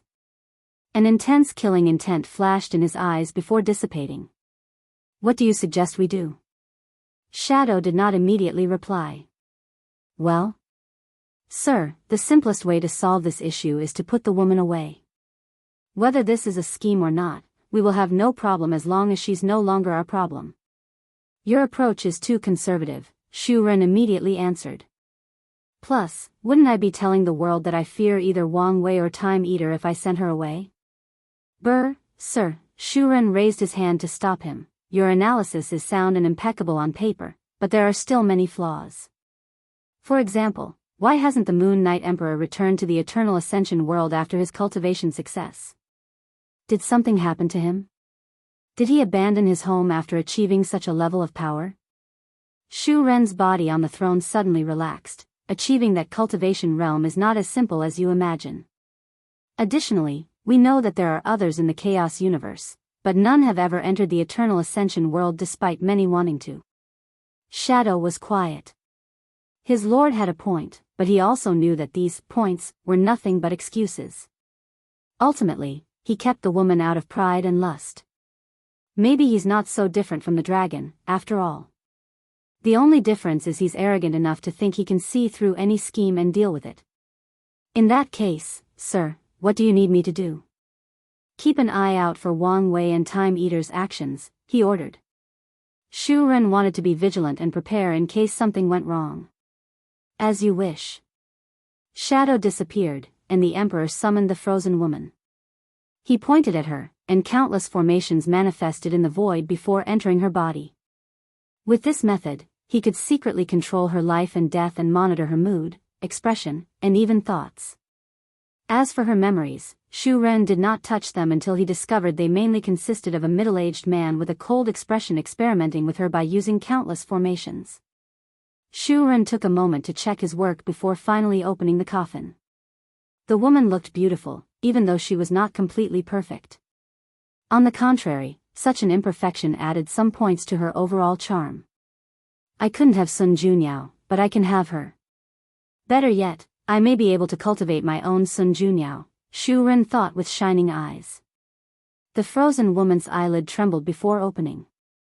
She looked at Shu Ren with her pure eyes and frowned. You're not my creator. Who are you? Creator? Who is that? Shu Ren said. One of my ministers found you inside a secret realm. You were the only one there. The woman immediately became quiet as a somber aura emanated from her body.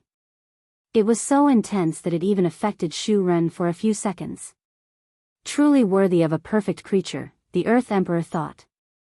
Is something wrong? He asked. It seems I was a failure and father.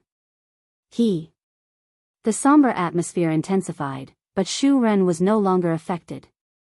I'm sorry that happened to you, he said in the most sincere voice possible. If you wish, I can help you search for your father. My dynasty is one of the biggest in the world, and I can monopolize a great deal of power. You're a ruler? That's right, Shu Ren responded with a smile. You do have a regal bearing, the woman nodded. However, there is no need. Since I could not meet father's expectations, there is no point in seeing him again. I see, Shu Ren nodded. Oh, how rude of me. What do I call you? I don't have a name. That's not good. We need a way to identify and address you. How about I give you one? Let's see. Shu Ren did not wait for her to give her permission. The first thing I saw about you was your pure eyes, so let's use Shu for purity. We have some destiny, so it'll allow you to use the royal name. In that case, you'll be named Shu Shu. Shu Shu, the woman muttered. She did not focus on Shu Ren's rude behavior, as her mind was only focused on the fact that she now had a name. It's lovely, I like it. From now on, it'll be Shu Shu. If you find any errors, ads pop up, ads redirect, broken links, non-standard content, etc., please let us know each report so we can fix it as soon as possible. Chapter 1366 Declaring War. Wang Wei returned home and summoned his team. Everybody soon arrived except for Monk. What happened? Is he in retreat? He has returned to the clan, Dulgun quickly explained. I stay here so I can relay his message. He apologized for the sudden departure, but he had good reason. He's planning on taking down one of the moons, but that requires him to return home. Oh. Can you elaborate more? You sound very confident. I apologize, but I cannot say anything more since it involves secrets of our barbarian clan, Dulgun replied. Wang Wei was intrigued, but he did not ask any more questions. Instead, he took a moment to analyze the information he knew about the barbarian clan and remembered certain rumors he had read about in Wuhan's library. Could it be that ceremony? Interesting. He did not mind Monk's actions as long the latter could succeed. Wang Wei had to agree with Heavenly Dao's approach since he was starting to feel overwhelmed with all the things he had to do. So, now more than ever, he was glad he had people to help alleviate the workload and pressure. Well, that's fine, he said. Anything to report? There is nothing significant except that the fate-changing hall has shown signs of collapsing, Wang Qi reported. As you know, these people joined because they needed an outlet to get resources. But now, these resources are useless since they cannot be cultivated. Our non-immortal members are still active since they want to exchange for longevity resources to extend their lifespan, but the immortal members could not care more. A while ago, there was a craze of hoarding resources, but after a brief period, it has become quiet and desolate. Wang Wei groaned. The operational model of the fate-changing hall was flawed from the beginning, operating on a pure reward basis, similar to mercenaries. Now that the rewards and benefits were useless, these people, who had no loyalty except to themselves, will not work for Wang Wei anymore. Although cultivation was impossible, fighting techniques are still valuable. We could use that to placate them temporarily, Wang Wei suggested. Dulgun had the same idea, and she even provided access to Monk's Pagoda, Wang Qi replied. Quite a few people were tempted to learn new fighting techniques to increase their strength, but they are not so desperate compared to before. It is still challenging to mobilize their powers compared to before. Well, it's good enough that we can still use them. Wang Wei stopped as he frowned. No, I overlooked something. He instantly became serious. The light of wisdom flashed in his eyes as something dawned on him. The people from the fate-changing hall are directly linked to me. Most of them even have my spirit particles in their souls, meaning they can be used against me. His face turned seriously as soon as he uttered these words. Then, Wang Wei fully displayed his quality as a Tao overlord. He ruthlessly and without a single hesitation ordered his spirit particles and the backup he put on these people to kill all of them. He did not spare anyone, including the few talents he had previously recruited or had his eyes on. With this single order, he killed countless loose cultivators, but Wang Wei did not care. He did not want to take risks with an opponent such as Supreme Unity, so he even wiped out his spirit particles, intending to condense new ones. He suddenly sensed something. It seems I made the right choice. He just realized a few people survived his attack. How could ordinary loose cultivators survive his method? There must be something wrong with these survivors. Lord? Wang Qi asked with a pale expression. He was the fate-exchanging hall liaison, so he noticed it when so many people died. He also knew the source, but he did not understand why. We are facing a terrifying enemy, and no amount of caution is enough, Wang Wei replied calmly. His eyes and tone were cold or indifferent, just calm, as if he had something as simple as sipping tea instead of killing millions of cultivators. But, did we have to kill all of them? My power is not enough to determine who has a problem or not, so this is the simplest, most direct, and most effective approach. Wang Wei also felt some pain. The hall was one of his ways to build his team so that he had some power before returning to the sect. He did not want to play politics, and having Paragon's strength and his own team would make incorporating into the sect much easier. However, he had to sacrifice them. Wang Wei then turned his eyes to his current team. He saw fear in the eyes of people like the Flesh Demon, and he understood their mindset. Unlike Monk and his wife, these people were controlled by him, meaning they could also be killed instantly once they became a liability. I know what you're thinking and feeling, and I also know that you won't feel secure no matter what I say, Wang Wei said to the team. But I still must say it. I am not cruel, but I will be due to the circumstances. So, try to act less suspiciously from now on. No, better yet, from now on, all meetings will occur with a projection while I'm hiding somewhere else. Patriarch, is this really necessary? Wang Qi asked. This is not about trust, Wang Wei said, already guessing what he's thinking. We are dealing with powers beyond our very understanding, so this level of precaution is the bare minimum. Wang Wei turned to Dulgun. Do you have an opinion on my approach? No problem, she answered truthfully. She admired his decisiveness and ruthlessness, feeling much she and Monk could learn from. Wang Wei nodded after detecting she was not telling the truth. I have a mission for you guys, Wang Wei continued. You need to help protect these mortal civilizations from any accident. He distributed a map to everyone. Dulgun, you can contact your clan to see if they can help. No problem. One more thing, Wang Wei said. He raised his hand and reduced the cause and effects between him and this team.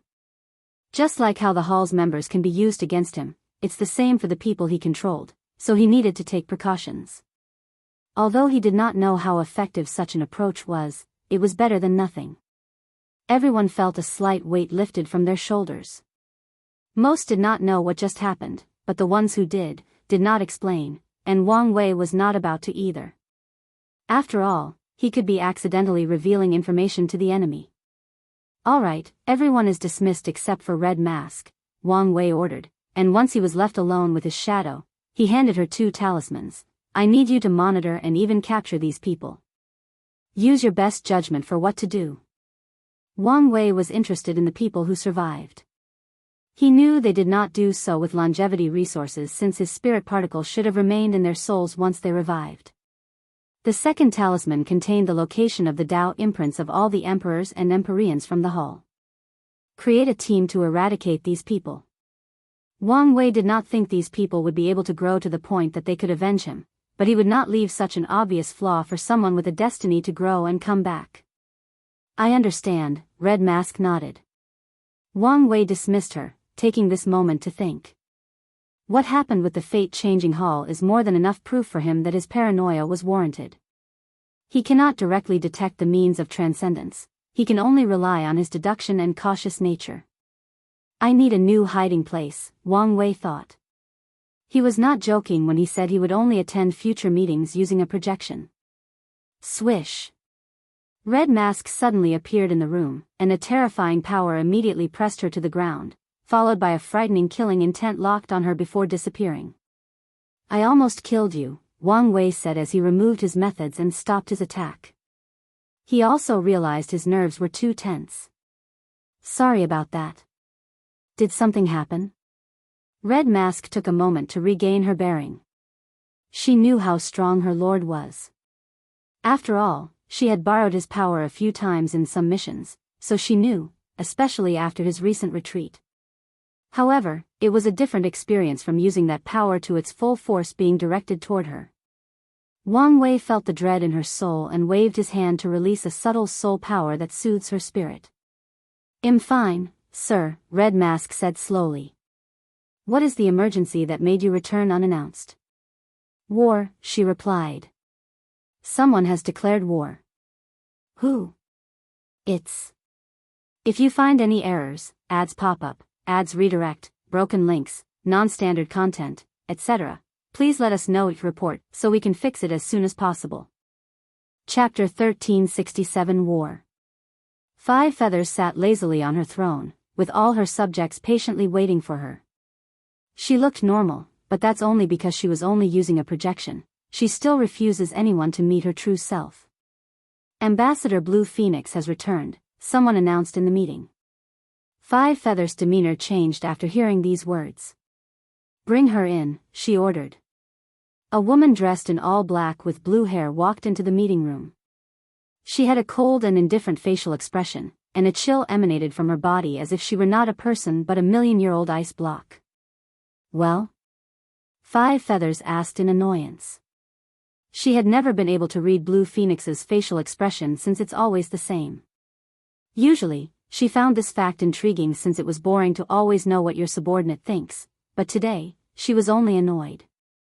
Unfortunately, her excitement would not affect Blue Phoenix's eternally frozen face.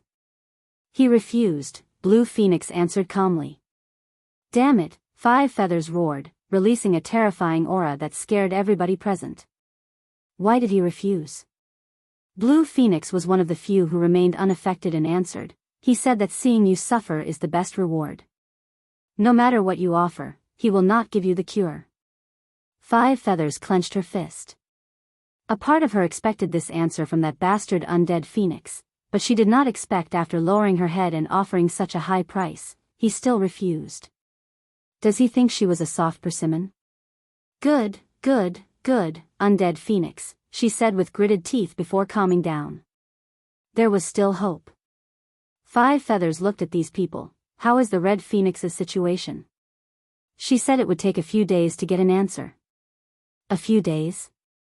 I can still wait, 5 Feathers said calmly before her eyes shifted to a small group in the room.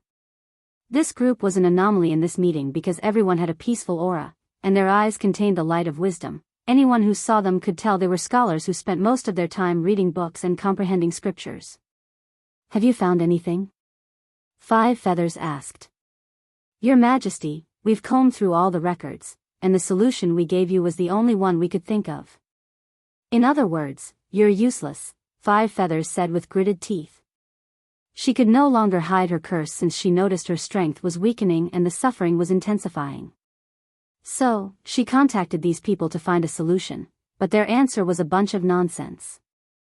According to them, this curse was a curse of destiny, and a curse of sin, cast by a paragon that held tremendous destiny and importance to the world. So, if she wants to remove it, besides the original cure, she would need the help of at least 4 sages, and have them pardon her sins. The scholarly group lowered their heads while 5 feathers looked at them with killing intent. Ultimately, she did not eliminate them. The world situation was chaotic, and it was unwise to eradicate a group of knowledgeable people. So, she closed her eyes and waited for a few days until Red Phoenix returned. Everyone waited quietly. Typically, these people with powerful cultivation could still stand for years, but under the natural pressure emanating from 5 feathers' volatile mood, many people started sweating after a few hours. Some people had to secretly take a few pills to last for the entire 5 days. Then, these ministers heard the greatest sound in the world: Ambassador Red Phoenix has returned. The result? 5 feathers asked, her expression and eyes extremely cold. The Lord said there is nothing she can do, no matter the price offered. Is that so? 5 feathers answered, her voice still unforgettably calm. We surrendered to you and followed your orders, but you cannot help us in our time of need? Okay.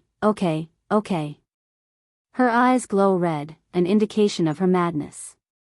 Now that she had the last hope of using power beyond the Paragon realm to remove that curse forcefully, 5 feathers had lost her last strand of reason. Summon all the Color Phoenix commanders and mobilize all our military forces, 5 feathers suddenly announced. Since he doesn't want to give it to me, they'll take it from his corpse. She stood up from her throne before dispersing. A few seconds later, a new 5 feathers appeared, but her expression was pale, and she had weird tattoos on her neck and arms. She looked at the group of scholars. Is there a way to temporarily seal this curse to prevent it from affecting my strength? The scholars looked at each other and swiftly communicated with each other. Then, an elderly woman, who seemed quite influential among them, stepped up to speak. If you only want to seal it temporarily, there are 2 ways we can think of. However, she stopped and did not continue. Speak. 5 feathers ordered. The first way is to do goods and gather merit. Heaven and earth think you are the ultimate sinner, believing you killed Paragon Jimin, who was the embodiment of hope for this era. If you do enough good, you can be forgiven, and the curse will be lifted. How much good are we talking about? And how long will this method take? The elderly scholar did answer, but her silence was more than enough. Tell me the second method. The scholar hesitated again, but she swiftly explained when she saw the impatience in 5 feathers' eyes. The second approach is to do the opposite and follow a path of extreme. What do you mean? Be more straightforward. There is a devil cultivator's technique called the body of sin, the scholar explained. By cultivating it, you can absorb the curse and use it for your power. 5 feathers' eyes shone brilliantly, and after seeing this, the scholar quickly explained, this method is similar to drinking poison to cure a poison. 5 feathers calmed down, explain. This method can indeed achieve what you want, but their curse will eventually backlash with even more force. Your Majesty can continue to absorb more sins to delay the backlash, which will only increase its potency. Eventually, this method will not be able to delay it again, and by then, I'm afraid the backlash will instantly wipe you out, Your Majesty. Is that so? 5 feathers muttered. No one could tell what she was thinking. There is still some hope, another scholar said as he stepped to the front. The world has changed, making it easier to absorb others' destiny. If Your Majesty can eliminate Undead Phoenix and take his destiny and luck, you can use it to delay the backlash for an extended period to find another solution. So, what you're saying is that this war is my only choice at surviving, 5 feathers said with a cruel smile. Excellent. Let's start. Where is the body of sin? Since you mention it, I assume we have a copy? Yes. Let's begin. Wang Wei read the information about this war. It was very sudden. Five Feathers seemed to have become crazy and rallied all her troops and started fighting the core territory of Undead Phoenix. A war? I expected them to fight, but not a direct war, Wang Wei thought with a frown. These people are technically Supreme Unity subordinates, so Wang Wei figured they could fight between themselves but not to the point of destabilizing the entire situation. Maybe she's doing it on purpose, Red Mask said. Oh. We have received news that one of the Color Phoenix commanders visited Seven Cauldron. Five Feathers probably wanted to use her power as a vessel to cleanse the curse. Are you saying after she failed, she used this war to attract his attention and ask them to remove the curse? Red Mask nodded. You may have a point, but I have a bad feeling about this war, Wang Wei said. He trusted his intuition, so there must be a reason he was feeling that way. Anyway, this war is our advantage. The mortals need time to grow, and this is a great distraction. We can also take this opportunity to save the mortals leaving in these two's territories. This is also an opportunity for us to infiltrate their ranks, Red Mask added. Many people die or disappear during a war, making it the perfect time for the Fate's Shadow Guards to replace the enemy's people and infiltrate their ranks. You know what to do, so I won't comment much, Wang Wei nodded. However, don't forget to keep an eye on the others. I need to know as soon as one of them intends to participate in this war or muddy the pie for their advantage. As you wish. Red Mask disappeared, and Wang Wei sent a message to the team to continue their work of helping the mortals. Then, he left the Dao burial ground to watch this war's development. If you find any errors, ads pop up, ads redirect, broken links, non-standard content, etc., please let us know each report so we can fix it as soon as possible. Chapter 1368 The Anomaly. Wang Wei was not the only one paying attention to this war. The entire world tuned in. Five Feathers' madness meant the war spread quickly and widely in just a few months. So, everyone watched and waited patiently. Wang Wei sat cross-legged on some unknown dimension that was surrounded by countless sealing arrays and a potent heaven-deceiving array. A mirror floated before him as he watched the commander battle between the two sides. On one side was Five Feathers' 5 phoenixes, white, red, blue, yellow, and green. Opposite them were Undead Phoenix's 5 undead kings, Purple Zombie King, Gold Banshee Queen, Silver Evil Spirit Sovereign, Black Soul Sucking Tyrant, and the Iron Bone Dragon Monarch. All these 10 people were peak Emperors, with a few even being everlasting Empyreans, meaning they were the peak power level in this war besides their leaders. Something is indeed wrong, Wang Wei thought. He noticed that the undead kings used their pseudo-immortality, they can't die due to their connection with the undead phoenix, to fight like madmen who did not care for their injuries. Additionally, as undead, they did not feel or know fear or pain in the first place. Undead Phoenix seems worried about Five Feathers' sudden change in how she did things, so he used his men to test her out, Wang Wei analyzed. He wants to kill one of the color phoenixes as soon as possible to tip the top powerhouse battle on his side.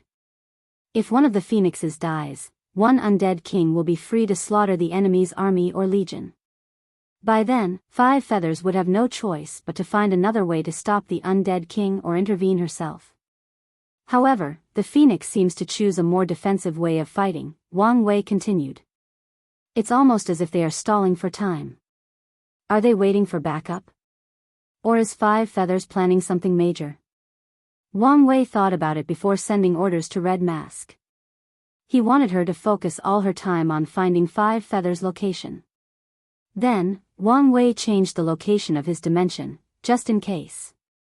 His eyes then shifted to one of the phoenixes, White Phoenix. Years ago, I planted something on her to use as a chess piece. Should I activate it now? Wang Wei hesitated. He put that mark on her a long time ago, and he feared it may have been discovered. It's worth the risk, Wang Wei thought. He still remembered the bad feeling he had about this war. Wang Wei observed White Phoenix and waited until the battle reached the most intense and activated the particle. He forcefully invaded her sea of consciousness, activating the restrictions placed on her soul and memories. Wang Wei did not care and destroyed the limits, leaving cracks all over her sea of consciousness. He then focused on gathering information from the last few months, Damn it, all of those are useless, Wang Wei thought as he hurriedly gathered as many memory pieces as possible until he found fragments of what he wanted. Scholar, tree curse. Body of sin. Wang Wei felt he was so close to the truth, and a little bit more, he could see the entire picture. However, his rationale took over. He knew the consequences of letting greed dictate his actions.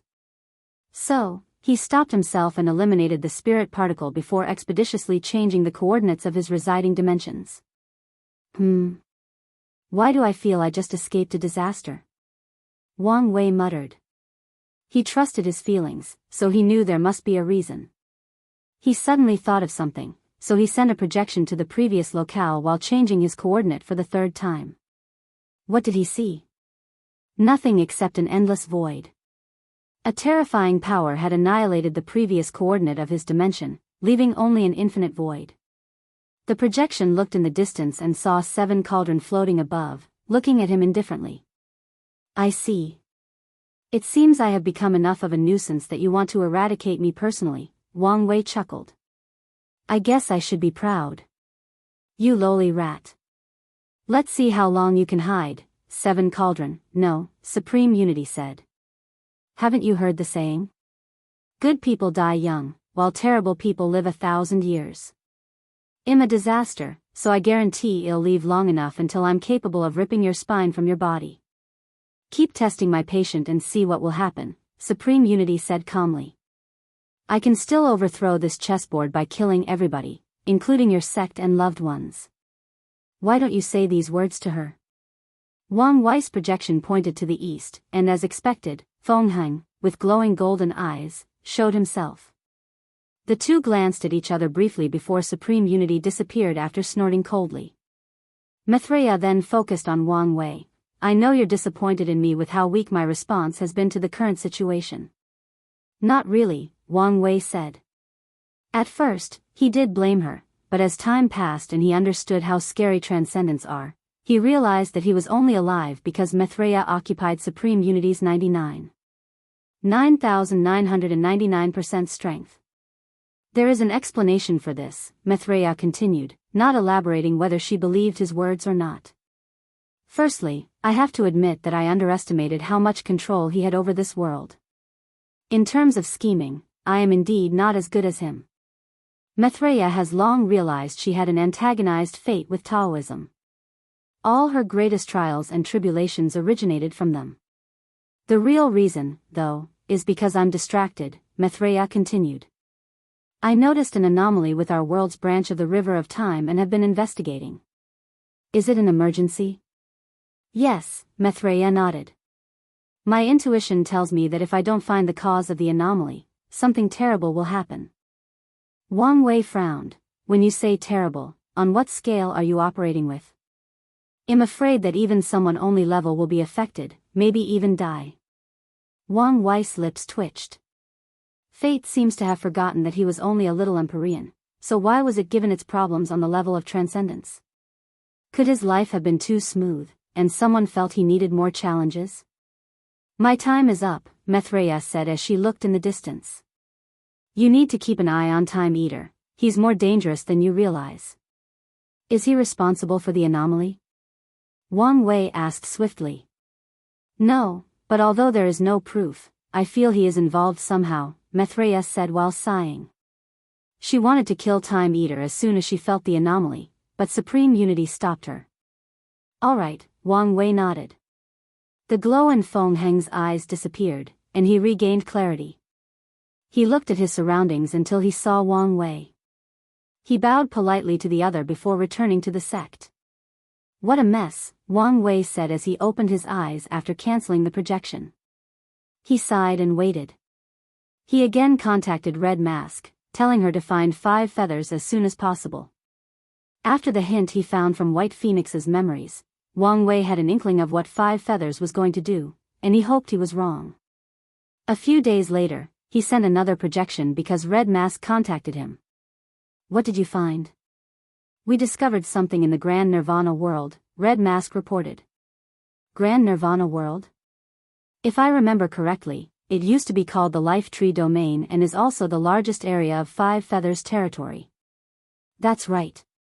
There is an invisible energy barrier that prevents anyone from entering or leaving, Red Mask reported. If 5 Feathers is doing something, this must be the location. Can't you sneak in? I'm sorry, but we've lost a few good agents while trying to, Red Mask reported. It's fine, Wang Wei replied. He won't force his subordinate into an impossible mission. Does Undead Phoenix know about this change? I'll leak the news to him, Red Mask responded. All right. Anything else to report? Yes, she nodded. Regarding those people who survived the hall's cleanup. I've dealt with them. Wang Wei was about to ask more when he suddenly thought of something. You didn't do it personally, did you?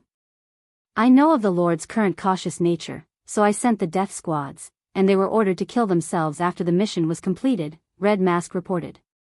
She was connected to the Lord, so Red Mask knew best not to interact with these people. Excellent, Wang Wei praised. Frown now on, hide yourself, and do everything from the shadow. If a mission requires your level of strength, don't show up and use a vessel. I'll provide talismans with my powers. Make sure that the vessel uses the talisman before leaving for the mission. The last thing we want is for that thing to land on the wrong hand. As you wish. Alright, tell me about these people. If you find any errors, ads pop up, ads redirect, broken links, non-standard content, etc., please let us know each report so we can fix it as soon as possible. Chapter 1369 War Crimes. The death squads found little information, but we did find some suspicious aspects, Red Mask stated. 2 of them recently had a fortunate encounter. We don't know precisely what they found, but it should be how they survived your cleanup and how they probably planned to deal with you. Fortunate encounter? It's a very cliché way of controlling someone. In fact, it seems too simple for someone like him, Wang Wei said. Our analysis is the same, Red Mask added. We believe these 2 were sacrificial pawns to distract you, and the real blow should come from the 3rd individual. What's so special about him? According to the information we gathered, he experienced an epiphany and created a new technique. Epiphany? This is indeed a more subtle way of manipulation, Wang Wei commented. Supreme Unity is now the pseudo-embodiment of heaven and earth, so it should be simple to manipulate someone into an epiphany to create a specific technique, skill, or spell. Wang Wei looked at Red Mask. You should understand what kind of opponent we are facing. Do you know what to do? I do, sir. Good. The 2 ended their conversation, and Red Mask started her work. After leaking the information to Undead Phoenix, she reorganized the Fate Guard's operations. Security and caution will become the norm. The Fate Shadow Guard will also have a new emergency system, Paranoid Mode. Once activated, all personnel, missions, and procedures will be done with extra care. This event also signals that they are facing a mighty enemy. Of course, all of these are for the future. Red Mask is only laying the foundation. Once she succeeds, her power and influence will be on par, if not more powerful than Wang Ju before her reincarnation. The war suddenly escalated. After receiving the information, Undead Phoenix sent someone to check if the news was correct. He tried to have his people infiltrate that area, but after failing, he no longer wanted to wait. So, he directly attacked the area. The entire world watched as he floated outside the energy barrier surrounding the Grand Nirvana world. 5 Feathers looked at Undead Phoenix from a distance and frowned. I wanted to gather more, but this should be enough. She was confident in her Paragon array, knowing that even if the latter used his best trump card, it would take him a few hours to break through and enter. Little chicken, aren't you going to greet me? Undead Phoenix's voice echoed between heaven and earth. Usually, 5 Feathers hated when anyone, this bastard especially, called her a chicken. However, she did not care this time, or at least she did not show it. A red light flashed from her eyes, and she ignored him. She floated in the sky and condensed her power. With a single thought, 5 Feathers released a torrent of soul attacks, instantly dispersing the souls of all the mortals in her territory. Everyone looking at this war, including Wang Wei, was shocked. During the last era, the overlords divided the world into 13 parts, and each of their territories contained 269 trillion realms. However, this was not the full extent of their territory. The world was too vast and complex to divide, so everyone came together and agreed on the size of a realm. According to the previous division, the smallest realm will have a minimum size of 100,000 times the lower dimension. Anything smaller than that will not count as a realm, and no one will care about it. The Great Nirvana world, once called the Life Tree Realm, was one of the biggest realms under the control of the Myriad Clan Union. How vast was that territory? How many mortals did it contain? Yet, the mad Five Feathers instantly killed all of them.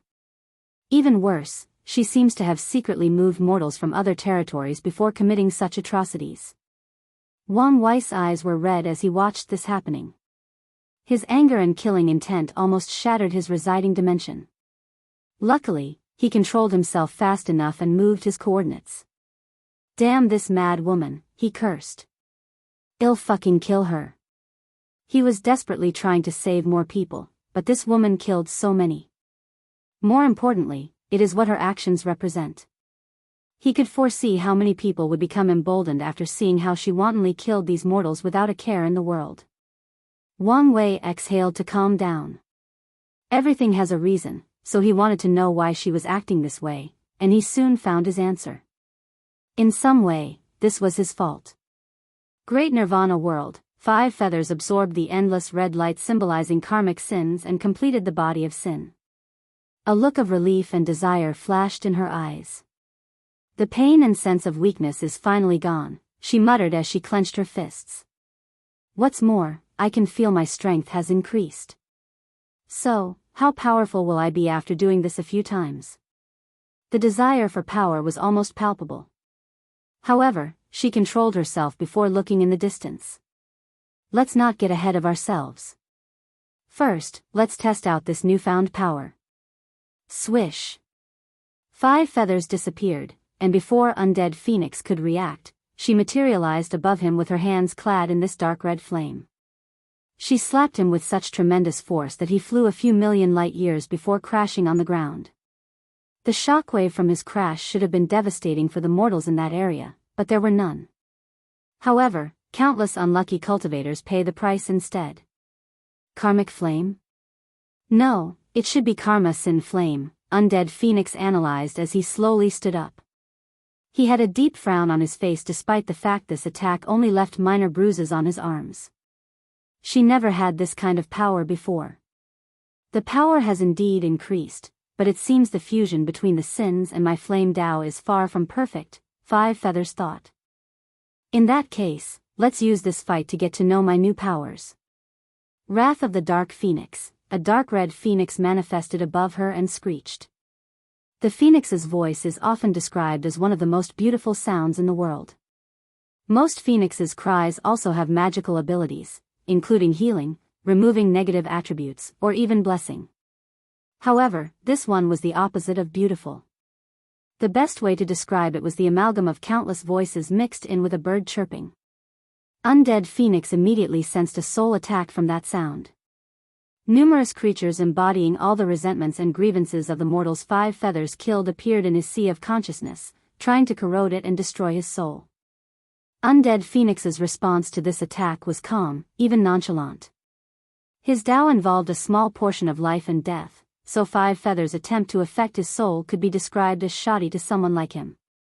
So, he controlled his soul to release a green flame that enveloped all these resentments. Then, these souls immediately knelt on one knee before Undead Phoenix's soul. On my name, the Undead Phoenix, I grant you life as the resentment ghost. Come to being and avenge the one who has wronged you. The resentments left his sea of consciousness and fused into one. Then, an unknown power descended and blessed him, turning him into a new creature. It was all black, and its body resembled a black cloak with countless screaming faces constantly popping in and out. The creature then looked at Five Feathers. The blue soul flame in its eye socket did not prevent anyone watching from sensing its anger and resentment.